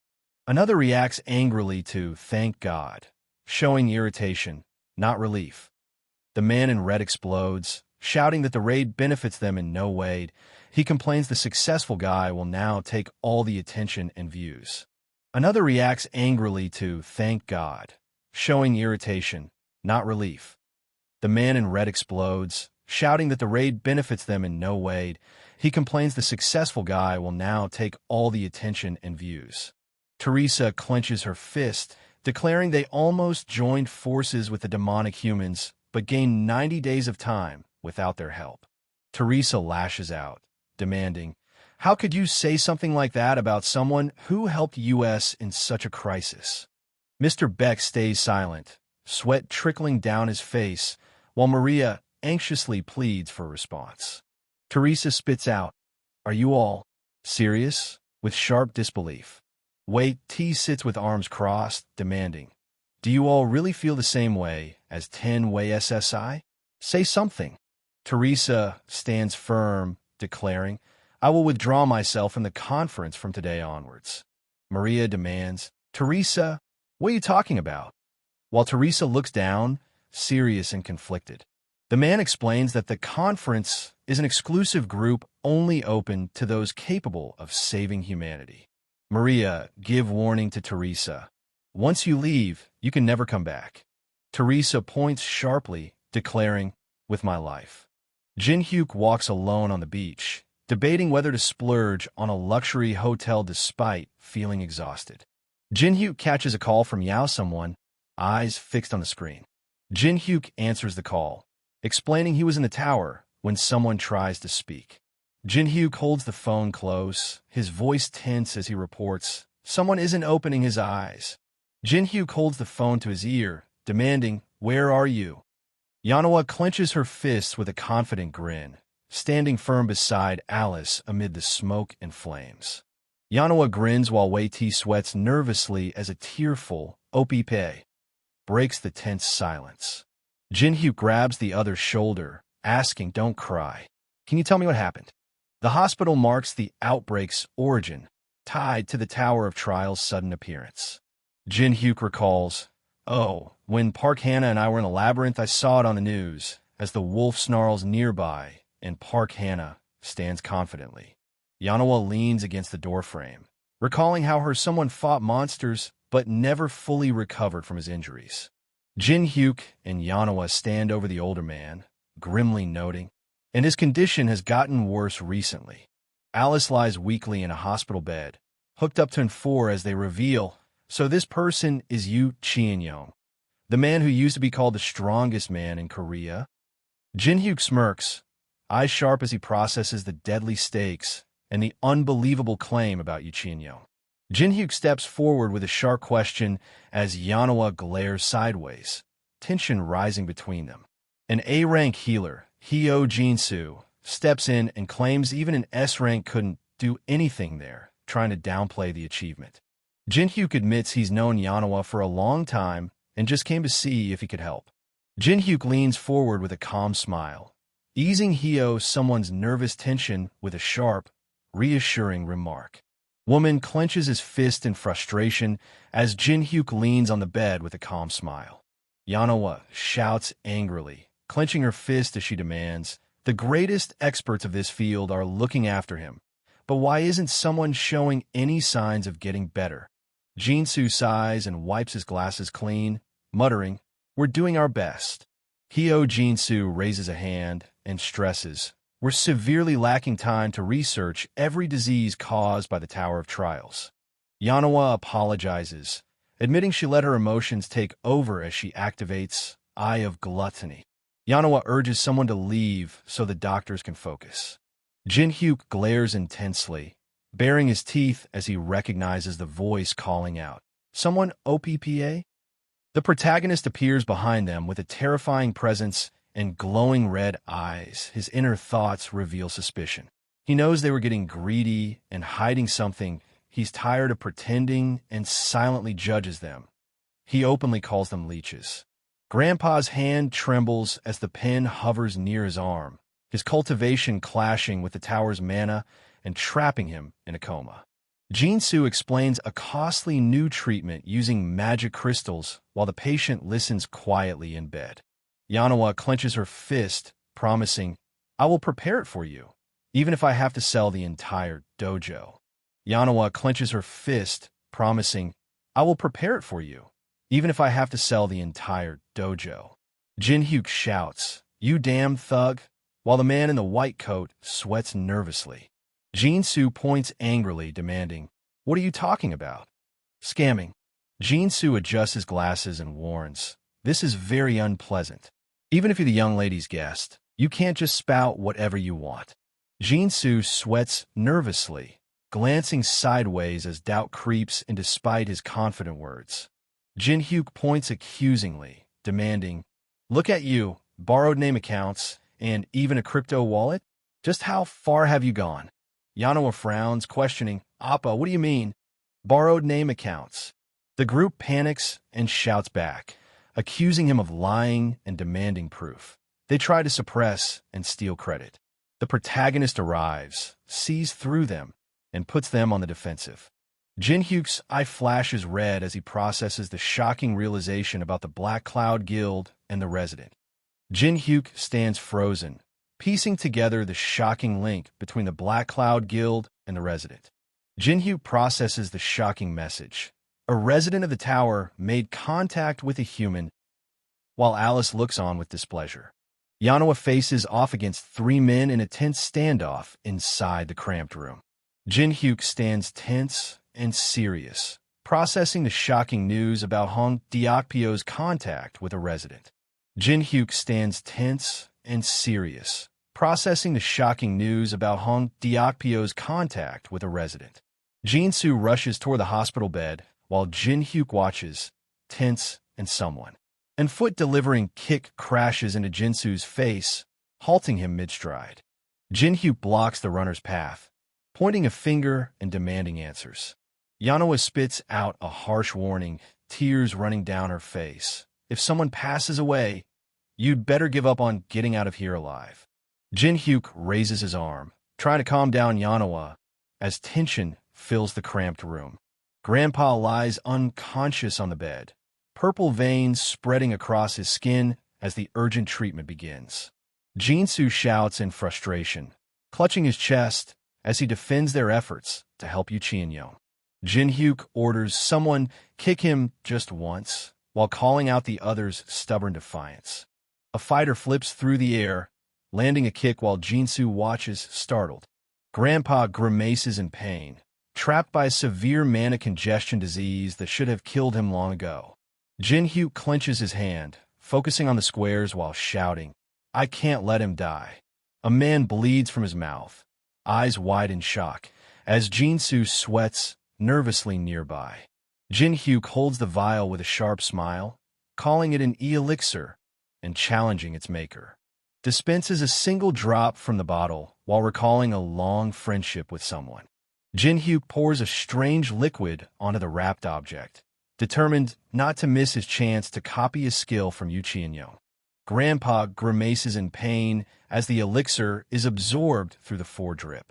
Grandpa breathes out softly, eyes closed as he rests on the hospital bed. Jinsu calls out desperately, "Grandpa," as he lies unconscious in the hospital bed. Yanoa breaks down in tears while Jin Hyuk watches silently from behind. The condition has been fulfilled. The true heavenly flower cultivation technique is successfully copied, boosting mana recovery by 30% and reversing aging. The impossible happened. The patient was completely cured, proving the protagonist's power is real and exposing everyone who tried to deny or suppress it. The impossible happened. The patient was completely cured, proving the protagonist's power is real and exposing everyone who tried to deny or suppress it. Jin Hyuk steps on a man on the ground and snaps, "Screw off, small FRY." Jinsu falls backward, someone in panicking, shouting, "WH, what are you going to do to me? Are you going to kill me?" Jin Hyuk stands firm with arms crossed, setting a clear condition: return the money or face consequences. Jinsu sweats and frowns, sensing something suspicious as the situation seems to resolve too easily. Jin Hyuk demands, "What? You don't want to live?" while clutching his chest with a serious, someone expression. Yanoa stares at her phone showing 36,350,000,000 Korean wons has been transferred to you. Jin Hyuk watches as the man charges forward, shouting, "I'm alive! I'm alive!" Jin Hyuk stands on the rooftop, eyes fixed on a man running across the street below. Jin Hyuk listens as the woman explains they let the target go to trace his base instead of wasting time. Jin Hyuk stands tense on the rooftop as the winged woman leaps off, warning, "Don't stray off anywhere." Yanoa asks for a moment to confirm the elixir's absorption while the other person reaches for the door. Jin Hyuk stands tense beside Grandpa's motionless form and admits, "Everyone's gone now." Grandpa lies still on the bed, admitting, "You knew? I thought I had completely hidden it." Grandpa sits up in bed, smiling and apologizing, while the young man reassures him it was perfect. Jin Hyuk sits beside Grandpa's bed, admitting he understands the distrust toward the healer. An older man laughs heartily, amazed by Jin Hyuk's accurate insight and happy to see him healthy. Jin Hyuk explains how someone's unusual call showed just how worried she was, confirming their connection. A hand lies still with a 4-needle taped in place as a voice promises to answer any question after waking up. Grandpa sits up in bed, his voice shaking as he asks, "What happened during the outbreak?" Grandpa sits up, wincing as he clutches his shoulder and recalls, "It all happened while I was heading to a conference." Grandpa leans forward, someone in worry demanding, "Why in the world?" A sudden explosion of purple energy rips through the street, shattering cars and sending debris flying. The police officer jumps back, eyes wide as a massive object crashes onto the street. The police officer struggles as his gun jams, while a man throws a punch at the lunging monster. Grandpa orders the police officer to evacuate the people while he braces to hold off the creatures. A heavy step cracks the concrete as the voice notes, "I see that there are some useful people among the outsiders." Two figures on the rubble as one speaks. Well, then, setting the stage for what's next. One of them smiles confidently and declares, "Let's play." The blackened hand grips the clawed object tightly as a sharp crack echoes out. They unleashes a blast of energy that forces the dark creature to recoil against the towering buildings. Panting, Grandpa swings his sword with effort, admitting, "I can more or less take care of these giant monsters," but Grandpa's smirk fades as surprise hits him, realizing the fight just took an unexpected turn. The dark-haired man with torn cloak grips his sword as the unknown man clenches his fists, declaring, "My fists," before launching into the fight.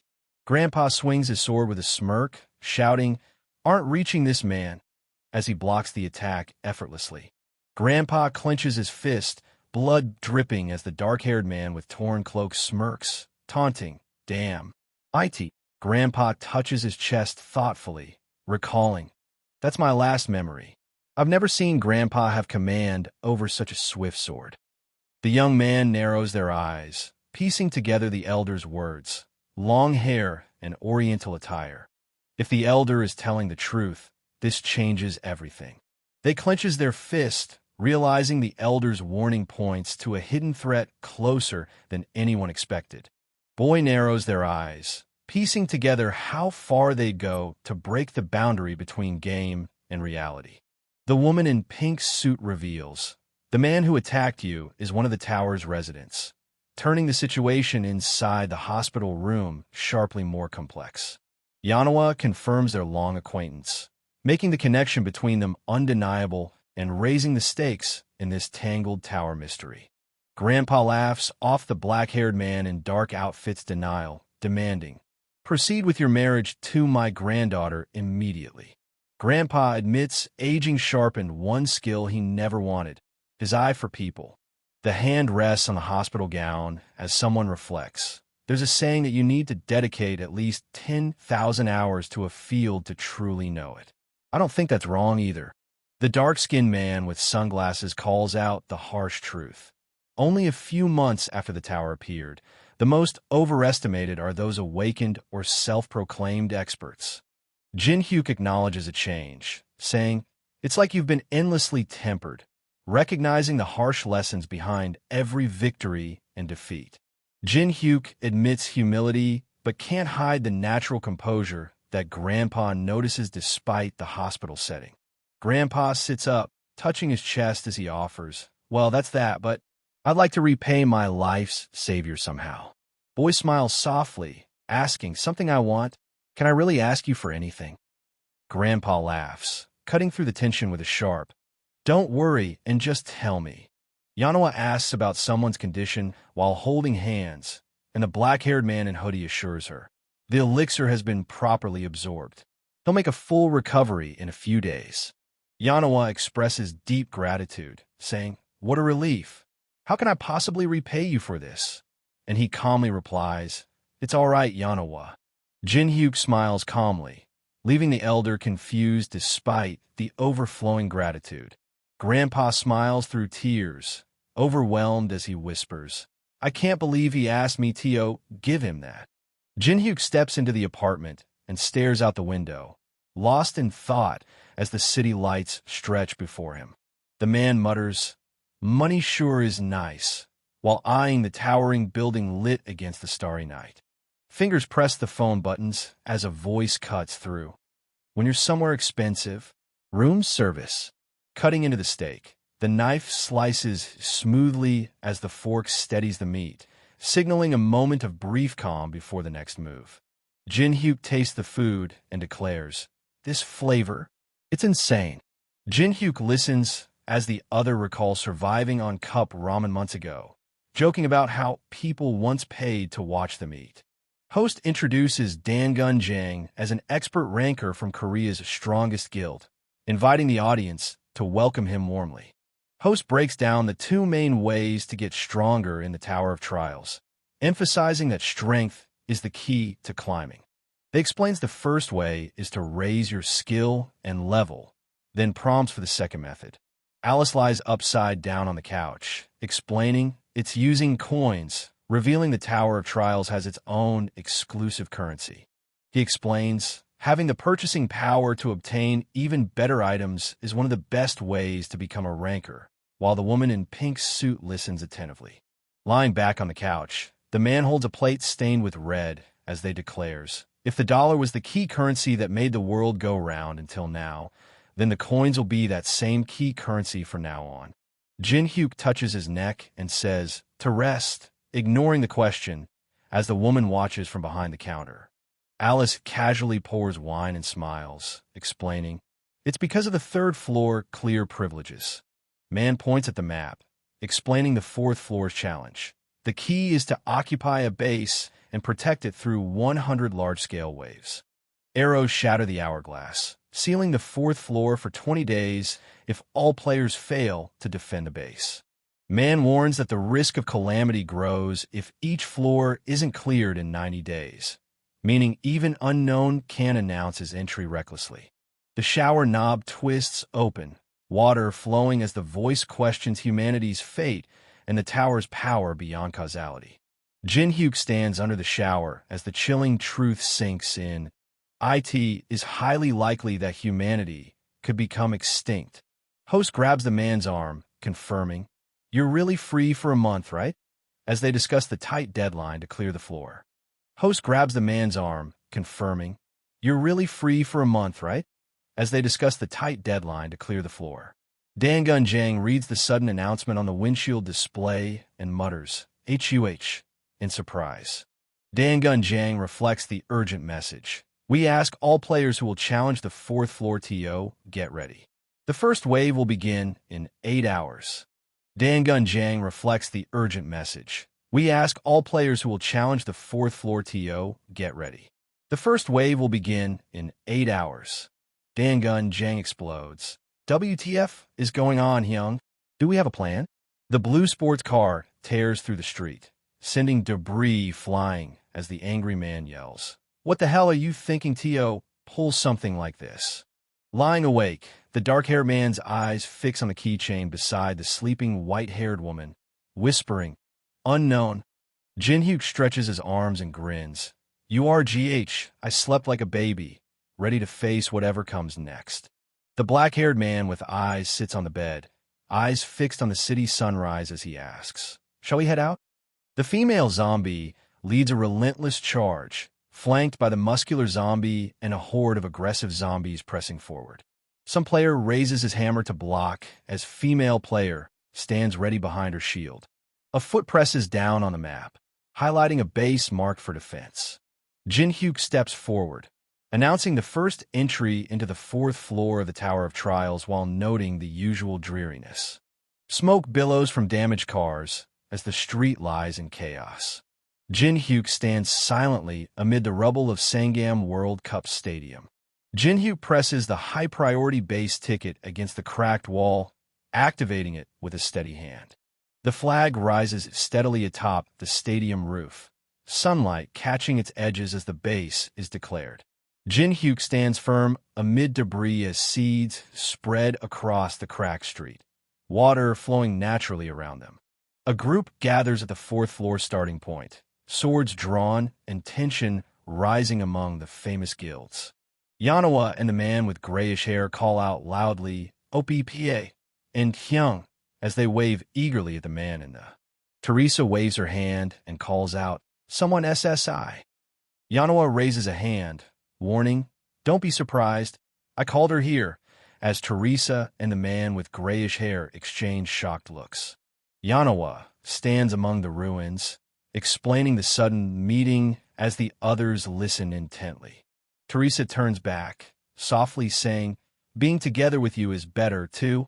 The blond man points out a distant group, shocked to spot you someone, Lee Taemin, Teresa, and even Kong Jin-hyuk standing together. Jin-hyuk states, "There aren't many of them, but the lineup is insane. Have you all come prepared?" Yanawa and the man with grayish hair and brown assess their limited control over summons against the overwhelming zombie waves. Jin-hyuk gestures confidently, challenging the idea that difficulty kills the fun while revealing the stadium choice. Yanawa counts on her fingers, sweating nervously, while Yusung holds his head in frustration. Yusung clenches his fists, glaring fiercely as tension crackles between the four. The girl calls out, "Teresis, you're like a pervert," breaking the tension with a sharp jab. Smoke rises over the damaged street as shouting echoes through the rubble-strewn city. Teresa asks about base defense, and Jin-hyuk listens closely, ready to explain. Teresa points out, "But you know that there's only 4 of us here, right?" As the others pause, realizing the harsh truth. Jin-hyuk speaks calmly with his eyes closed, assuring, "OH, don't worry about that. The last one will be here soon."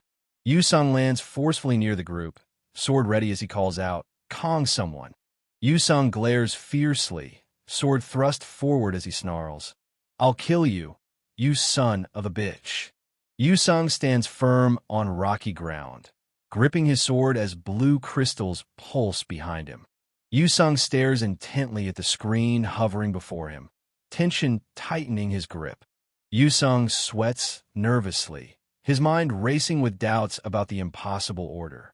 Yusung sweats nervously while staring at the floating holographic screens, defiantly declaring, "If you come now, I'll face you without using my left arm and right leg." Yusung raises his sword, taunting as he prepares to strike with sharp confidence. Yusung clenches his teeth, sweat dripping as blue fragments flicker around him. Jin-hyuk glares intensely, his voice cutting through, "I'll kill him." Yusung shout, "You son of a bitch, I'll kill you," while the black-haired man points sharply, demanding, "You're finally here? Over here."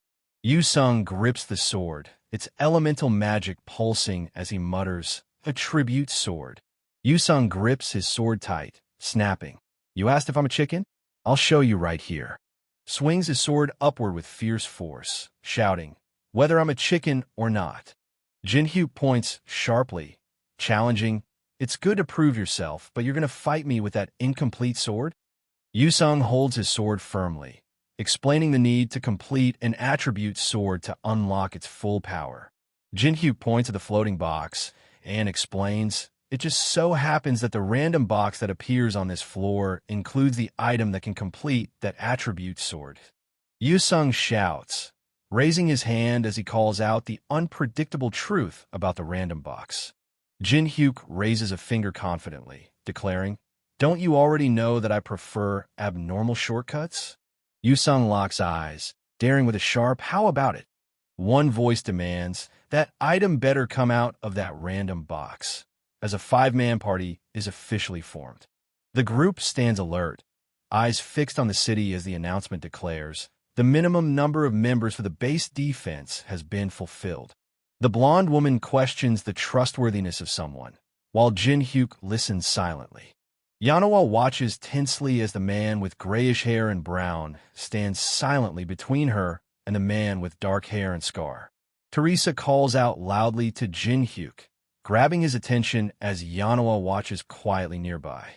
A hand pushes forward a wrapped object stamped with a golden dragon, saying, "Take these."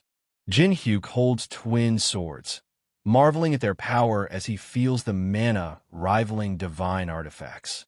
Yanawa hands over a small object, while Jin-hyuk questions how she got it, revealing a personal connection to Grandpa. Jin-hyuk holds the sword steady, reading the note attached while muttering, "That old man sure is consistent with his jokes." All theme members stand firm on the stairs, eyes locked on the battered stadium crowned with a red flag. Yusung scoffs, "We're supposed to defend this massive base with just the 5 of us?" As Yanawa warns, "You're peerless as always when it comes to thoughtlessness," while Jin-hyuk insists, "I have a plan, so don't worry." 3 figures fix their gaze on the battered stadium, while Jin Hyuk breaks the silence with, "I was wondering who made the stadium their base." Blondie and the others stand firm on the steps, confronting the man below with a sharp, accusing, "But it was you guys?"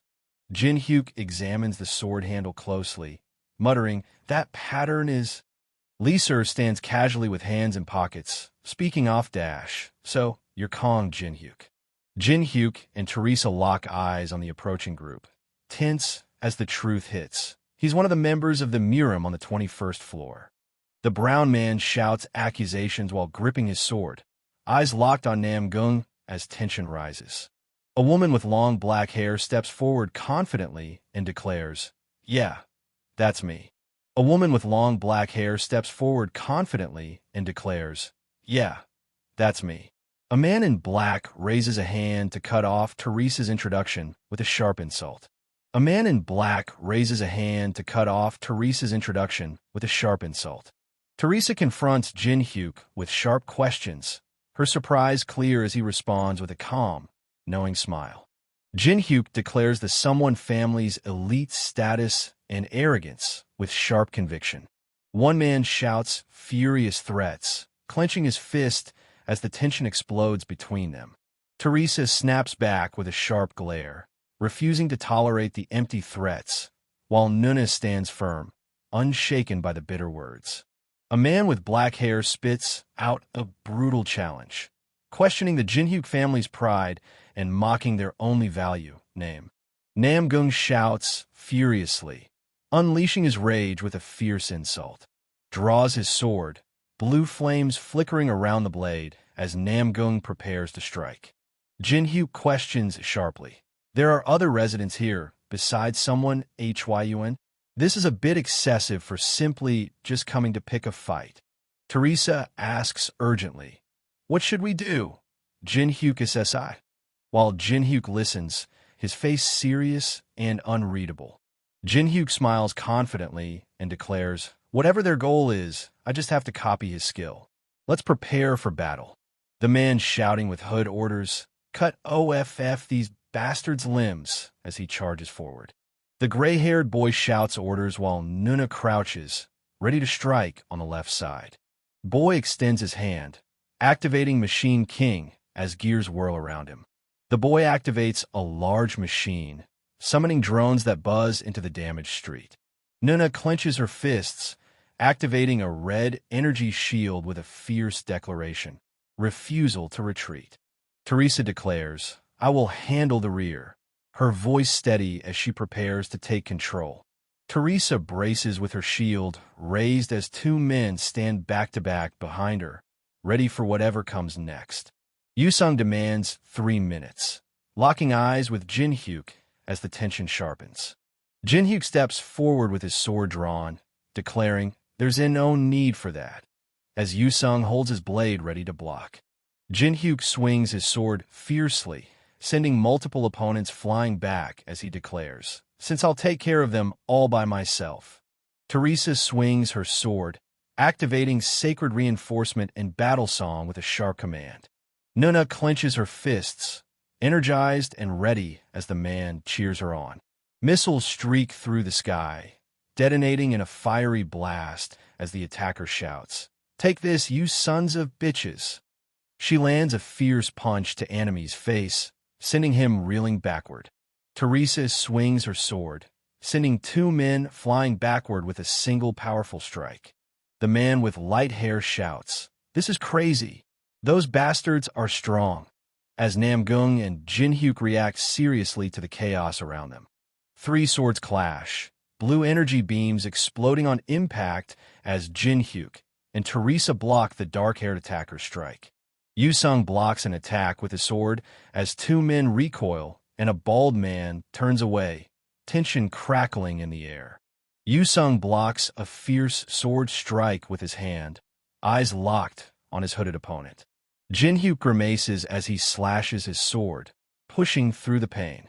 Nam Gung stands over the person on the ground, sword raised, acknowledging their skill with a sharp, good reflexes. "You seem to have handled a sword before." Nam Gung grips his sword tightly, declaring his mastery over empty attacks. Gripping his sword tightly, Jinhyuk prepares for whatever comes next. Namgung charges forward, sword raised high, shouting King's sword form. Jinhyuk swings his sword, unleashing a swirling energy that cuts through the air between the towering buildings. Blocks a barrage of swords with a shield, sweat dripping as the weight pushes hard. It's heavy, compared to the triad. Yusung clashes swords with a fierce opponent, shouting, "He's on another level." Brown Man shouts, and swings his sword as the other man grimaces, bracing for impact. Teresa blocks Jinhyuk's sword swing with her shield, eyes wide in surprise. Teresa swings her sword as the man in black outfit kicks an opponent, grinning and saying, "Nice timing, Teresa." Jinhyuk raises his hand and commands, "That's 3 minutes. Switch." Jinhyuk casts fire with a sharp gesture, flames erupting from his fingertips. Jinhyuk stands firm on the edge as flames burst fiercely below him. Namgung stands firm amid roaring flames, clutching his sword behind his back as he mutters, "Tricks like this." Namgung shouts as he swings his sword, sending a man flying through the air between tall buildings. Namgung raises his sword, shouting a fierce warning to his opponent. Namgung raises his sword, eyes widening as jagged ice shards burst from the ground nearby. Jinhyuk activates an energy from his hand, warning, "You should always double-check." Jinhyuk extends his hand, unleashing a powerful energy blast with a sharp shout.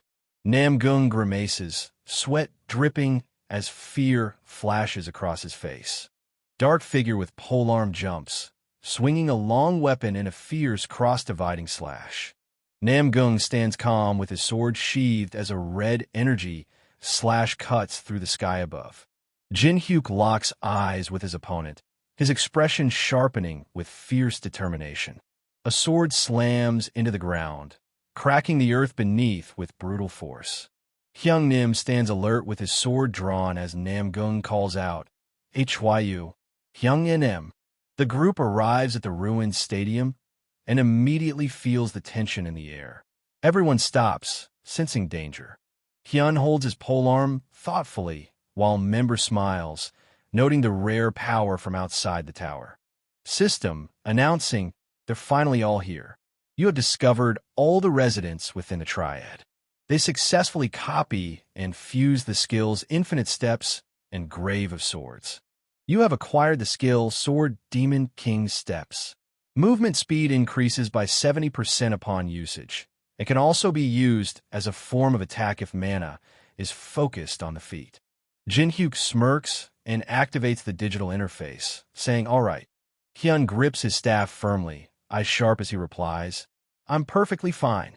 Member whispers with a sly smile, while Jinhyuk smirks and the hooded man trembles nervously. Namgung shouts angrily, "I was fine on my own. Who told you to butt in?" Hyun holds his staff calmly while Member smiles, reminding Namgung, "We weren't doubting your skill, but the Lord's order was for conciliation, not execution." Member insists, "Brother Wangbo gun AK, IS right. If you're planning on being with US, then there is no need to fight." Namgung admits, "I already know something like that." Jinhyuk touches his ear with a smirk, claiming, "Already knew that we were from the tower." Member smiles confidently, while the two men react with shock and sweat. The group goes quiet as the realization sinks in. If the enemy already knew about them, this whole situation wasn't random.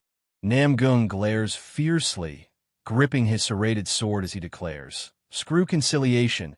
I have to kill at least that guy, of all people. I don't like him."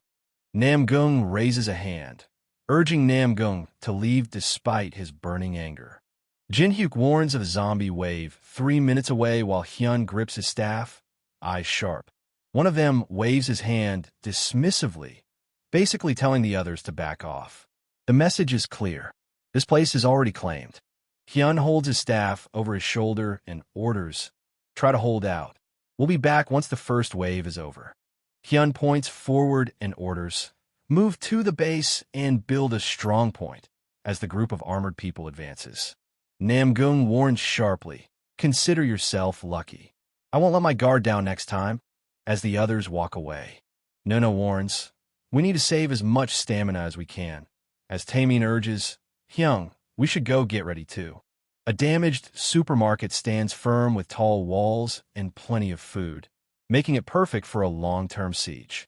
Jinhyuk points out the fatal flaw while his group prepares to move out. Enemies rush forward with furious shouts, closing in fast through the hallway.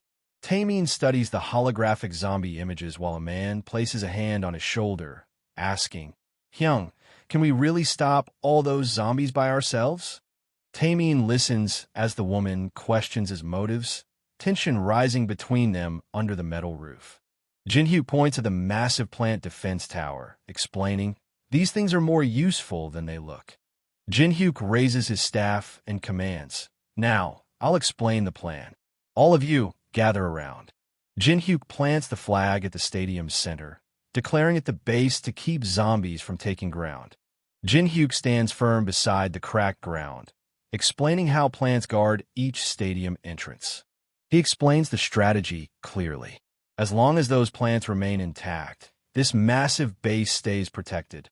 Jinhyuk points out the plant's 1-minute recharge time, forcing them to hold off zombies during that critical gap. Jinhyuk warns, don't push yourself too hard and get bitten by the zombies, as the other man commits to taking the West. Jinhyuk smirks and taunts, do you seriously think we'll be done in by mere zombies? Yoo-sung walks away, dismissing the taunt with a sigh while Hyun challenges him.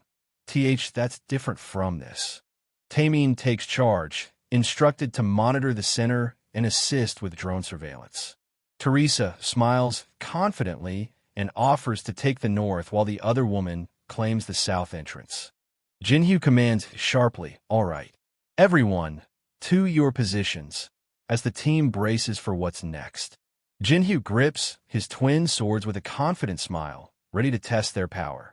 Taemin kneels, reaching toward the holographic machine while holding his other hand up defensively. Jinhyuk focuses on the floating screen, declaring, beginning the first wave. Taemin shouts a sharp warning. They're coming.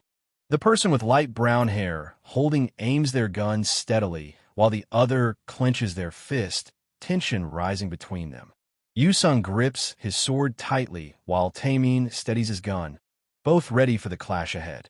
The zombie horde rushes forward with a fierce shout inside the damaged building.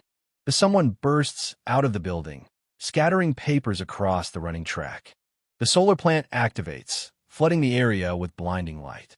An enormous flower descends as a fiery explosion erupts beneath it. The zombie horde screams as flames rain down around them. Flames consume the large flowers, spreading quickly toward the fence. The zombie horde rushes forward, screaming with fierce aggression.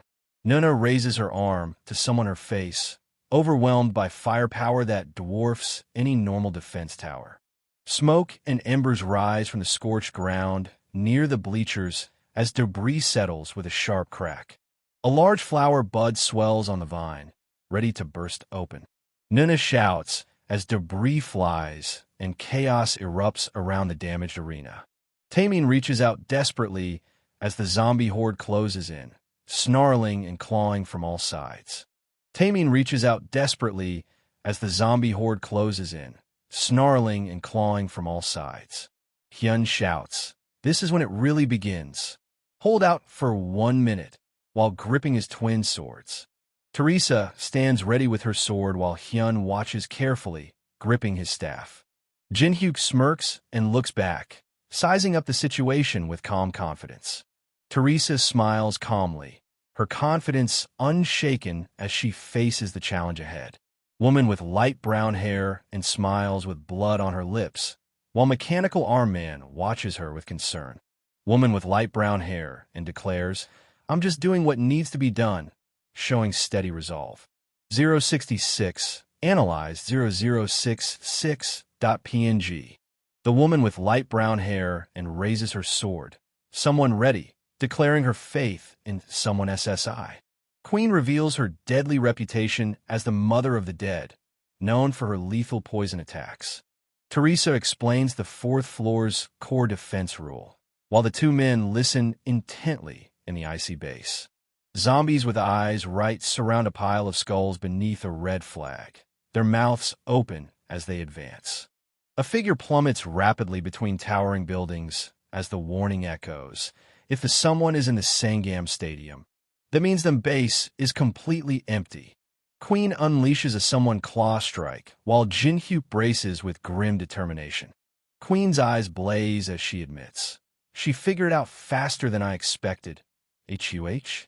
Jinhyuk smirks, confident as he taunts. However, you're still too late. He looks out over the city, and everything is already in chaos. The sky burning red as monsters flood the streets without warning. In the middle of the destruction, towering mutated beings step forward, their presence alone turning the battlefield into pure despair. Man with black hair, grimacing, activates Grave of Swords and Blessing of the Star, while descending with his sword. Jinhyuk raises his sword behind his head, readying a powerful strike. Jinhyuk, wielding whip, swings fiercely, sending people and debris flying through the damaged building. Jinhyuk, grimacing, sweats through the chaos, grimacing as he mutters, "This place is as repulsive as always. I'll finish this quickly." Jinhyuk's eye locks onto the flag planted atop the skull pile as realization hits. It's the flag. Jinhyuk, grimacing, swings his sword fiercely, shouting exclamation point as he strikes. Jinhyuk, grimacing, holds his sword ready, eyes darting sharply to the side. Jinhyuk, grimacing, kicks forcefully while swinging two swords down, shouting, "IT appeared." The weapon pulses with energy as the attacker shouts, PR. The two-headed butcher creature raises his cleaver, laughing wildly. Buha, meat. Jinhyuk, facing left, lunges forward, gripping an object, taunting. Now, then, how should I take care of you this time?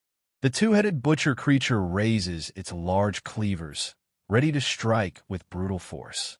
The two-headed butcher creature swings a massive cleaver as Jinhyuk blocks with his sword, gritting his teeth.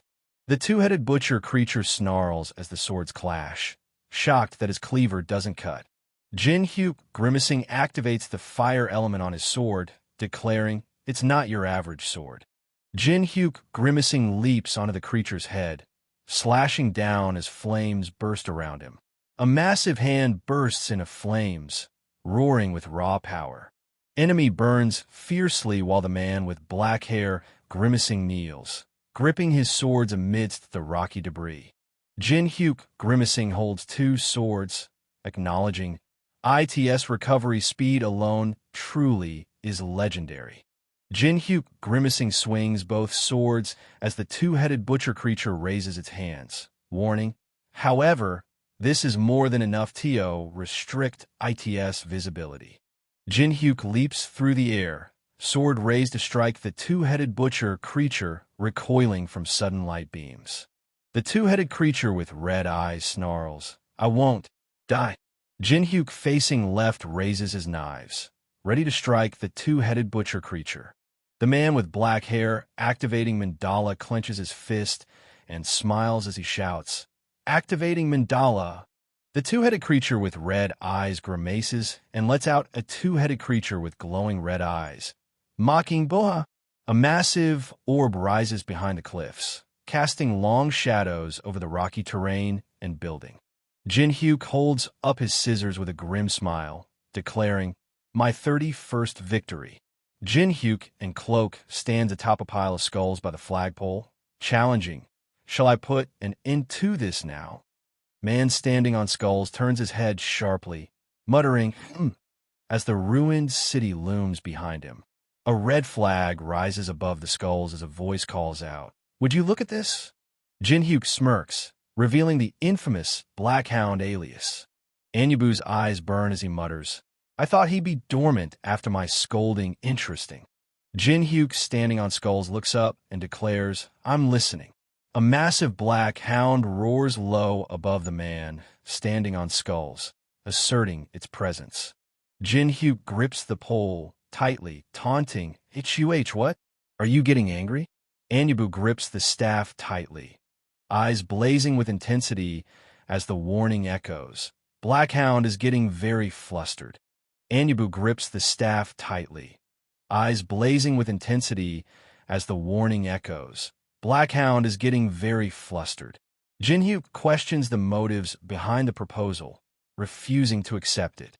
Jinhyuk, holding staff, grips the flagpole tightly, insisting, "I can win if I just pull this flag out." Jinhyuk, holding staff, grips the flagpole tightly, insisting, "I can win if I just pull this flag out." Jinhyuk looks to the side as the Blackhound proposes a contract. Jinhyuk touches his chin and smiles slightly, remarking, "WHOA? You sure are generous, aren't you?" Queen floats above the rocky canyon, claws ready and anger sharp at her eyes. Queen crouches low, pressing her clawed hand into the cracked ground as debris shifts beneath her. Queen narrows her eyes, fixated on the untouched flag planted atop the skull pile. Queen stands with claws extended, challenging with a sharp question. "You're asking why I didn't pull the flag out when right away?" Jinhyuk welds metal fiercely, sparks flying as he reveals, "It's because someone insisted that I fight you." Queen narrows her eye and snarls, "Depo SIT." Jinhyuk balances a metal pot on his head and grins, "Yeah, a deposit." Jinhyuk holds a severed head and brandishes a cleaver, declaring, "And not only that, I was paid in advance." Clawed hand grips a skull-topped weapon, ready for the next move. Red-haired figure with mask raises a large sword, snarling, "You'll regret it." Jinhyuk activates Blessing of the Star, cutting light attribute powers in half with the Eclipse Stone. The red-haired figure with mask advances steadily, sword in hand, while the man watches, powerless to stop her. The red-haired figure with mask advances steadily, sword in hand, while the man watches, powerless to stop her. The red-haired figure with mask unleashes a powerful energy beam, triggering a massive explosion. The red-haired figure with mask stands firm, gripping her large sword amid swirling smoke and scattered debris. Jinhyuk blocks the attack with his arm and activates the mandala, surprising his opponent. Jinhyuk smiles confidently amid the scattered debris, steady after his block. Enemy covers her face with a clawed hand, desperate as yellow energy crackles around her. Queen shouts, "Disappear!" and swings her large sword with fierce intensity. The sword slashes through with brutal force as cries of pain erupt. Jinhyuk activates Sword Demon King's steps, slashing forward with a surge of speed. Jinhyuk extends his hand, unleashing a surge of frost with glacier formation. The red-haired figure with mask snarls, breaking through the ice shards with fierce intensity.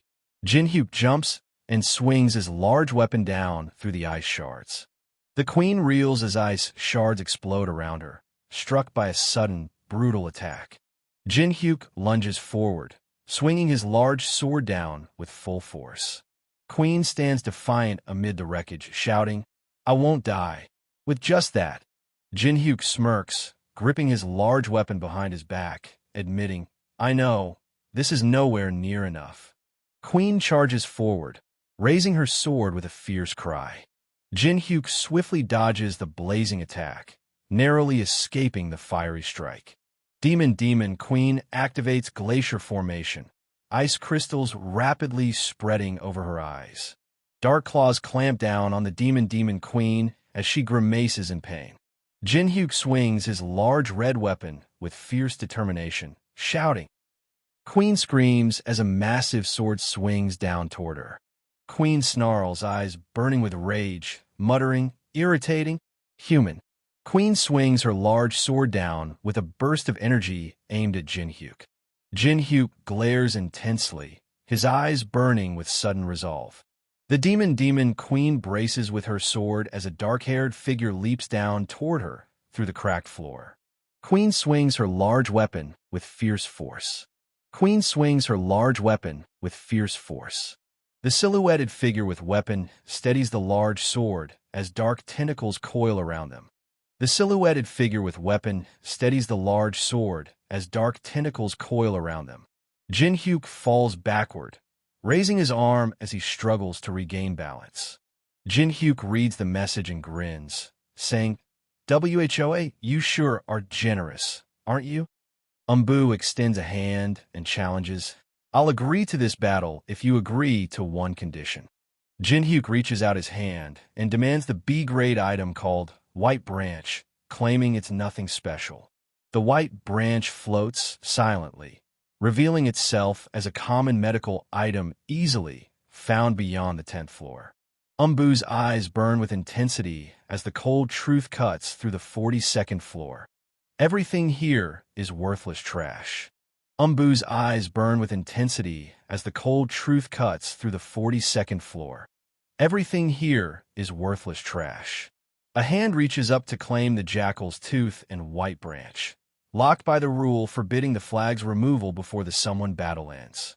Clutching the white branch and jackal's tooth, the hand asserts control over both relics. Jinhyuk grips the branch tightly, claws digging in as tension builds.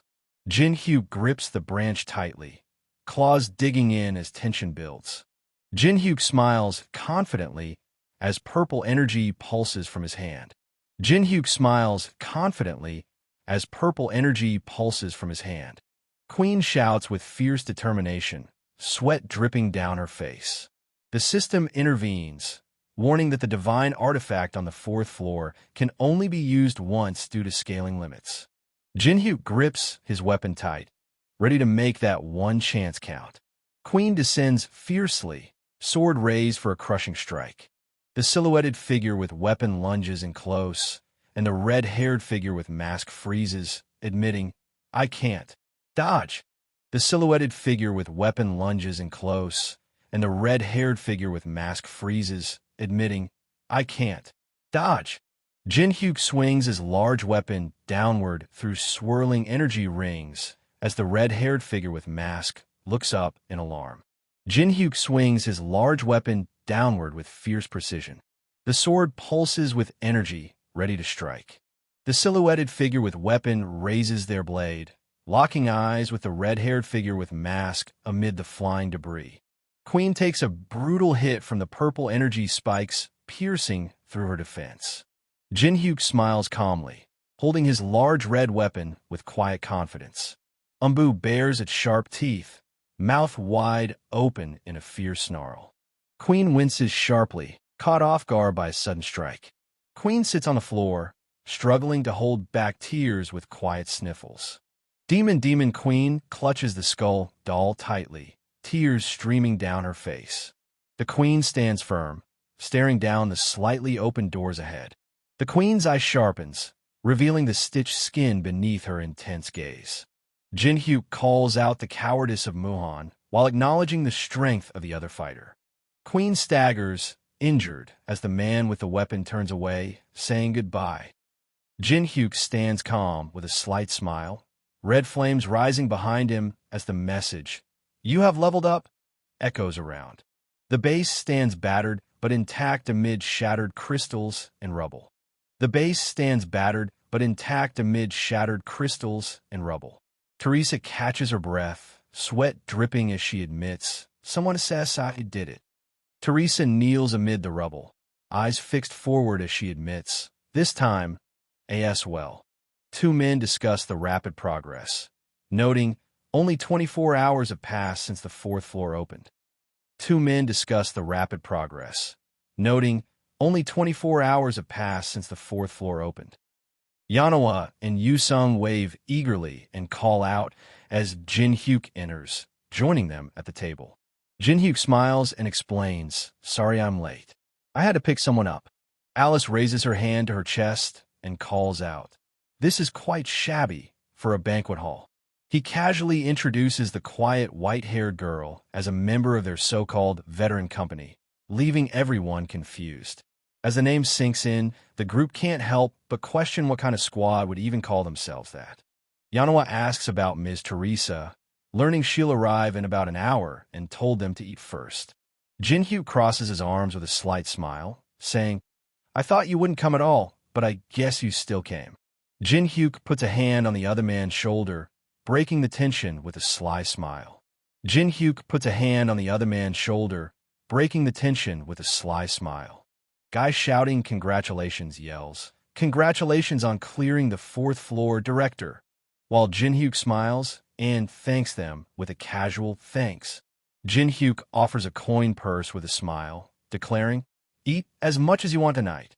It's all on her as a commemoration for clearing the fourth floor."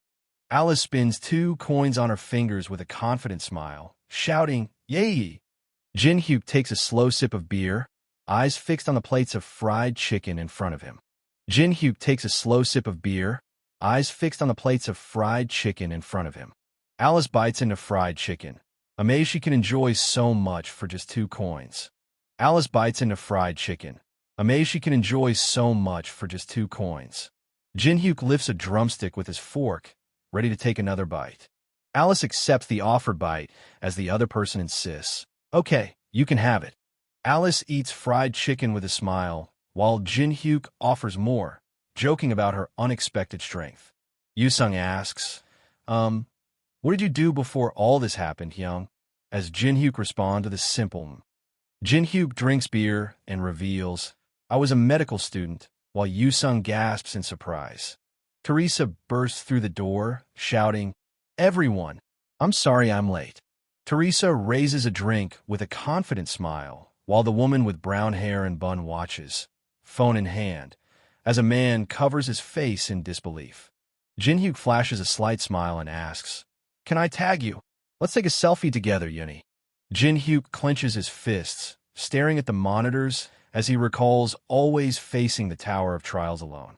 The tension instantly flips as phones come out and the girls start snapping photos, turning the awkward introduction into a full-on spotlight moment. Meanwhile, the rest of the crew watches in disbelief as the so-called veteran company casually steals all the attention. Alice smiles while the man eats chicken and holds a glass, exchanging casual words in the noisy night. Jin-hyuk sits back, checking his status screen and noting, "Oh, I went up 3 levels." Jin-hyuk stares at the screen, realizing his growth has suddenly accelerated beyond anything he expected. Jin-hyuk studies the floating screen with a slight smile, weighing the unpredictable variables against his steady profits. A scroll is sealed inside a transparent cube as the reward for the 4th floor is revealed.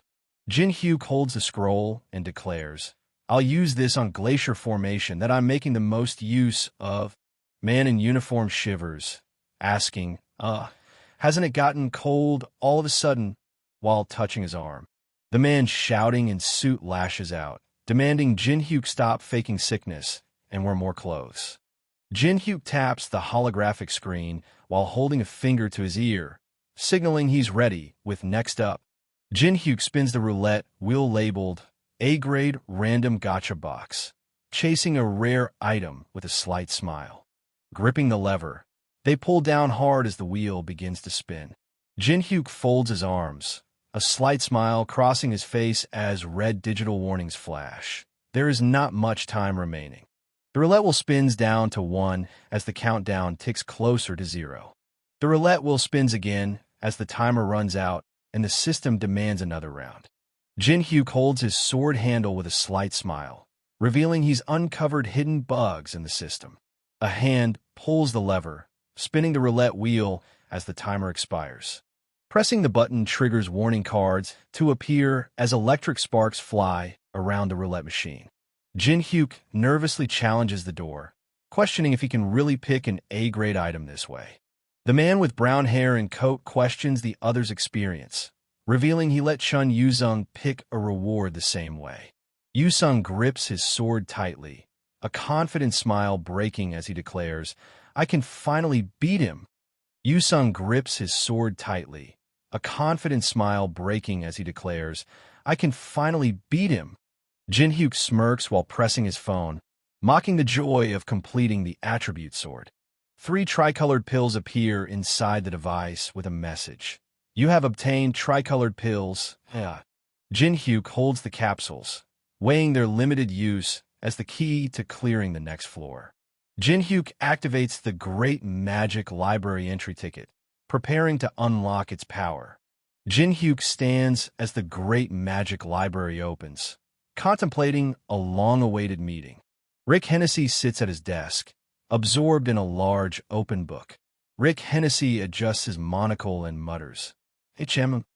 Jin-hyuk walks through the library, questioning the sudden clearance of the fourth floor.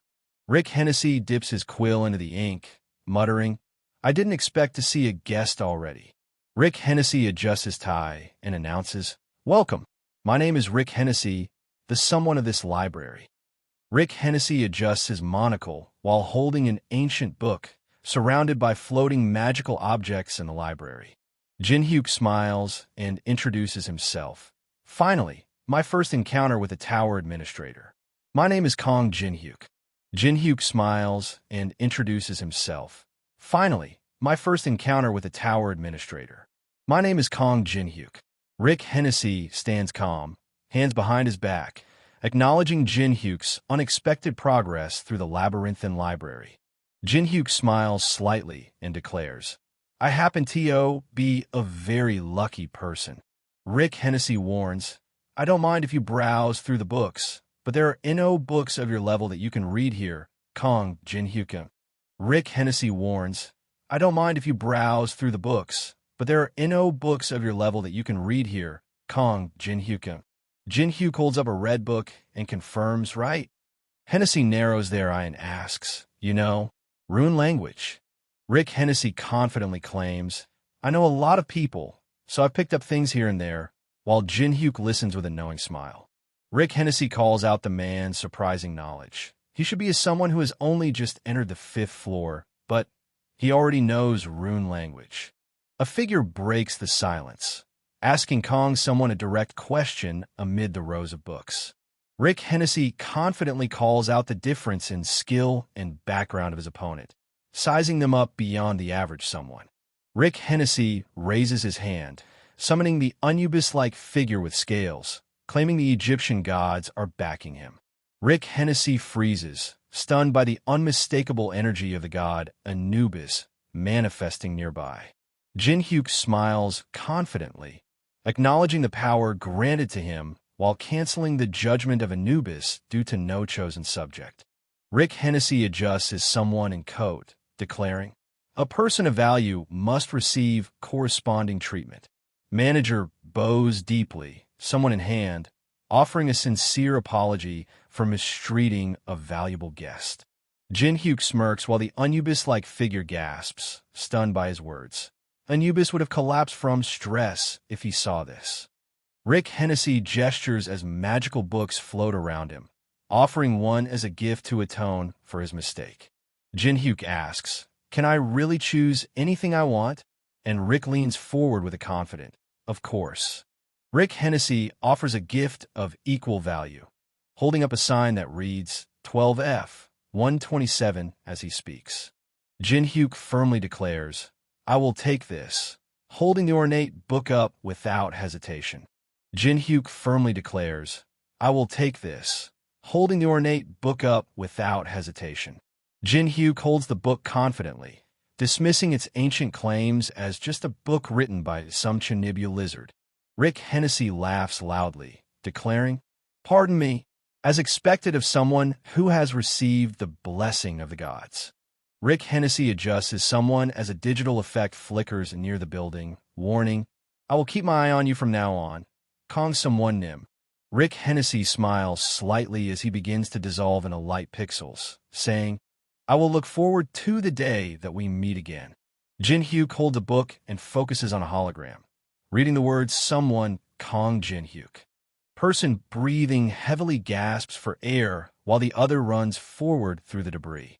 Person breathing heavily gasps for air while the other runs forward through the debris. Guy shouts orders, raising weapons to capture the target amid the chaos. Man runs forward, eyes sharp with urgency as chaos surrounds him. Man holds up a paper and questions, "Why did you decide to run away without fighting?" Man holds up a paper and questions, "Why did you decide to run away without fighting?" Man hold a return stone, explaining, "Because I couldn't even summon my subspace inventory, I was only able to escape by using a return stone that I had in my pocket." Man behind counter holds up a return stone and announces a 20% discount, pricing it at 5,000 gold. Teresa points at the phone and demands, "Take me with you to the 5th floor." Teresa leans in, insisting, "I can't let you go alone," while the player stays tense, caught off guard by her sudden persistence. Jin-hyuk stands firm, telling the woman, "You can't. No matter how much you want to come with me, I could just sneak in by myself, so give up." Player and Teresa hold hands, locking eyes with quiet determination. Teresa sweats and warns, "Promise me that you won't push yourself then." Man fastens his seatbelt, repeating someone's warning, "Don't push myself, huh?" Jin-hyuk notices a floating message and reacts with a curious, "HM?" The king stands firm with arms crossed, eyes sharp near the leaning tower. "You have acquired faint odor, a skill that erases your odor, breathing, and even your presence." The man smiles, holding a blue object as he realizes the tower is now rewarding players with potential. A black car speeds through the city streets as the driver declares, "I'll make very good use of this skill." Man crouches in the hallway, spreading his cloak as blue particles flicker around him.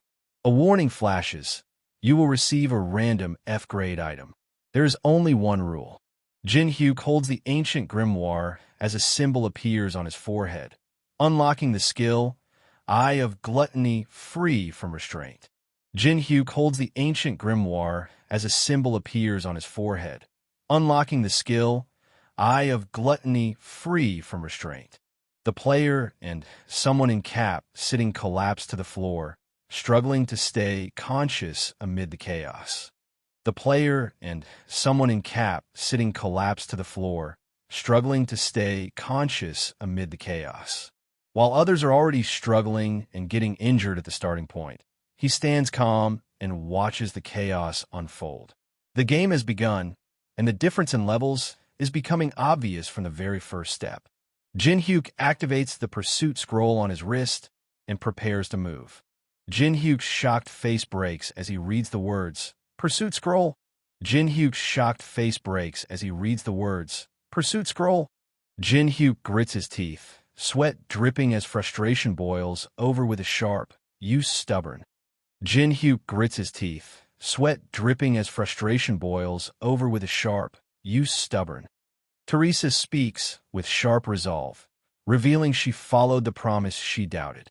He coldly reminds her that he warned her not to follow him this far. Tension thickens as the others watch, realizing they may have stepped into something serious.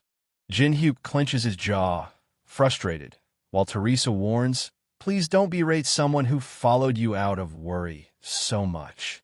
Jin-hyuk clenches his jaw, frustrated, while Teresa warns, "Please don't berate someone who followed you out of worry so much." Teresa holds up a flashlight and challenges, "What about you, someone SSI?" Jin-hyuk holds up a pen, dismissing it as useless while Teresa insists it can still be of use. Jin-hyuk holds up a pen, dismissing it as useless while Teresa insists it can still be of use.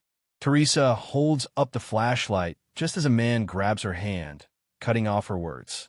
Man holding strikes a lighter, breaking the darkness as he mutters, "What a dreary-looking place." Man holding strikes a lighter, breaking the darkness as he mutters, "What a dreary-looking place." The group points forward and shouts, "Over there!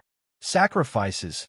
Man shouting in foreground leads the group of hooded figures with torches as they charge down the corridor, shouting, "Wah!" Man shouting in foreground leads the group of hooded figures with torches as they charge down the corridor, shouting, "Wah!" Person running darts up the stairs, urged on by a distant shout. "Over here! Hurry!" Teresa and Jin-hyuk cautiously peek over the ledge, eyes sharp for any sign of danger. Teresa points firmly and asks, "Shouldn't we save those people?" Woman kneels firmly and commands, "Teresa, now that you're here, you must follow my judgment, no matter what." Jin-hyuk holds onto the stone surface and warns, "We must not unnecessarily expose ourselves for the time being." Jin-hyuk holds onto the stone surface and warns, "We must not unnecessarily expose ourselves for the time being." Teresa holds up 2 exit return stones and insists, "Here, take a look. I bought one for you too." The man with light brown hair holding peeks through the door, gritting his teeth as the masked man with yellow mask reacts with shock. The man shouting in foreground orders backup as the man with dark hair back view braces for what's coming. The woman shouts, "What the hell are you guys doing?" as the person with short light hair holds a orb, eyes shifting between the room and the orb. The woman shouts, "What the hell are you guys doing?" as the person with short light hair holds a orb, eyes shifting between the room and the orb. Shatters the blue orb in hand, catching the black-haired figure off guard. The woman shouts in frustration as the man with light brown hair raises his arm defensively, but the large object crashes down, striking him hard. A blade burns against his skin as he grips it with sheer force, refusing to let it pierce through. Blood and sparks mix in the air, but his expression doesn't waver for a second. Inside the wrecked store, chaos erupts as everyone panics and scrambles to survive.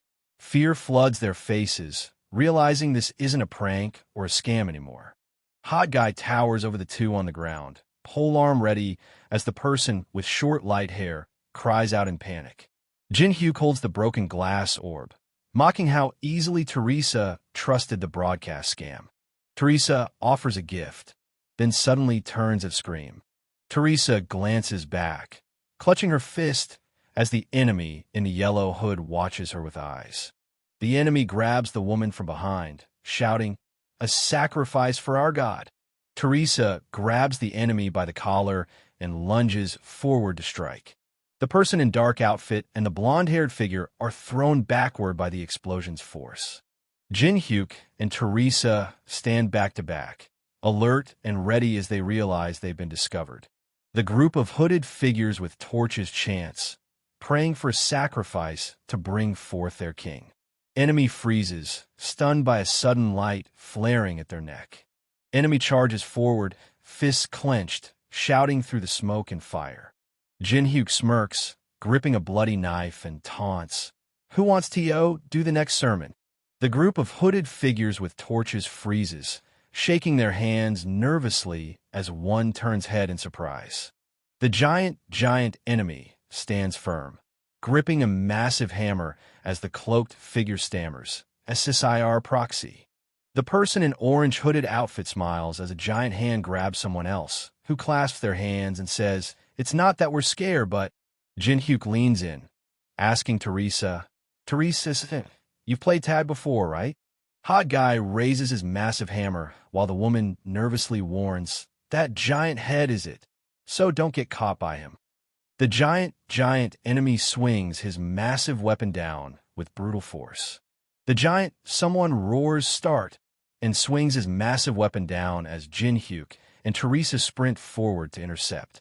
One hooded figure kneels, questioning sacrifices while another stands firm, reporting captures without complications.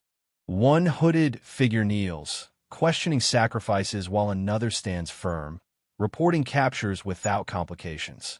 The leader shouts, "IT is the promised time for the great 1-2 descend once again at last." Ah! The leader's smile fades as they stare at the screen, showing the newly discovered sacrifices. The leader's smile fades as they stare at the screen, showing the newly discovered sacrifices. Jin-hyuk lowers his gaze and lets out a small, frustrated smile. Person partially visible speaking asks, "You know him?" in a tense, close conversation. The man with dark hair back view answers with a simple, firm yes. The figure in purple hooded robe watches the surveillance screens as the man holds a dagger hidden behind his back. The person holding mask grips the white mask tightly, eyes fixed on the symbol. Locked up and backed into a corner, fears finally setting in. We're all gonna die. They're stuck in this hellhole, regrets hitting hard. One tries to keep it cool, but somebody's about to snap hard. No screaming aloud. Shut up or suffer. They're not messing around. They've taken care of the problem. I've silenced him. Now, back to business. Is that him? Yeah, it is. The moment of recognition hits. They've found who they were looking for. It's our first time meeting in person, and something about this moment feels way heavier than just a simple introduction. He's got that stare like he means business. Calm Jin-hyuk. The name alone makes you pay attention. This mana, it belongs to a human. But if he's on the same side as the fifth floor boss, could he actually be some kind of demonic human? Here comes the power-up, activating the Eye of Gluttony. Things just got serious. The status window just hit a dead end. The subject's powering up a high-level mental barrier. Guess we're not getting an easy this time. Mental barrier sounds intense. I was saving this for the big fight with the cult leader, but looks like I gotta use it now, no way around it. Popped a white pill, doubling one stat for 10 minutes. Adaptabilities jumping from 10 to 20, just like that. The Eye of Gluttony cuts through the act like a laser.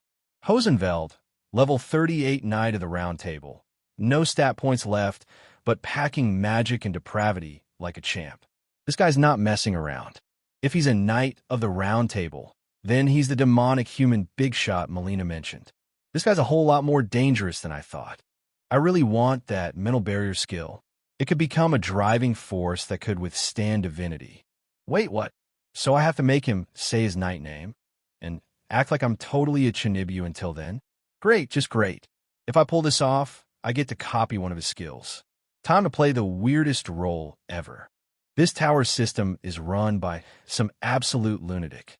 Man's gonna need a serious drink to deal with this, like 6 bottles of soju serious. The silence hangs heavy until it's broken with a quiet apology. Why aren't you saying anything? Turns into, oh, sorry, as the tension finally starts to ease. I was too busy suppressing the darkness within me. Guess it caught up anyway. Sometimes silence says more than words ever could. Just a moment, heavy and thick between shadows and light. Are you sure this is the person you spoke of? He doesn't seem to be all right in the head. I'm certain. The tension thickens as doubt and determination clash in the night. Dude's sweating bullets behind bars, clearly stressed. Meanwhile, the cloaked figure's just done with the drama. Even I'm not this bad. You two can talk it out. The tiny demon's wild laughter hits him like a shockwave, making him break into a nervous sweat. I'm cringing too, so just pretend you didn't see anything, please. You seriously don't get what's happening. Do you even know you've been caught just to be used as a sacrifice? You really think you can cage my crazy destructive side? Nah, that's just hilarious. The silence hangs heavy as one man smirks from the floor, while the other stands stoic behind bars, offering no words, just a cold presence. What's up with him? Is he hiding some kind of secret weapon? Honestly, with the skills he's shown so far, that sounds way more likely. They know how strong you are, Kong Jinhyuk, but with your skills sealed, survival here just got impossible. Looks like making a living is about to get a whole lot harder. The pain hits like a freight train. There's no holding it back now. Gah! The scream tears through the air. Something's out there, and it's not just the rain. Do you hear that? They're about to be dragged into a live sacrifice ritual. Terrifying, slow, and brutal. A fate so cruel, it shatters sanity before death even comes. However, this key holds a secret power no one saw coming. I'll hand over this key, but only if you spill everything you know about Unknown. No more games. So you want to know Unknown's real name? Well, spill your own first, and maybe I'll tell you. Kikek. My true name doesn't matter now. He's going to die anyway. My name is Hosenfeld. I'm also known as Lancelot. Are you satisfied now? The conditions have been met. Mental barrier, S, is now yours, a skill that locks down your mind and status window, shielding you from all kinds of psychological attacks. All right, your turn.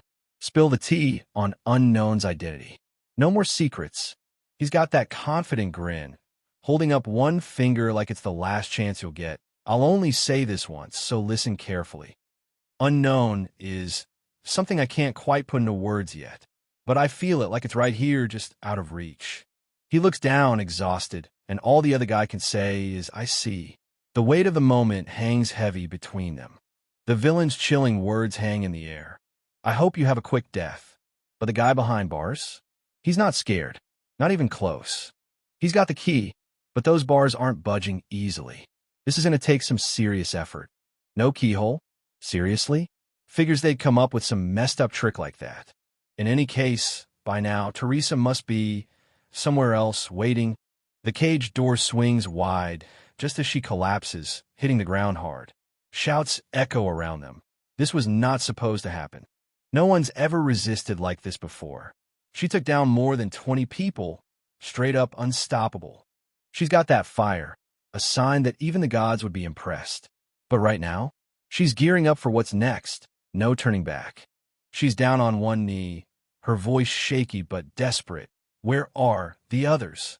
The silence hanging heavier than the bars that cage them. She's done holding back, blaming everyone around her for the mess they're in. This is all because of you lot. If only you bastards weren't here. It's all your fault. The anger explodes with every strike, but behind it hides a desperate fight for something more. What are you doing? Stop it. She's calling it out. You're only shielding that person because you don't know. And the shot gets hard. What? Tears streaming down. She's desperate, clutching herself as they hit her with the truth. The one you're protecting is an inhabitant of the tower. She's trying to play it cool, but that single drop of sweat says otherwise. Something's definitely off. She's barely holding it together. A single tear drops, but she won't break just yet. She clenched her jaw, caught off guard by the silence, and the trembling figure huddled in the corner. They're tearing up, but it's real talk. The tower never would have existed if it weren't for you lot. And the burn? Yeah, and I never would have been imprisoned in a place like this. Shady truths in the dark. So it's all your fault, right? Come on, admit it. Her fear is crashing down, tears breaking free as she takes a shaky breath and steels herself like this is just the start. Whether you're from the tower or not doesn't matter. Haven't you been caught by the cultists just like us? All right, I'm done playing around. Back off. The air thickens as the blonde's grip tightens. This isn't a game anymore. The girl in the corner braces, caught in the middle of something that just got real. This isn't just a fight, it's a war. I'm done holding back. She locked eyes with him, voice steady but low. What's your name? They're scared, sitting alone like that. But she's got their back. It's okay. As long as I'm here, no one can hurt you. Andrea, the weight of those 3 simple syllables drags her down, shadows pooling in her tired eyes as she tries to hold herself together. She breaks the silence with a soft smile. What a pretty name. I'm Teresa. The quiet tension lingers between them. The devotees showed up out of nowhere, like they own the place. You could tell something was off just by the way they smiled. They said they'll save everyone in the village if one person is offered as a sacrifice. The crowd looks tense, caught between hope and fear.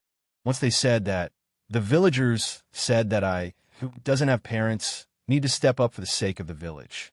She's desperate, tears spilling as her hands grip tight, claiming it's some meaningful duty, like there's no other choice. I see. You must have been very lonely, Andrea. Although she's a tower inhabitant, she's no different from an ordinary human. Hey, we're supposed to prepare the next batch of sacrifices. Select one from each room. Fear and tension silence any reply. If no one steps up, you're all stuck in the ritual. So fight tooth and nail if you want to see tomorrow. Not again, seriously. The panic's eating them alive, and all they can say is, I don't want to. No, I refuse. Wait, did I just see that right? Yeah, this is getting intense. Let's send that kid out first. She's not even human, right? Fear and urgency clash as they brace for what's next. Wait, stop. Don't make such rash decisions. This isn't the time to lose control. Yo, snap out of it. Get a hold of yourselves, people. This chaos ain't helping anyone. They're loving the chaos, urging the struggle to go on, because apparently the Lord gets a kick out of it too. He just stood there, silent, brows furrowed with a drop of sweat betraying his calm facade. Something's off, and he's not sure how to handle it. With a chill vibe, he just throws his hand up and says, I volunteer, then casually challenges. Any objections? Hands tied tight, fate sealed as they're led down the cold, unforgiving path. No words needed, just the sound of footsteps echoing their doomed march. Looks like things just got serious. Time to step up and face whatever's coming. A single pill drops into the flood below, random silent. The sudden noise cuts through the tense silence, catching their attention. What now? The stage is set, the piece is all in place. Now, let's see what happens next. Teresa should be locked up by now. She would have turned herself in long ago, knowing her. First time going through this part, but hey, it's actually smooth sailing. Looks like the hidden quest popped up exactly like I wanted. I was usually handed just one stat as a prize. But guess what? They hit me with the adaptive stat instead. They're screaming for the glory like there's no tomorrow, fists raised high. It's raw, it's wild, and it's all about the thrill of the fight. Oh Lord, the glory, the battle cry that's echoing through the chaos. The battle's climax is here. The advent of glory echoes through the storm, shaking the ground beneath their feet. The screams echo, but he stays stone cold, hands tied, yet eyes sharp. There are so many of them, he mutters, sizing up the impossible. When the dude starts puking out of nowhere, the guy tied up just stands there like, bruh, this place isn't even that bad. Chains rattle as the call rings out. Bring out the next batch of sacrifices. The terror is just getting started. The gate slams shut with a thunderous boom, shaking the ground beneath. Whatever was coming, it's officially locked out or locked in. The crowd's roar pulses through the air as the gladiator stands tall, muscles tense and ready to strike. The clash of battle is about to erupt. No turning back now. Just when they thought it was safe, danger's suddenly right up in their face. No way out, and those blades are inching closer fast. He's holding back a fight, calm but ready. You can feel the tension like it's about to snap. This isn't just any scuffle. It's personal. He's hearing chants of glory to the Lord. Divine joy, but stays stone-faced like he's got zero time for that noise. Chains tighten around a crumbling foundation as a voice echoes. The Lord desires sacrifices that tremble in fear. Eyes snap open, catching the chilling weight of those words. What sacrifice does the Lord enjoy most, gentlemen? The question cuts through the air, wild and daring. They're shouting a noble sacrifice, like this moment means everything. All eyes locked on the figure standing tall, even as chaos swirls around. This isn't just a scene, it's a rallying cry. The mix hot, and the challenge just got real. In that case, take a good look. She stood strong, even as darkness claimed her. Sacrificed herself for a kid she barely knew. What a noble act. The blood of this noble woman will adorn the finale of this live sacrifice ritual. A noble sacrifice. I was going to put an end to this floor after raising my stats, but with a flick, the ancient grimoire begins to glow and unravel its secrets, using Makidrian's ancient grimoire, freeing everything that had been sealed due to the restraints. Nah, screw that. The clock's ticking, just 9 minutes left. He's about to light it up, activating element of fire. Heat's rising, and things are about to get real intense. The red pill hits the ground like a meteor, igniting into flames with a fierce power. Time slows as the blaze activates, ready to unleash its full force. This is no ordinary pill. This is war. *T just got real. That beast is charging with fire blazing and no chill. Time to brace for impact. Everything's burning up like this is next-level chaos. And there's one figure just standing in the middle of the inferno like they own it. No way anyone's walking out of this without a fight. Wait, is that actually a skill? No way. Skills aren't supposed to work here. The Lord's commandment says so. He's not just holding a glowing dagger. He's commanding it like a part of himself. Whatever this power is, it's about to get real. Just when it seemed like all hope was lost, a blade slammed through the chains. Freedom was closer than ever. Chains breaking, blood dripping. Freedom is finally within reach. The fight's not over, but this battle just got a whole lot real. I won't let you fall. Not today. The tension's thick, heartbeats pounding loud as fingers brush skin. Something unspoken hanging heavy in the air. And yet, words fail him. Just silence. Stats? Nah, not my problem. I'm done playing by the rules. Time to wipe you all out. He bites down hard, hiding the black pill between his teeth. This move? It's called Black Pill Dark. You can almost feel the tension as the black barrier starts to unfold, shadows and power swirling around him in an instant. Things are about to get real intense. Smoke's rolling in thick, blinding the whole scene. KGH, the smoke. I can't see a thing. No words needed. When this guy steps up, the whole arena feels the earth shake. Energy's so thick you can cut it. Ready or not, chaos just walked in. Energy's rising, eyes glowing purple. He's about to unleash something deadly. Brace yourself. Grave of Swords is officially activated. They say power like this can burn everything down, but I'm just getting started. The smoke's thick, the shock's real. Shit, where is he? They shout, desperate to find their target before it's too late. A desperate plea echoes into the shadows. Oh, God of darkness, please answer my prayers. The air thickens with anticipation. They kneel in shadows, voices hushed. Oh, almighty demon king God, please guide us. Desperation thick in the still air. Wait, is that? No way. That's the demon king God's energy. Oh, he answered our prayer. This is it. The moment we've been waiting for. With a fierce grip on his sword, he channels a surge of dark energy, slicing through the chaos with a purple slash that leaves no room for mercy. The villain's down, and the adaptive stat just went up by 0.1. He's gasping out, Demon King, God. Just like that, the villain's gone, and the adaptive stat ticks up by 0.1. Things are heating up. The villain's down, and the adaptive stat just leveled up by 0.1.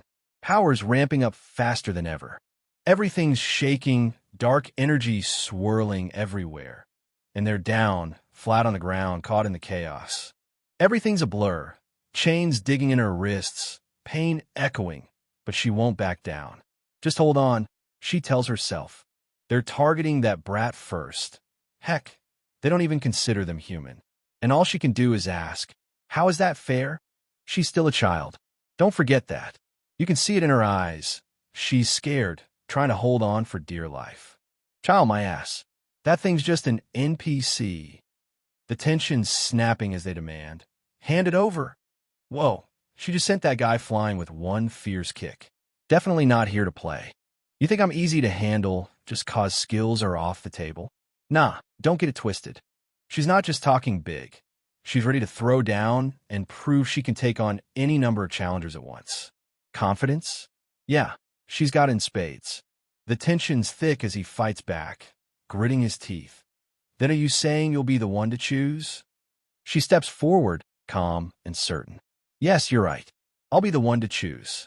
After pretending to be all innocent, turns out you're just like everyone else. Sometimes, a smile hides more than just feelings. What's really going on behind those eyes? She ruffles the kid's hair with a soft smile, whispering promises she can't break. I'll be back. She stands calm, emotion locked behind her eyes. Quiet tension fills the cramped, cold space like a storm about to break. Peeking through the bars with a twisted grin, they mock, oh ho, what a noble sacrifice. You want to see what happens to those who defy me? Eat this. The villain's crazed laughter echoes off the cracked walls as chaos erupts around him. The building's crumbling, chaos erupting all around. Everyone's frozen in icy traps, fire blazing uncontrollably. Looks like the real battle just began. The ground shakes beneath her as debris swirls in the air. She's down, but not out yet. You really pushed yourself way too hard again. No wonder you're so worn out. She calls out his name quietly, the tension thick between them as shadows swirl around. She smiles through the pain, saying, I knew you'd come. Got the adaptive stat from the hidden quest, 23. Now all that's left is to defeat the cult leader and get out of here. She's about to walk out, dropping a bomb. I have somewhere I have to go first, Jinhyuk SSI. And he's left standing there, caught off guard, just when hope seemed lost, the door swings open. We're saved, they shout, rushing toward freedom. Her voice cuts through the chaos, desperate and sharp. Andrea. She's breaking through every barrier to reach him. Teresa.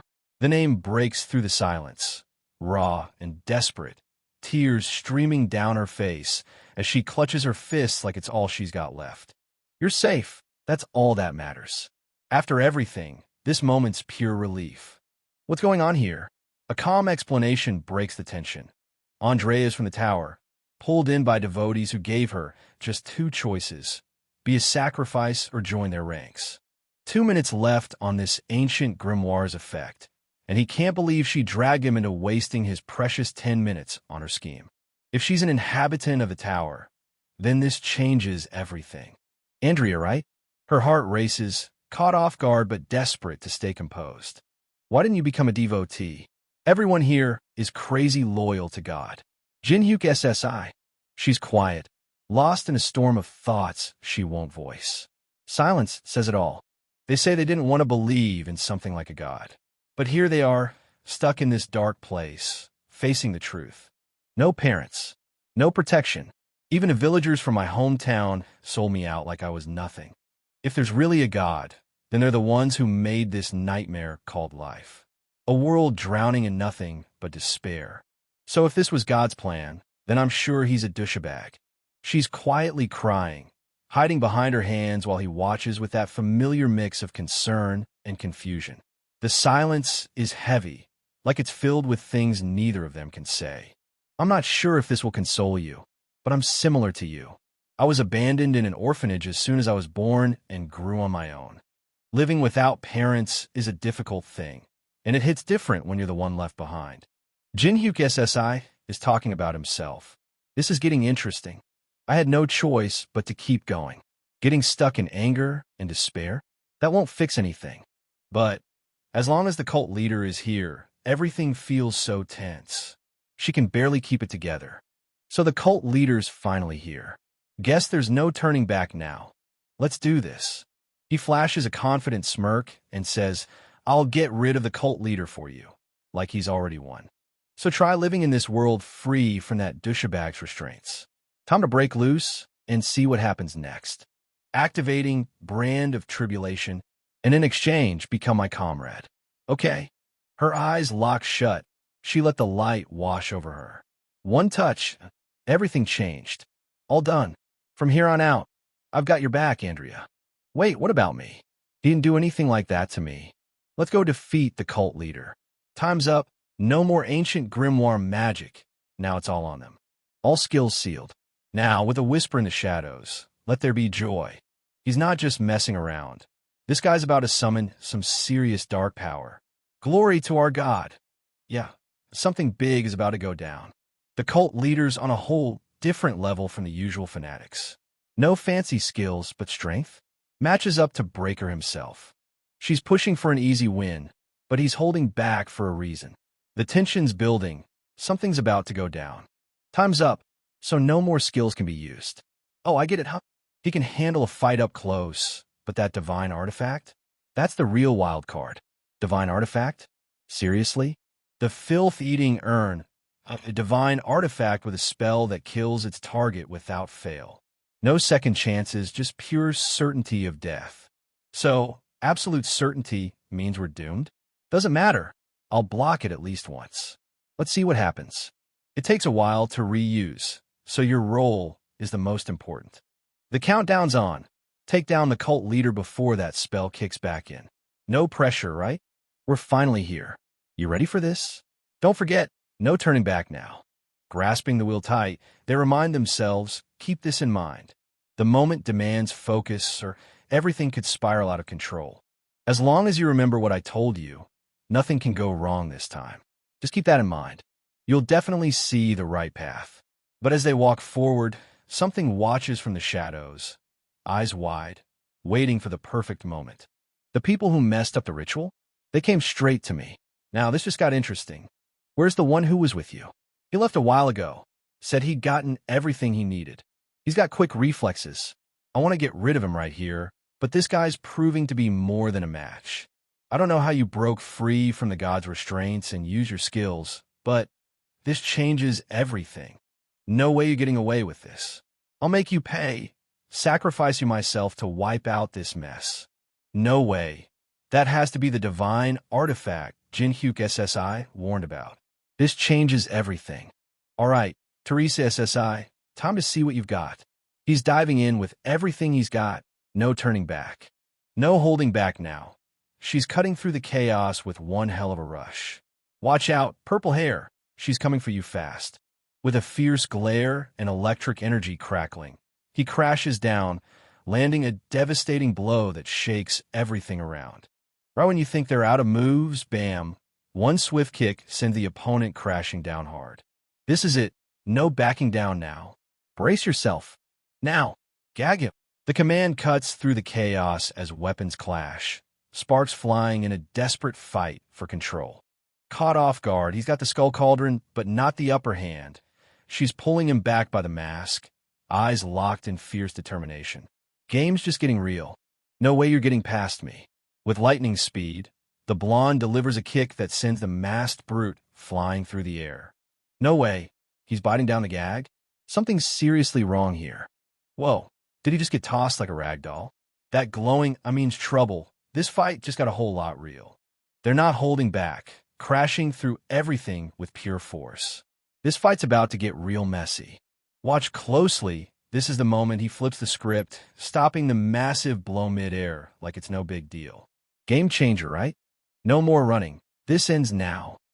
His fist slammed with a force so fierce, it shattered the silence and the giant's defenses all at once. No way you're winning this time. Watch closely. This is where it ends for you.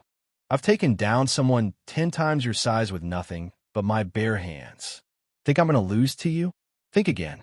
She's catching her breath, but still smirking, impressed enough to say, as expected of Jin Hyuk SSI. He's lost in his own madness, praising the chaos with a wild grin. Very good. You're the greatest sacrifice. The crazed villain's grip tightens on the cursed relic. Then, I will use you as a sacrifice first, he snarls, the air thick with dark energy. Energy crackles as the ancient urn glows with eerie blue flames.